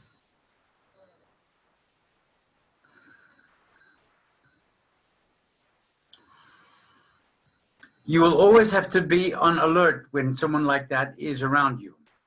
І вам потрібно завжди очікувати, бути насторожі, якщо хтось біля вас такий знаходиться. Like not to irritate you. Для того, щоб вони вас не роздражали. Yesterday, I heard a report on CNN, I think it was, that the people who were in charge in the White House made sure that the news that Donald Trump received would not irritate him. Вчора я по каналі CNN бачив новини про те, що в Білому домі новини, які будуть йти про Трампа, вони не будуть на нього ніяк впливати. So now you know where you can put him. Ні, не так. Що ті новини, які готуються для Трампа, їх відфільтровують так, щоб вони його не дратували. Дякую, Андрію.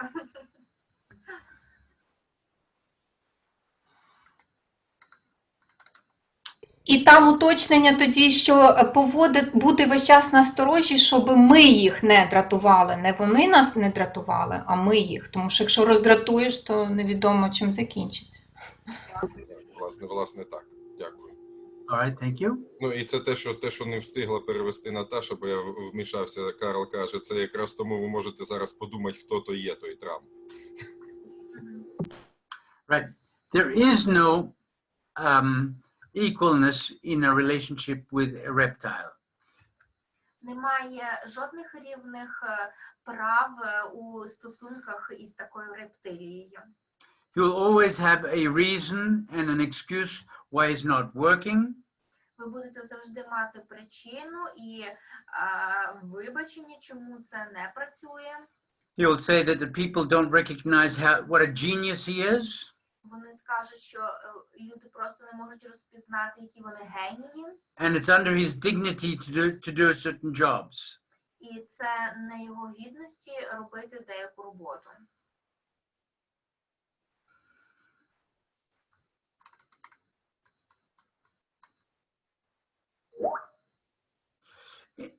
In the US,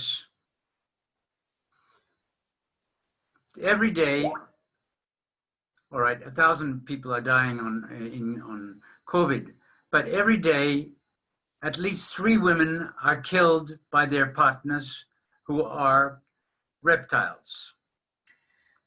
В США 1000 людей, звичайно, зараз помирають від COVID-19, але також помирають кожного дня 3 жінки, яких вбивають їхні чоловіки-рептилії. 30% of all murdered women are murdered by their partners. 30% убитих жінок є убитими їхніми партнерами. And only 5% of the murders on men are done by the female partner. І тільки 5% чоловіків є вбитими жінками. But we have almost the same level also in Europe. Але ми маємо такий майже самий рівень і в Європі.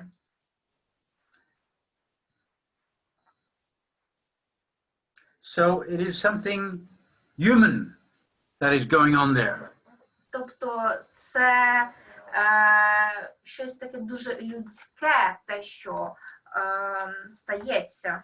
Whoever gets involved with such a person will always be in danger. Людина, яка має стосунок до такої особистості, завжди буде перебувати у небезпеці. There will always be, psychic and somatic mistreatments. You will not have a minute of rest. Завжди будуть якісь психічні або тілесні ушкодження. Ви жодної хвилинки не зможете відпочити. Some of these people have, some of the dissocial people have a double life. Дуже багато із них мають подвійне життя. Where the family does not know anything about it. Коли сім'я нічого про це не знає. They keep it split from their family, and outside they might be the most horrible thieves. Вони розділяють сім'ю і все, що відбувається ззовні. Some get their children to steal. Деякі мають дітей, деякі крадуть дітей. So when you meet one, I'll just begin on Tim. Я теж погано почув, але в мене є враження, що деякі змушують дітей красти. Я також вперше подумала це, але потім... Ну, таке враження, що так. Make the people, the children to steal. So you can encounter these people all over the place. You can encounter them in bars, you can count them at work or at parties. Тобто ви будь-де можете знайти таких людей чи на роботі, чи на вечірках.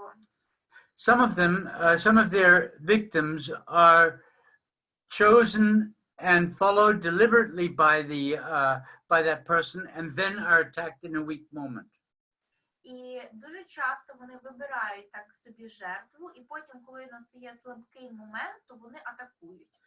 And just as I told you about the person why I left my prison work, as soon as they have left the prison, they will return and continue with their murderous deeds.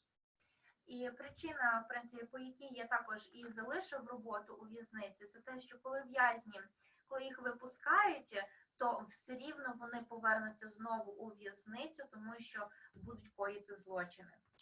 And very often you can find them, you know, in best society. As this man here was actually, he was a high person also in the BBC in England, but actually he raped hundreds of boys. Again, Carl, you just made around you.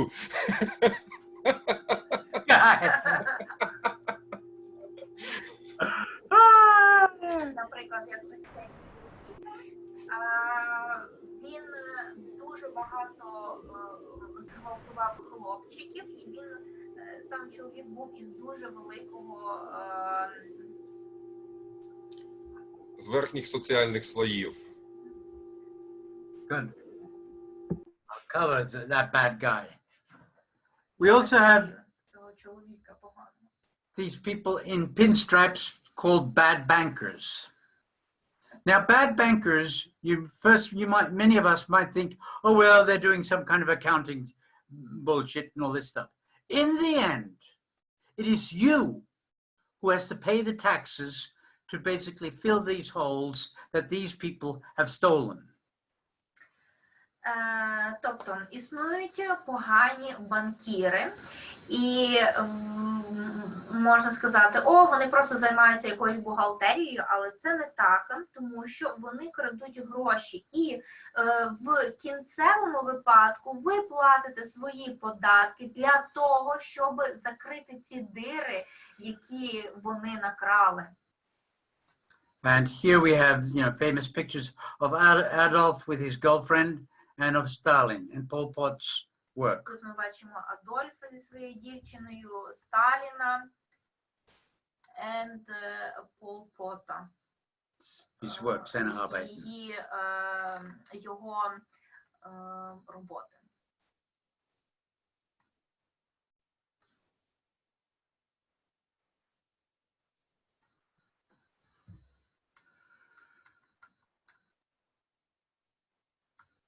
So here are some faces that you might know. Тут є кілька облич, які ви можете знати. Now, many people compare his face to my face. Дуже багато порівнюють його обличчя із моїм обличчям. That's not me, Але це не я. but you probably know in what movies he has played. Але ви, напевно, знаєте фільми, в яких він грав. Right. I think it's time for us to have a break here and then to continue in the next session with all your questions that you have.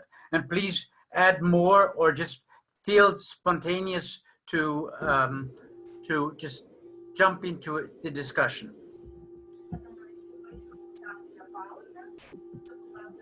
Наташа, вас не чуть. 1, 2, 3.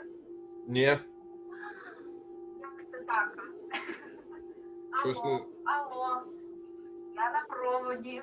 О, ну зараз трошки провод наче налажується. Ну давайте я перекладу, а ви там спробуєте. Карл каже про те, що якраз зараз у нас ще одна буде перерва. 10 хвилин ми беремо на перерву і потім буде час для ваших запитань. І, будь ласка, він так вам пропонує, що задавайте запитання, ми можемо то обсудити і так далі. А я вам кажу трошки інакше. Наразі я зараз взяв і відіслав йому запитання номер 21. І я не знаю, чесно кажучи, чи ще в нас є час на ті запитання, ну, щоб ми ще більше задавали. Але я буду просити Карла, щоб він пішов по списку тих запитань, які є, щоб ми з тих 21 запитання, які вже опубліковані, щоб ми на них відповіли, а потім, якщо буде час, то може ще решта. This is what Carl said, that I am not actually for your proposal to give more and more questions to you, because I have already sent 21 questions to you in Skype. So practically... Answer them all with one word. Yes. Unfortunately, that's not that easy as far as I have wrote them and translated. Okay. So I would propose that you would maybe print them out in the break. Yes, I will. Start answering them by list, one by one, and then at the end, if we have still some spare time, maybe we can add some other questions, because for sure I may ask you a dozen if I want, but but I would wait for my turn. Okay, so have a good break, and we'll see each other in 15 minutes, yeah? In 10 maybe. 10 minutes. Okay, let's say 16:30, 15:30 your time. Yeah. Okay, good. Отже, ми домовилися, що Карл буде йти по тим питанням, які вже отримані, 21. Я кажу, що якщо б я там захотів, то я теж можу з десяток прямо зразу поставити запитань, так, щоб уже взагалі було багато. Але якщо ми встигнемо, то після 21 того, що ми вже маємо, то буде ще, може, час на решту запитань з голосу. Зараз ми маємо перерву. Я вже пропоную зробити її до пів на п'яту.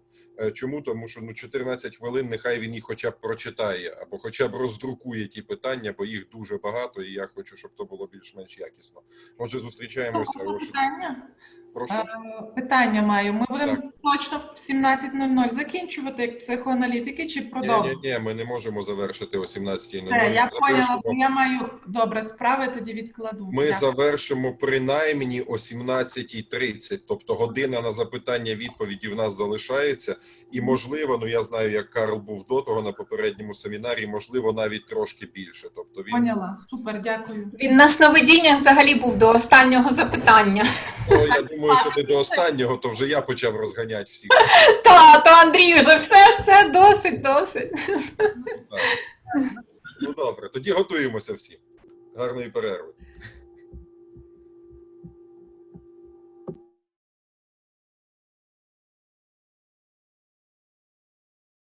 Shall we make this a little bit larger, the text? Yeah, wait a moment. Is that good for you? Good. Okay. The first one. Yeah. Як розрізнити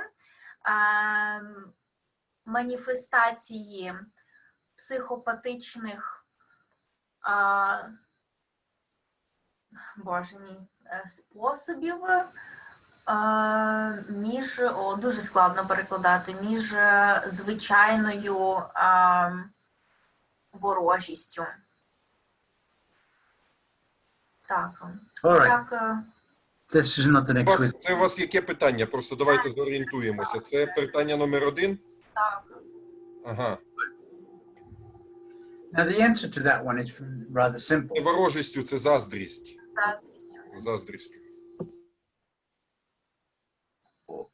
Ordinary envy. I have ordinary envy. Believe me, you know, there are things that I'm envious of other people about. I wouldn't mind having a big fat bank account. A little envious of some people who have it. But that's ordinary. I wouldn't mind it. It doesn't mean that I have to become totally upset because I don't have it. Ordinary envy just is not destructive envy.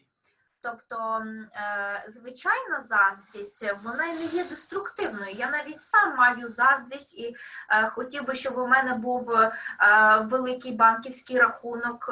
Тобто це щось, що є нормальним.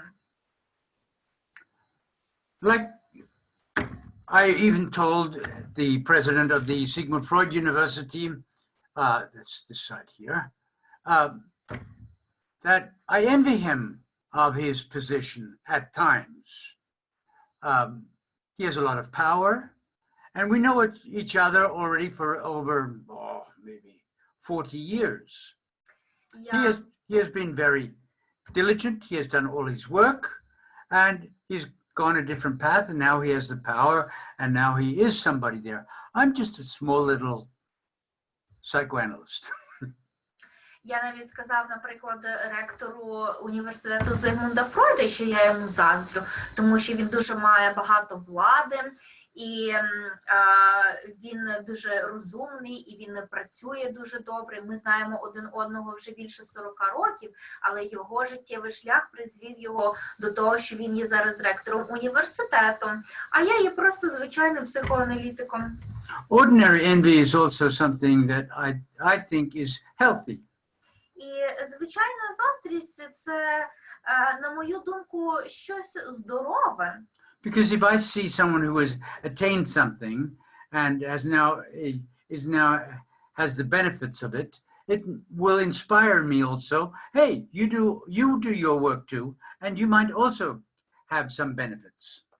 І, звичайно, якщо я когось побачу, хто доклав зусилля і тепер щось має, то це мене тільки буде вдохновляти, і я йому скажу: ой, класно, ти маєш тепер із цього дуже багато перевагу.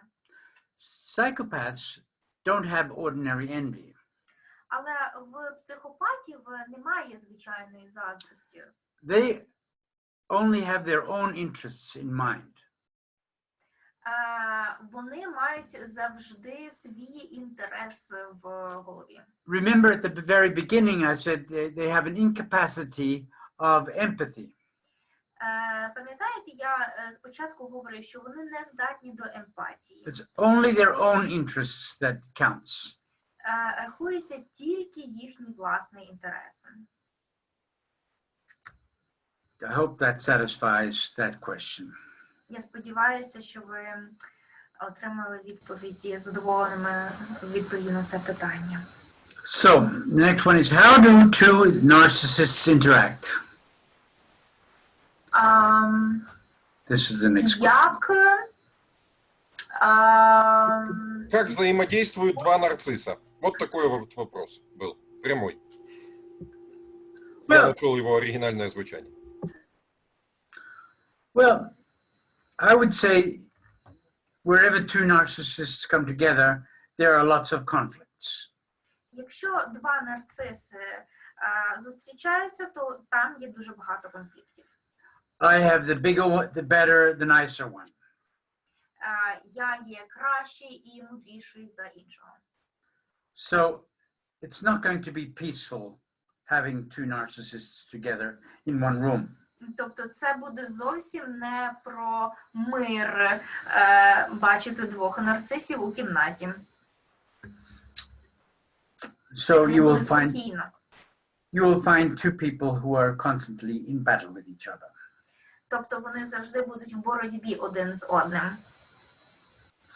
Now the next question is, you are referring to narcissists as daffodils. subtitles. Yes, and Reese said that Google Translate did some mistake because it is written a flower, right? But it is meant narciss, like Yeah, okay, all right. narcissistic personality. Yes, this was Google translation because it sounds the same. You see? Google gives us a laugh. All right. Yes. So daffodils do not see the feelings of others. Now I understand it. Let me read it in Russian, in Ukrainian, as it is said. I found the original. Було сказано, що нарциси не бачать почуттів інших, але вони можуть ранити в самі вразливі місця. Тобто щось таки бачать. Чи може бути таке, що вони ці вразливі, здорові почуття інших сприймають вороже і атакують? Чи це вивчене в досвіді життя бачення вразливості і лише маніпуляція для власної користі приручити людину? Чи це вивчене в досвіді людини бачення вразливості і лише маніпуляція для власної користі, щоб приручити людину? So. Yes, I think I understand the question, and that is,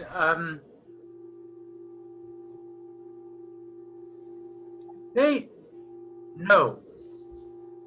I'll give you an example. There are psychopaths that look at YouTube movies where a truck runs over a child and mother is screaming. Наташа, вас не чуть взагалі. Абсолютно. 1, 2, 3. Зараз погано. Алло, 1, 2, 3.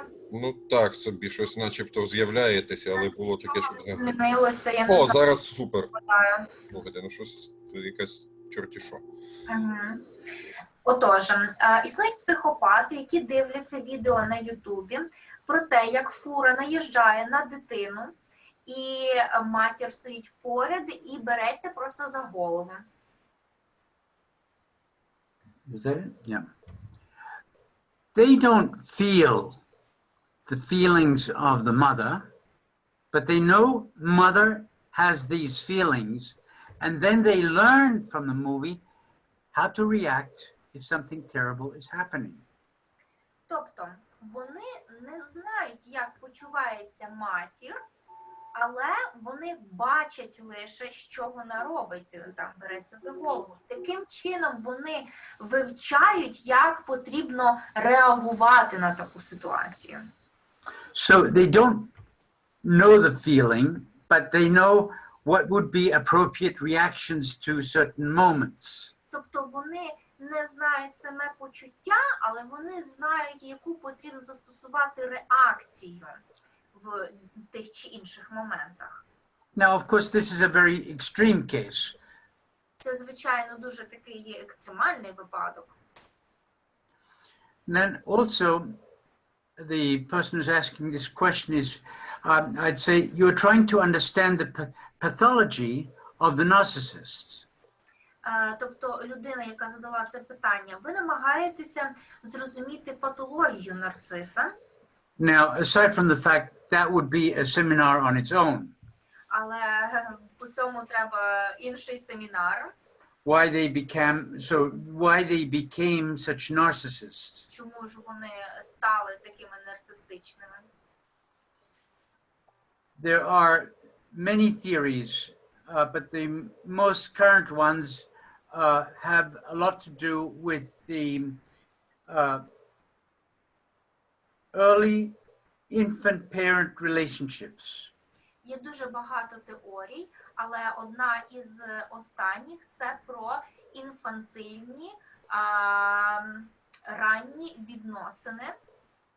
So the child or the baby was left to be alone.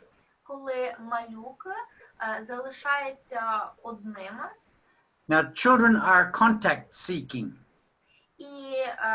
Але діти, вони потребують контакту, вони його прагнуть. So if contact is not given to the child, it will have a developmental deficit. Тобто, якщо не вистачає контакту для цієї дитини, то буде дефіцит у розвитку.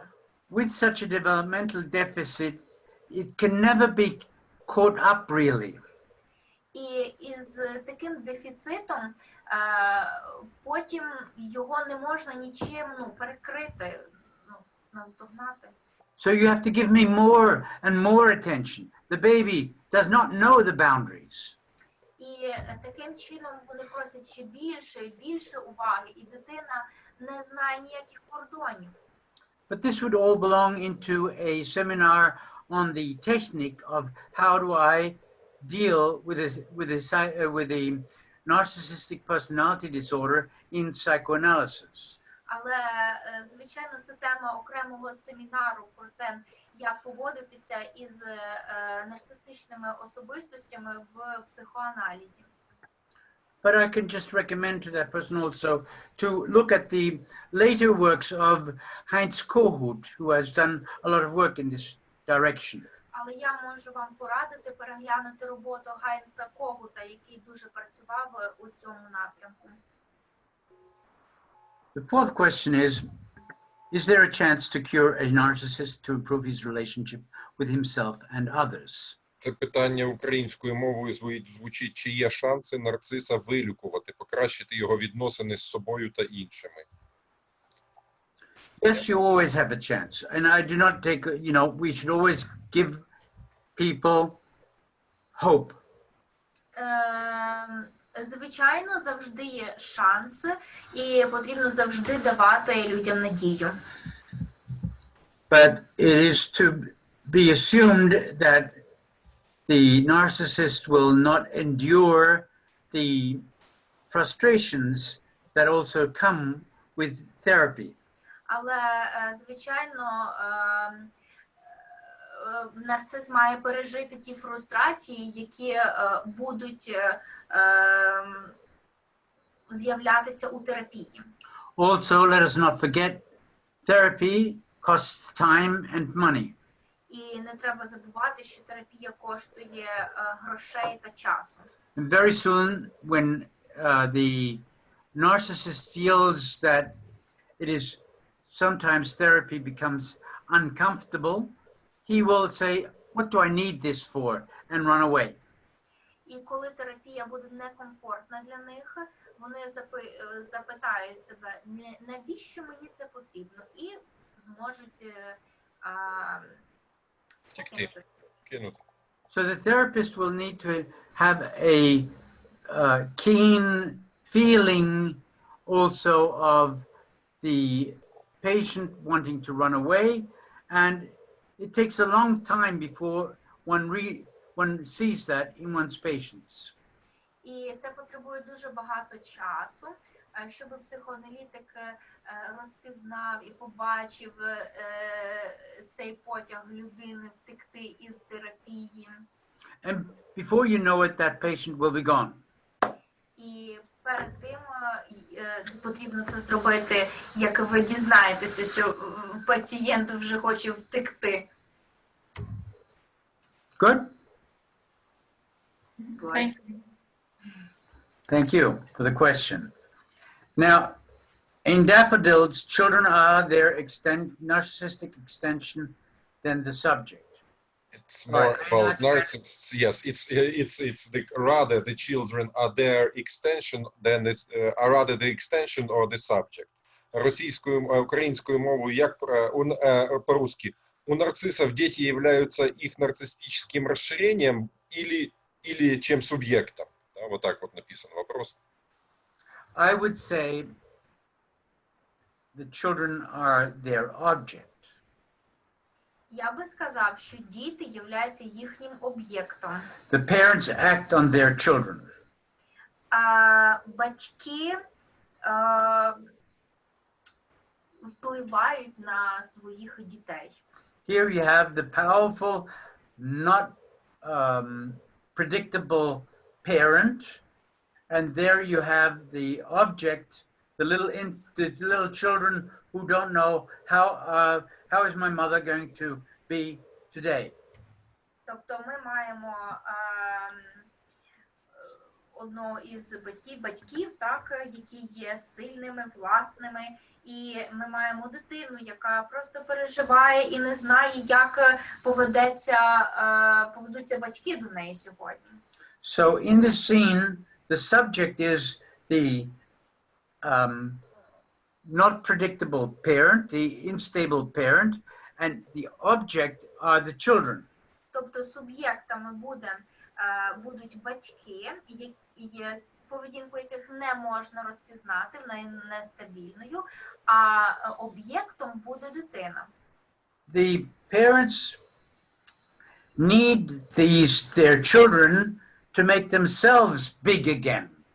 І батьки потребують дітей для того, щоб зробити знову себе великими. Parents who say, "Oh, you are not good at school. Stop doing that. I can do that much better than you." Parents that don't let their children fail and make mistakes.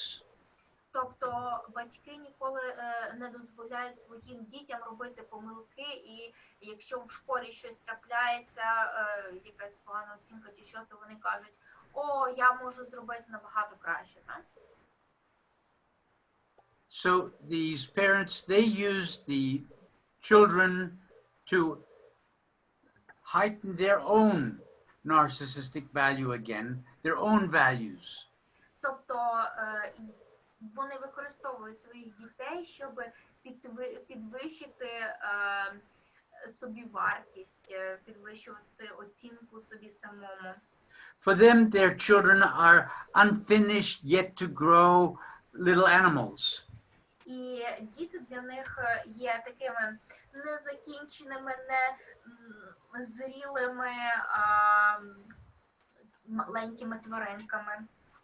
They are not a source of joy and a source of reliving your own childhood to see what life is about. No, it is they are always comparing themselves to the little one who does not understand something properly. Тобто вони зовсім не знають, як можна із дитиною проживати заново дитинство і пізнавати світ, а вони завжди себе супоставляють із дітьми і порівнюють себе, хто ж кращий. Okay, that's a very general short answer. Next one. In Ukrainian better first, I guess this is going to be the very huge question. Як працювати з нарцисом в терапії? Яка стратегія, особливості роботи з такими клієнтами? Okay, passing to you. What is a huge question? How to work with narcissists in therapy? Yes. Yes. Well, you see, I am a trained psychoanalyst. Ви бачите, я психоаналітик, який має освіту. We try to understand the psyche and how it works. І ми намагаємося зрозуміти психіку і як вона працює. In the investigation of the psyche, we find out that we encounter many traumas. Коли ми досліджуємо психіку, ми стикаємося із дуже багатьма травмами.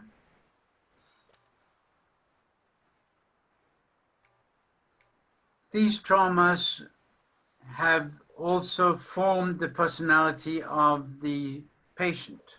І ці травми сформували особистість пацієнта. By looking at the traumas and letting the patient explain the trauma in his words, he also frees himself from the trauma. І коли ми дивимося на ці травми, і пацієнт їх впізнає, розпізнає, наступає полегшення.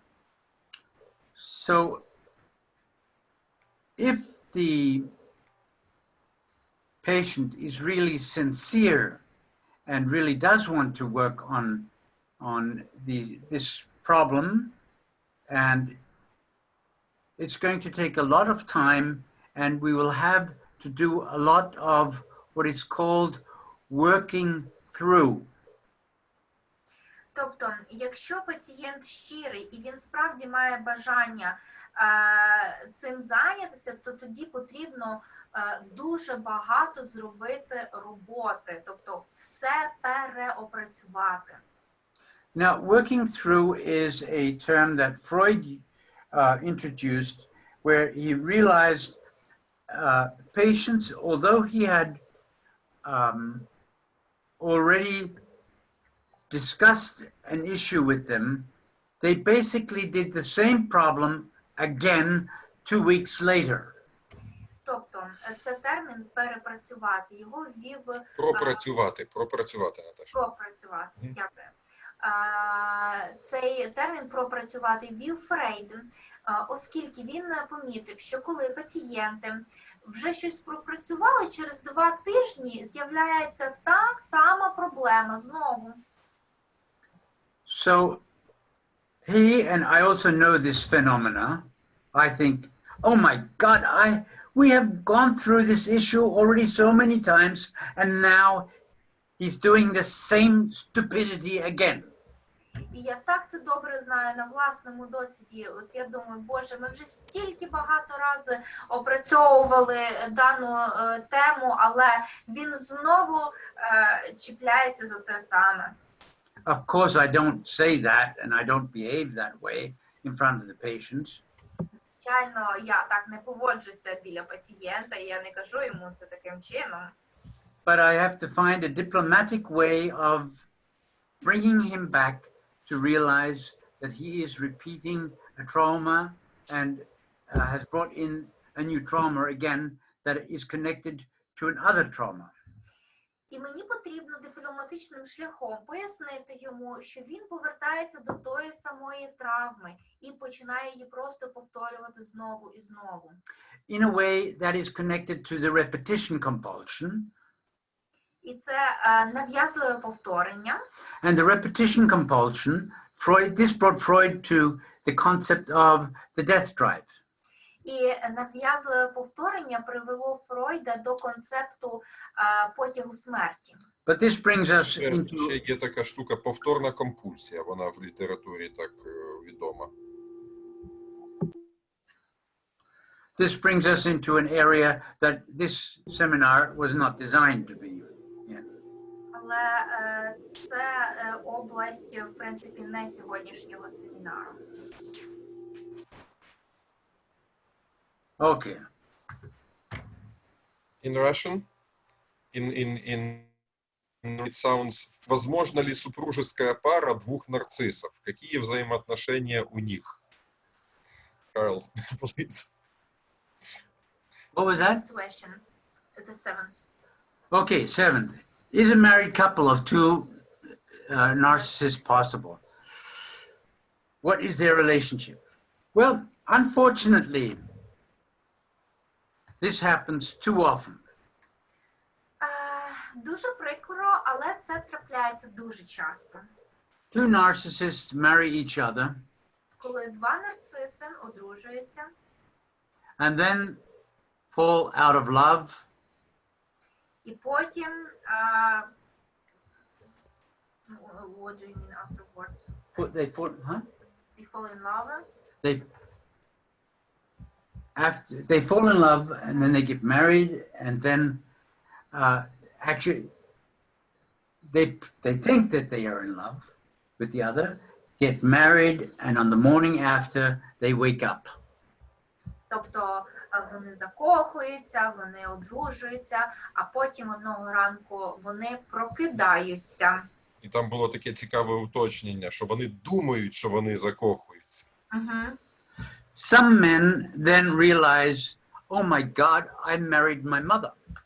І потім дуже багато людей розпізнають, що, о Боже мій, я вийшов я женився на своїй матері. Oedipus. Оедипальний конфлікт.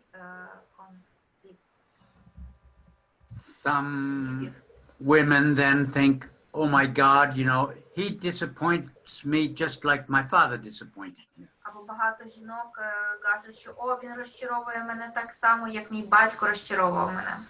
So we have this classical problem here that the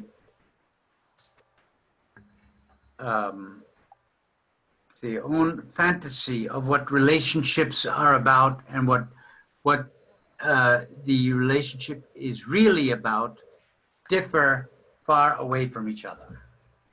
Тобто ми можемо подивитися, що те, про що насправді є стосунки, і те, які є стосунки між нарцисами, це все дуже відрізняється.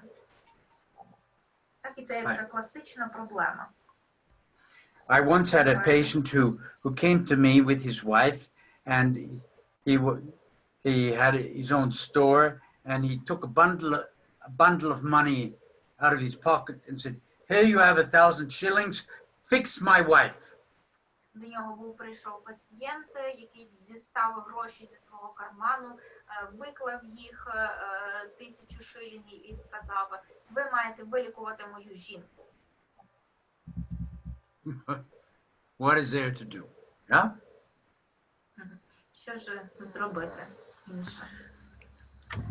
So, Andrei, we go to question 8.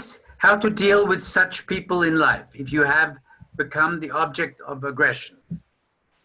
Значить, я перепрошую там, колеги, якщо ви слідкуєте за чатом, я декілька питань, по-моєму, 2, просто, видно, пропустив. Я їх зараз перекладу і вишлю, ми йдемо далі. Питання, як справлятися з такими людьми в житті, якщо ви стали об'єктом агресії.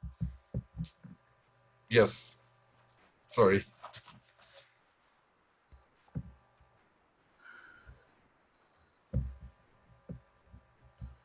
I would say the easiest answer, if you can, get out of their lives. Найпростіша відповідь, яку він може дати, це просто вийти з їхнього життя. Щоб вони не були у вашому житті. Cut your losses. Відмовтеся від таких бар'єрів. Your life is more valuable than letting it be ruined by some assholes. Ваше життя набагато дорогоцінніше за те, щоб воно було зруйноване такими дураками.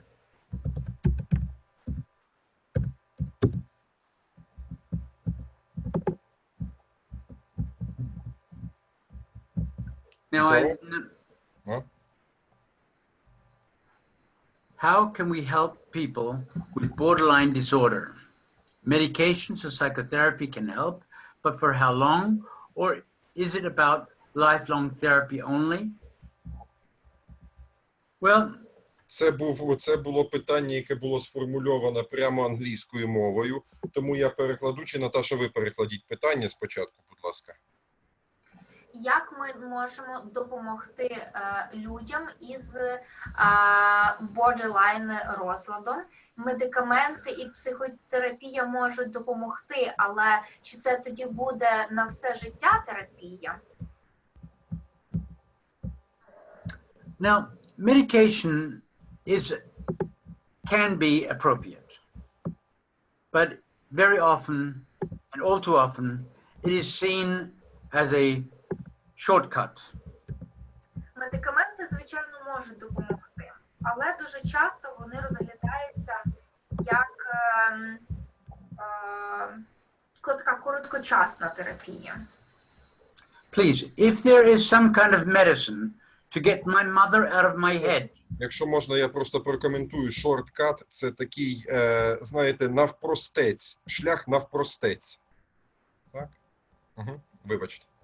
Sorry. please, if there is a medication to get my mother out of my head, I will buy it right away. Будь ласка, якщо є медикаменти, які допоможуть мою маму викинути з моєї голови, то я одразу ж їх куплю. It's nonsense. Але це нонсенс. Yeah? We are talking about a psychological phenomena and not a physiological phenomena. Ми говоримо про психологічний феномен, а не фізіологічний. Now, if I have a pain in my leg or if I have a headache, I might take an aspirin. Звичайно, якщо в мене болить нога або спина, то я вип'ю аспірин. But we are talking about, you know, something on the physiological level, and then we are talking about the psychological level. And the weapons down here, I mean, I can empty a bottle of wine and I'll be happy. Will that solve my problem that I have with the tax officials? No. Тобто ми маємо фізіологічний рівень і ми маємо психологічний рівень. І you meant weapons, like you meant weapons, Where? like what is between this weapons? You said? No. With the tax, I said, if I have problems with, if I basically want to have a problem Yeah. and I drink a bottle of wine, Okay, this I understood because Yeah. maybe it was I might feel good, but will this solve my problems with the tax, with the finance ministry? No. Тобто, якщо він вип'є пляшку вина, чи це вирішить його проблеми, наприклад, із Міністерством фінансів і тому подібне? Ні. Getting drunk or high will not solve my problem, or taking some pill will not solve my problem.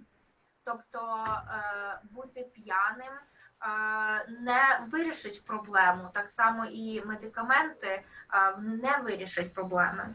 Now, it might help to take some pain away. If I, for example, broke my leg, I'm very happy to take some pain relievers. Але, звичайно, воно може забрати біль, коли, наприклад, в мене щось з ногою, і я буду дуже радий випити знеболююче. So, all right. What that was now, how can we help people with borderline disorders? Now, you see, also, this question is depending on what your modality is, what type of therapist you are. You see, I, as a psychoanalyst, will have a total different approach than, let's say, someone who is a CBT person. Питання про те, як ми можемо допомогти людям з borderline розладом. Це залежить від того, якого ви методу. Я, наприклад, як психоаналітик, буду зовсім по-інакшому відноситися до цього, як, наприклад, когнітивно-поведінкові терапевти. And psychotherapy is not equal psychotherapy. І психотерапія не є рівноправною. Одна одній. Ну, психотерапії, кожна психотерапія різна. There are psychotherapists I wouldn't even send my cat to. Бувають такі психотерапії, до яких я би навіть свою кішку не відвів. That's for the quality. And then there are also methods, I don't know how they are supposed to work. І це про якість терапії, звичайно, але також існує дуже багато методів, які він просто не розуміє, як вони працюють. But God has made many animals in the jungle, and so he has also made many different types of psychotherapy. Але так як Бог створив дуже багато тварин у джунглях, він так само і створив дуже багато методів психотерапії. So let the others work and let other poisonous animals walk around in the jungle.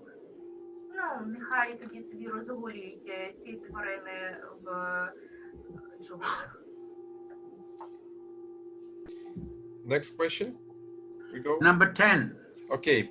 В особистій розмові керівник запевнив про один гонорар. Через кілька днів його помічник дав на підпис шукачеві посади договір з набагато нижчою сумою. Наразі керівник уникає зустрічі для прояснення ситуації з шукачем посади. Як діяти, щоб відстояти свої інтереси шукачеві?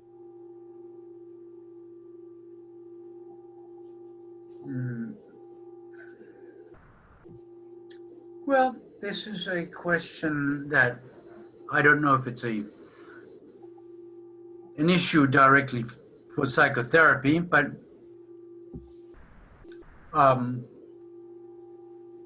if the job seeker has a healthy ego, he will be able to defend himself.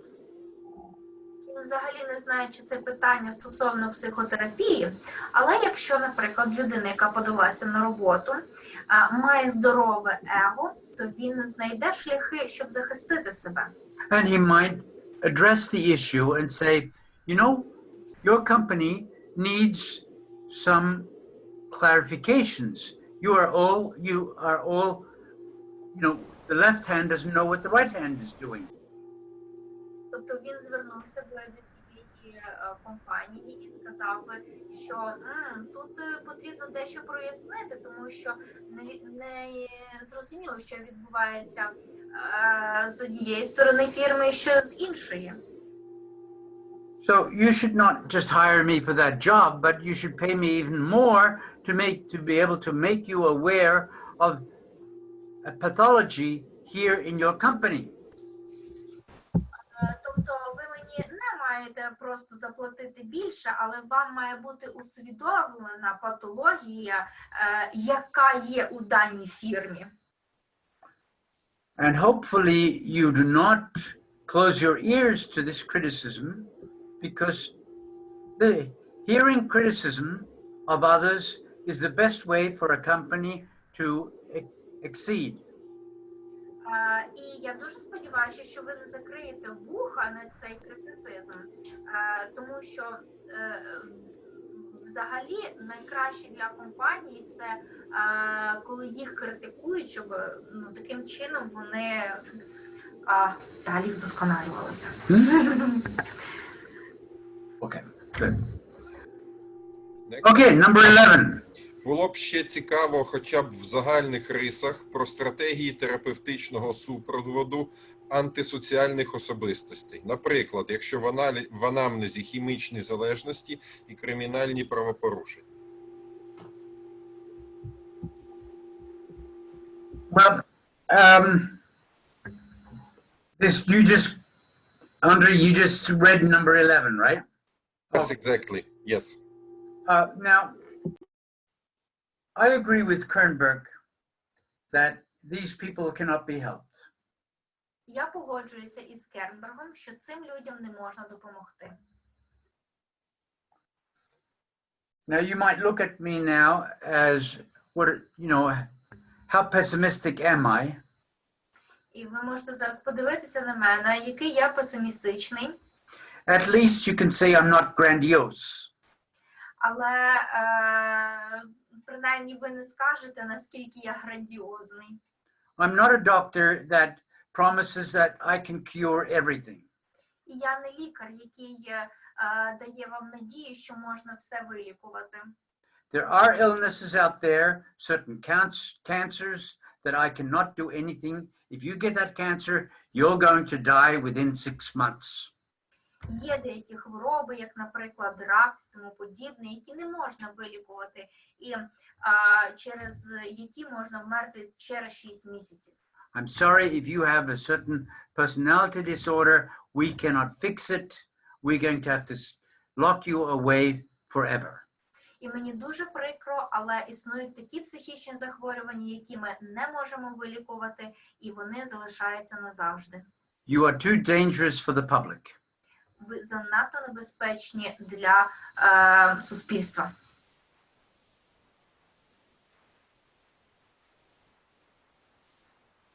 Are these just microphones that are switched off, or is there a silence in the room? I think both. It's a big pause. Okay, we go further on. Yes. Я извиняюсь, а если вот есть вопрос вот прямо сюда, можно его задать? короткий такой. А що Попробуй. тоді про соціалізованих психопатів? Що тоді, як він думає? Є таке поняття соціалізований психопат. Чи він вірить в це? There is a term about psychopaths that are socialized, and how about them? How do you mean? It's so-called term which sometimes we use, the socialized psychopaths, the psychopath which is compensated somehow. What do you think about it? Is that possible? I'm not quite sure that I understand yet who you're referring to. But if you mean, the pinstriped sociopath, I mean really find a very well locked up prison for him. Я би для них знайшов дуже well locked. Locked. Дуже добре, що дуже добре запирається. Тюрму, яка дуже добре запирається. I cannot do anything with him. Maybe in the future there might be, therapies for him. I don't know. But currently with our work, Freud said, send him to South America. Yeah?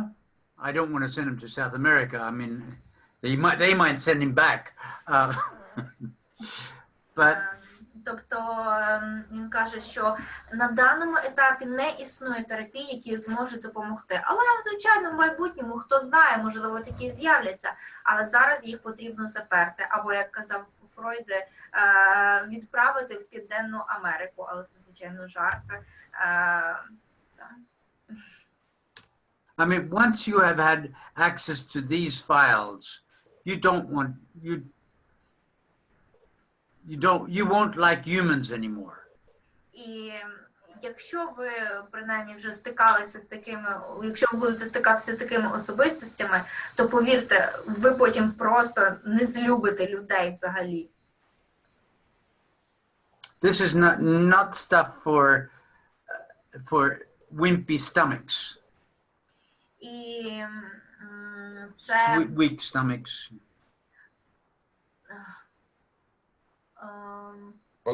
What do you mean with weak stomach? I understand. It's like you cannot. Listen, I can tell you stories where you will throw up just listening to them.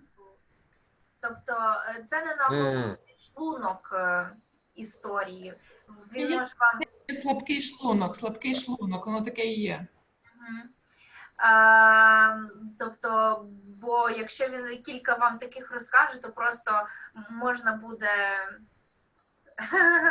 все, що було в вашому шлунку, побачити перед вашими очима.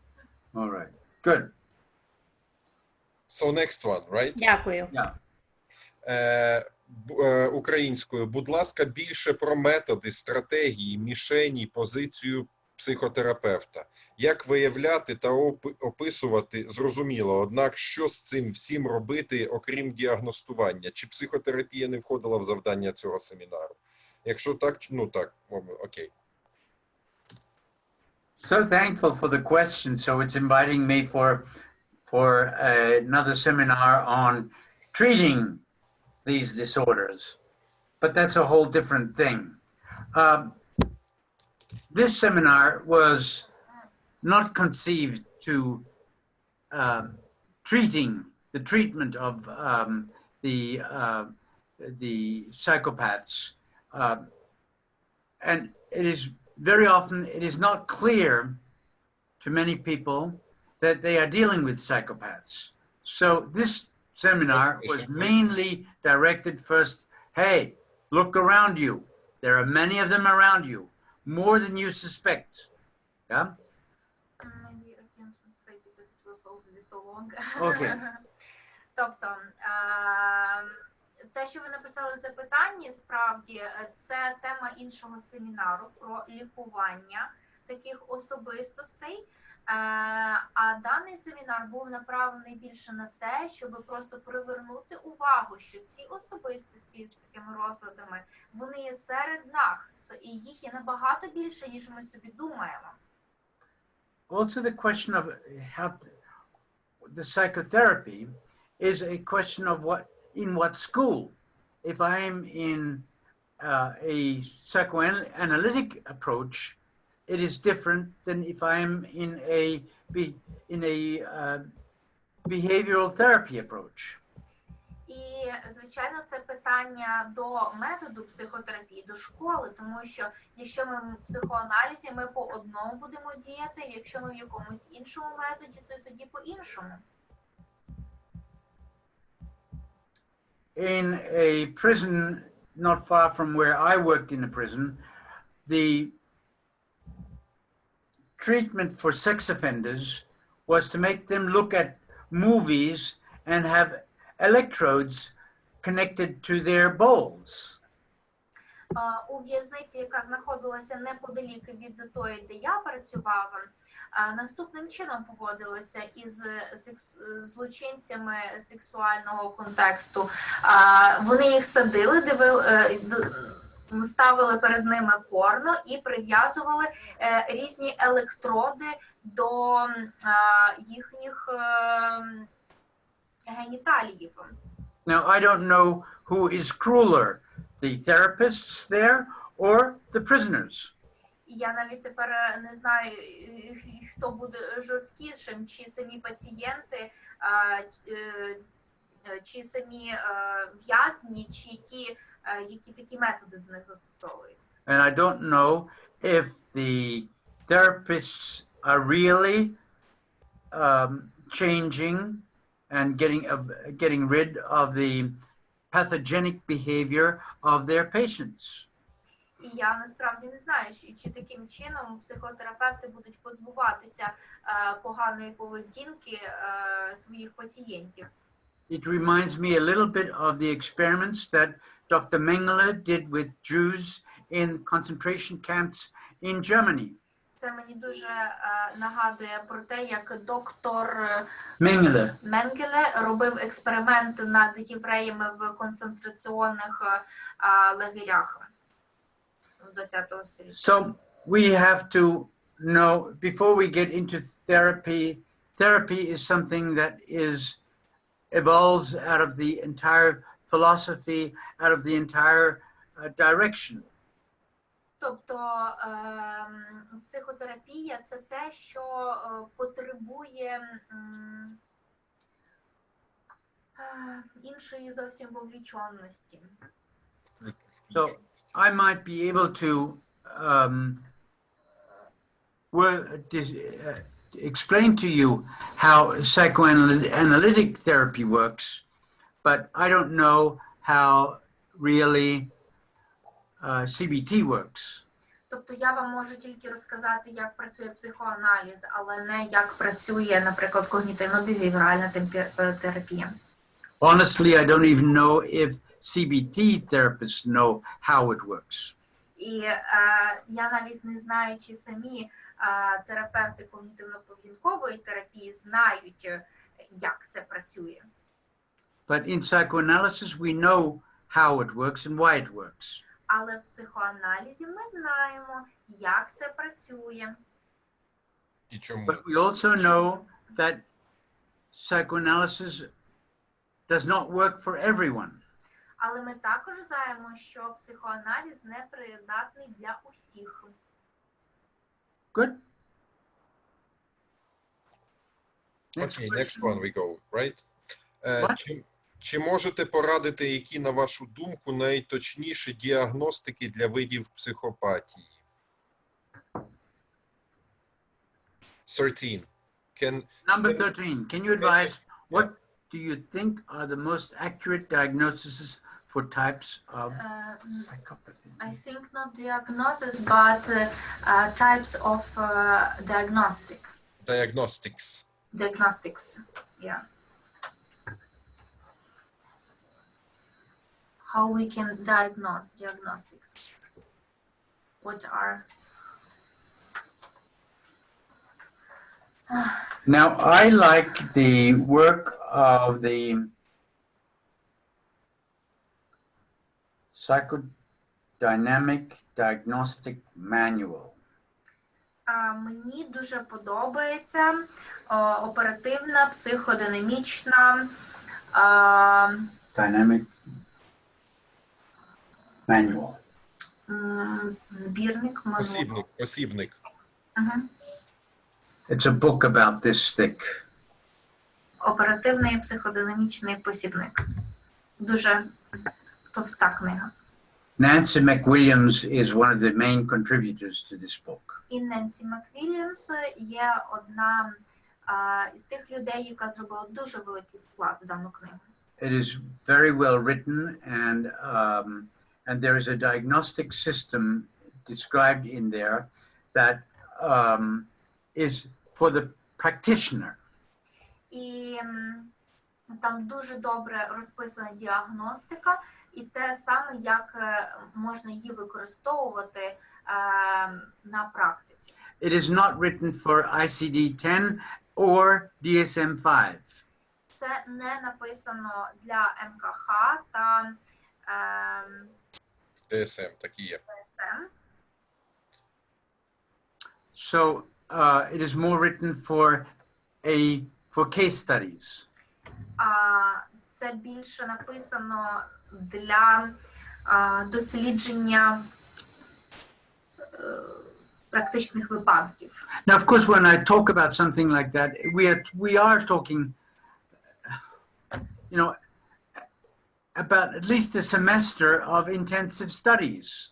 Але коли я про це говорю, то потрібно зауважити, це має бути не менше семестру детального вивчання. You don't become a good diagnostician overnight. Ви ніколи не станете хорошим діагностиком за одну ніч. It is a lot. It's besides thinking and studying. It is a lot of reflection, also on your own. When you are alone, you are walking, and you say, "Oh wow, this is it." Тобто це не тільки про як ми мислимо, як ми можемо це використовувати так на теорії, це також і про те, як ми бачимо його на практиці, це усвідомлення, рефлексія, що в один момент ми розуміємо, о, це саме так буде, так потрібно діагностувати. I have a bad hobby. Some people think it's a bad hobby. У мене є одне погане хобі, так принаймні думають і деякі люди. Can now get your attention. Зараз будьте уважними. I don't anymore, but I used to take the public subways. Я колись використовував громадський транспорт. And I would diagnose everyone in the car. І також я всіх діагностував, кого тільки міг в машині. I would say, that's a 60-30, that's a 42-10, that's a 20-40. Тобто він називав номери хвороб на кожного, кого бачив. Just from observations. Тільки з огляду на спостереження. So you don't have to go far to get an extra fantastic real life training. Тобто вам нікуди не треба йти, щоб у вас був фантастичний тренінг у житті. I'll also tell you another interesting thing about myself, and that is, like some people are blind. I cannot smell anything anymore. Я вам також розкажу кілька цікавих речей про себе. Деякі люди є сліпі, але я, наприклад, не можу нічого більше нюхати. But while I was working in the prison systems, I believe I could make a diagnosis based on the smell of the patient. Але коли я працював у в'язниці, то я думав, що я зможу діагностувати людей тільки по їхньому запаху. And I used to have a cat. My cat died a few months ago. And it used to go to all visitors, smell them. And if the cat went away, that meant the cat doesn't like this person. And so I knew there's something wrong with this person. В мене, наприклад, була кішка, але вона кілька місяців назад померла. Але коли до нас приходили в гості, то ця кішка дуже добре розпізнавала. Вона обнюхувала цих людей і до когось ішла, а когось обходила, йшла в сторону. І тоді він знав, що щось є підозріле в цієї людини. Now, one might laugh about such forms of diagnosis of, random people, but widen your perspective. Why not use this for yourself? Звичайно, хтось може над цим просто посміхатися, але чому це не використовувати у своєму житті? Good. Okay, we may go further. Yeah. We still have another 10 questions. Whoa. Okay, go ahead. Окей, окей, це було.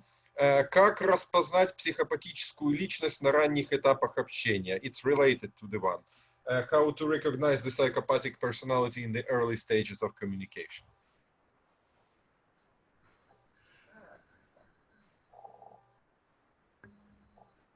We are trained more and more to disregard our own observations. Ми учимося тому, щоб розпізнавати наші усі спостереження. To disregard our feelings that we get. Розпізнавати почуття, які ми маємо. In our technical terminology, we speak of possible countertransference. На нашій научній термінології ми це називаємо розпізнавати контрперенос. Trust yourself. Вірте собі.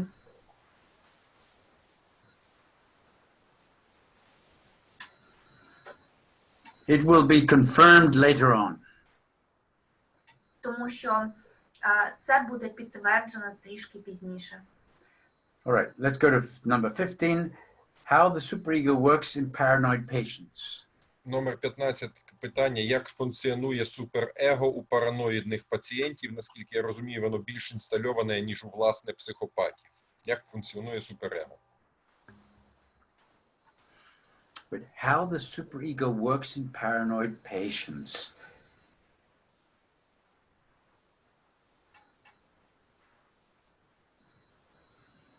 Now, the superego is the instance that basically tells me what I'm allowed to do and what I'm not allowed to do.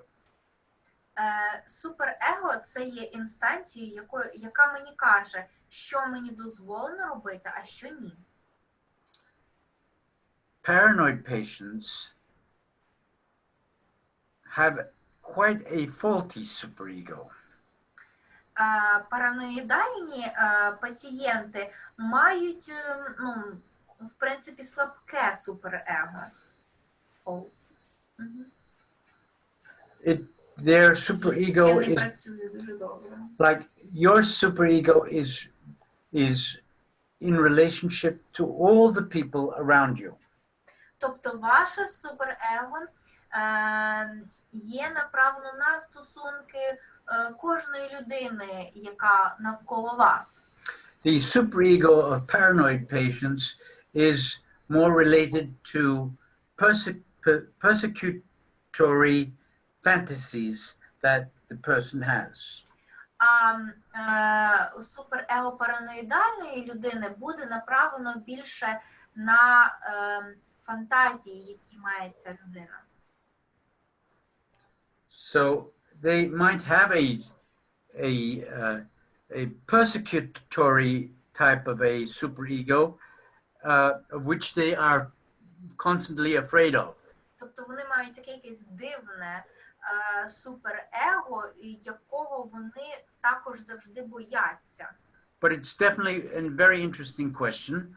And I don't know about any research that is done in that area yet, but it would be very interesting to kind of like see to what extent one could extract from reports about paranoid patients about how the superego works.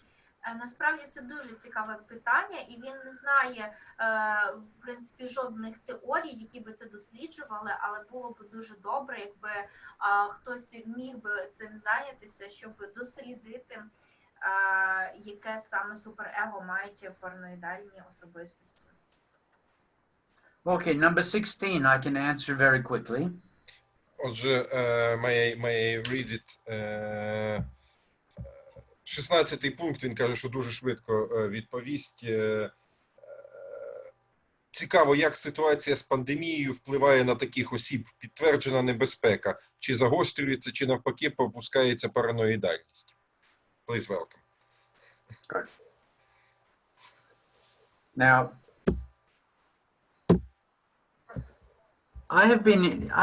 right now we are sitting in a very small room here. Natalia and I. It is basically my backroom office. Зараз ми, Карл і я, сидимо у дуже маленькій кімнаті, і це є такий мій задній офіс. Right behind me, and next time I might show you a picture, I have a beautiful big office with a couch with and a very comfortable chair and so on. А за нами я маю дуже красивий офіс з гарним диваном, з дуже хорошою кушеткою. Я вам потім, можливо, покажу її фотографію. Там дуже просторо. I have not seen a patient in here since the beginning of March. І я не бачив в себе в кабінеті пацієнтів із початку березня. It's empty. Пусто. Am I paranoid? No. Я I don't think- параноїдальний? Ні. Paranoids never will say that they're paranoid. Бо параноїки ніколи не скажуть, що вони параноїки. However, I'm nearly 70 years old. I have had problems with my lungs, and I have had problems with certain wounds that I have. Мені близько 70 років. В мене проблеми із легенями, а також в мене є деякі рани. So I believe in reality testing. Тобто я вірю в тестуванні реальності. Since March, I haven't traveled more than 5 kilometers in diameter from this apartment. І із початку березня я нікуди не подорожував більше, ніж 5 кілометрів від цієї квартири. There is a real danger out there, and to deny it is foolish. Насправді є небезпека, яка знаходиться ззовні, і це буде дуже по-дурному, якщо ми не будемо звертати на неї уваги. Did you know that in the White House, the president is constantly washing his hands with disinfectant? He's everywhere around him. There's the stuff, but you can't see it on TV. Чи ви знаєте, що в Білому домі президент завжди миє свої руки дезінфектором, і біля нього знаходяться багато робітників, яких ви не побачите по телебаченню? He's paranoid about it. Він параноїдальний стосовно цього. But it's going to just go away. It will go away one day. Але це колись пройде одного дня. So, and I also think, I would not open any schools right now. Я би не відкривав жодні школи зараз.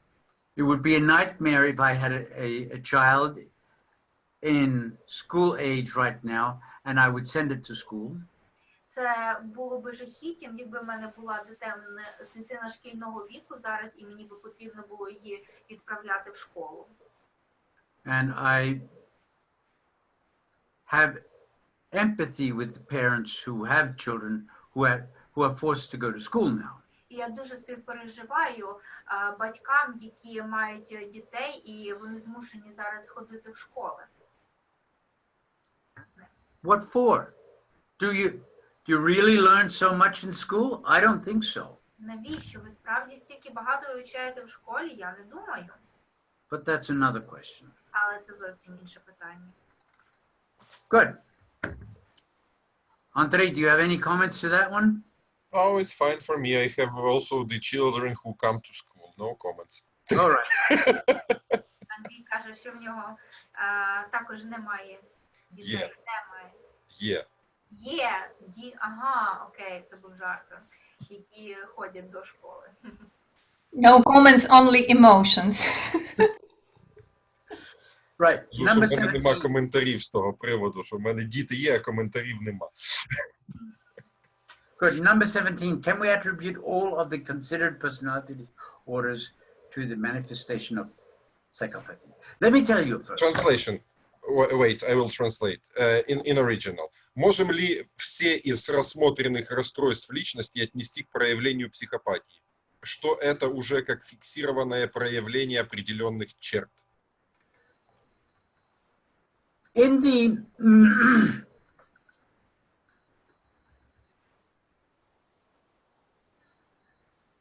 the manual that I just mentioned beforehand, В посібнику, який ж я щойно згадала, there are listed I think about 12 severe psychopathies. Є список близько 12 різних психопатій. And you might have seen that I had to leave out a lot of the 4 that I picked out. І ви, напевно, бачите, що я мусив, на жаль, відмовитися від пояснення інших і вибрав лише тільки ці 4. So the study of psychopathy is a broader, larger one. Тобто вивчання психопатії, воно набагато обширніше. And unfortunately, it is growing. І дуже прикро, що це ще більше зростає. One of the reasons why I, together with my wife, we have closed our children's practice І одна із причин, чому ми закрили свою дитячу практику із моєю дружиною, is because we fear there has been quite a dramatic change in the pathology of children in the last 10 years. тому що ми думаємо, що буде дуже змінюватися психопатологія дітей в наступні 10 років. It never happened to me in my private practice that a 12-year-old would threaten me with a sharp knife. І ще ніколи такого не було, якщо в моїй практиці дитина хоче напасти на мене із ножем. But this is now not so unusual. Але зараз це не таке вже й незвичне. I don't want to have anything to do with this. Я не хочу взагалі цим зараз займатися. I cherish my life. Я турбуюся, ціню своє життя. And I'm very worried and concerned about what I see is happening in respect to our children's education. І я дуже переживаю за те, що проходить зараз із навчанням наших дітей. But this is already another different topic. Але це, звичайно, також зовсім інша тема. Question number 18 is in